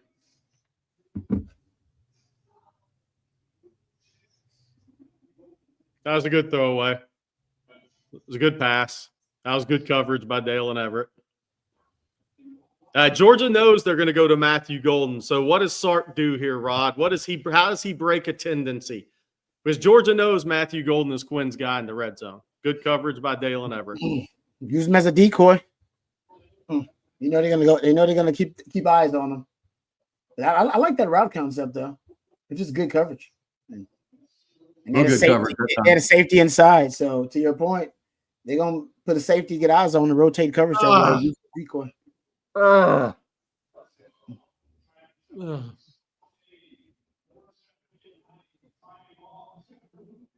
Man. Wasn't a bad throw. Just didn't get to it. Yeah. Not a bad throw at all. 3rd and 10 from the 14 here.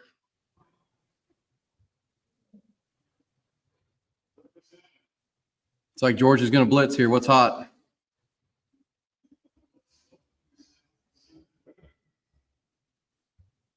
Would like to see another arch package here on first down to get some run yards, but now Texas will call timeout. Yeah, Sark wanted to see what Georgia was lined up in. This is the old basketball. See what they're lined up in. Let's call timeout.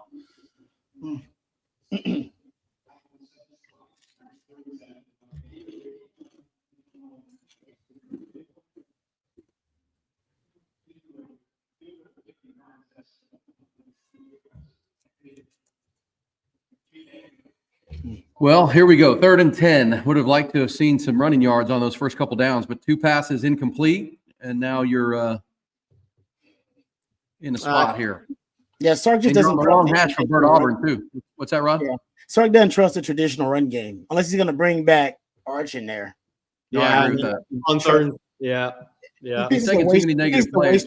Yeah, it's a wasted play basically in his mind right now. Yeah. Yeah, they're not blocking it. You're right. I mean, too many negative plays on just basic run plays. Let's see what they call here. Maybe tight end screen, but I think Georgia's going to bring it.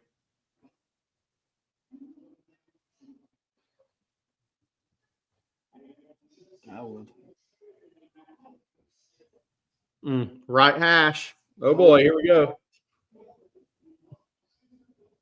32-yarder right hash.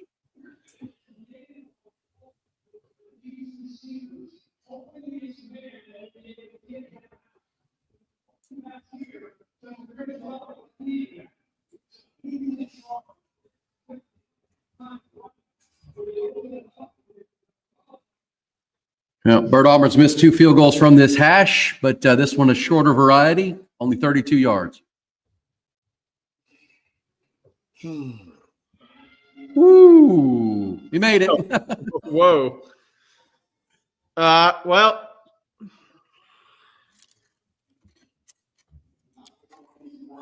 yeah, Sark knows. He's shaking his head. He knows. Whew. He knows that field goal is not what you wanted here. But his defense has not stopped the run in the second half.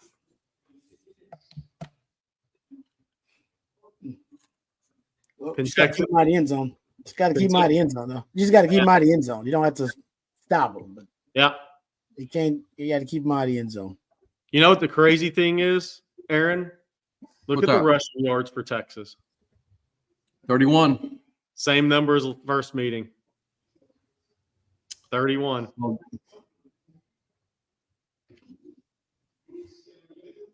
Yep. Well, if they can obviously get a stop here, they win the game. If Georgia scores a touchdown, they win the game. Georgia kicks field goal, we go to another overtime. If they do go to another overtime, guys, I'd like to see more of that Arch Manning thing. Nothing against Quinn, but it just gets so tight down here. They cover so well. They're gonna put this game on Travis Etienne. Yeah, I try to run it first. Oh wow, waggle. Really good play call. Really good play call. Dang it. Yeah, that's what it's going to be. It's going to be Etienne or something simple. Waggle the tight ends. That's where Georgia's got to go. Now they got 2nd and 1. Well, the Longhorns, which they don't do much, missed a tackle there on the outside that would have made it a short game instead of an 8-yard gain. You got to bring numbers. I mean, you got to bring blitzes. You can't sit back. You got to bring it at this guy.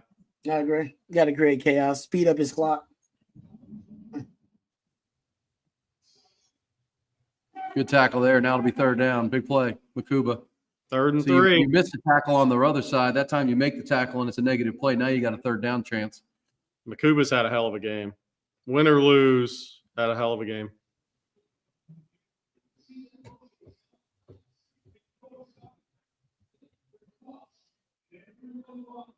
Yeah, I'm surprised they didn't hand this ball to ETN. I did not like that play call but from Bobo. Very high risk. Yeah. I mean, now 3rd and 3, what do you do? I pony package for them, Rod. When they do this, they throw it to 32 in the flat a lot. There it is. They're trying to run them to the flat. 1st down. Wow. Good call, Jerry. Yeah.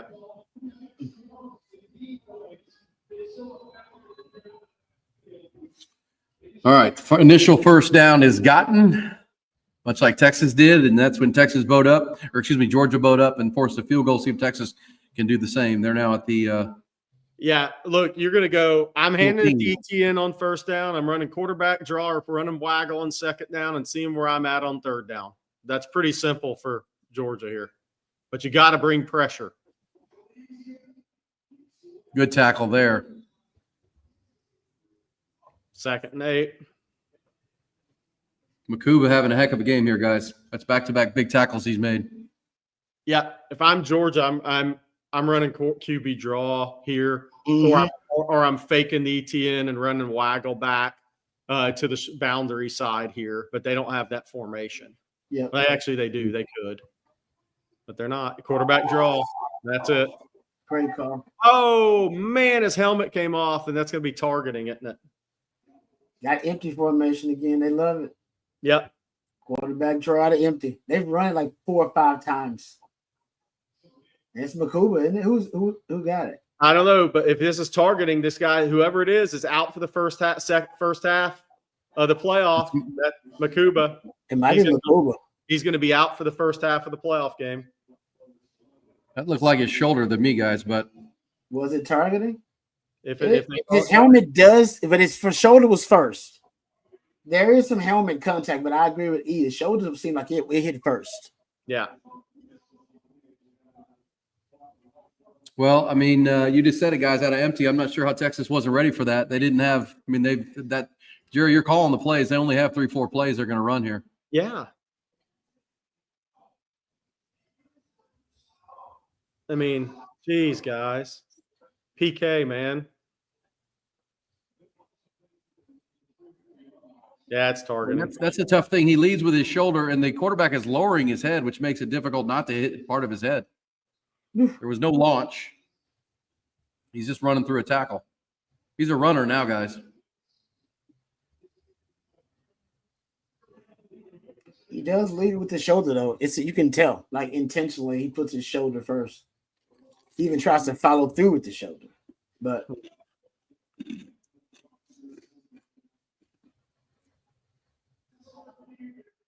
No targeting, reverse. That's good. So he's not out for the – because Texas is unless they get a turnover here, they're not going to get a bye, obviously. So you don't want to lose him for a first-round playoff game in Austin. Well, they also don't get the penalty yardage, so they're at the 4-yard line. Yeah, first and goal from the 4. I mean, that's if they don't give it, they're thinking about bringing Beck back in because he has to sit. The starting quarterback or Stockton has to sit out. oh yeah, Helmet got knocked he's off. gonna hand it off anyway. I mean, I would hand it off to ETN 3 times in a row here, and Georgia wins the game. If they don't hand it off to him 3 times in a row to win this game, they're all nuts, man. All these guys are crazy. Like, can you hold the ball? Basically, whatever your hand injury, can you hold the football, hand it off? Hand it off. Yep. Hell, I would have just run Wildcat. Oh, he does feel like he's favoring that hand, though. It don't look good. No, he's got something nervy going on. That don't look good. Uh-oh. He can fumble this thing then. It don't look good.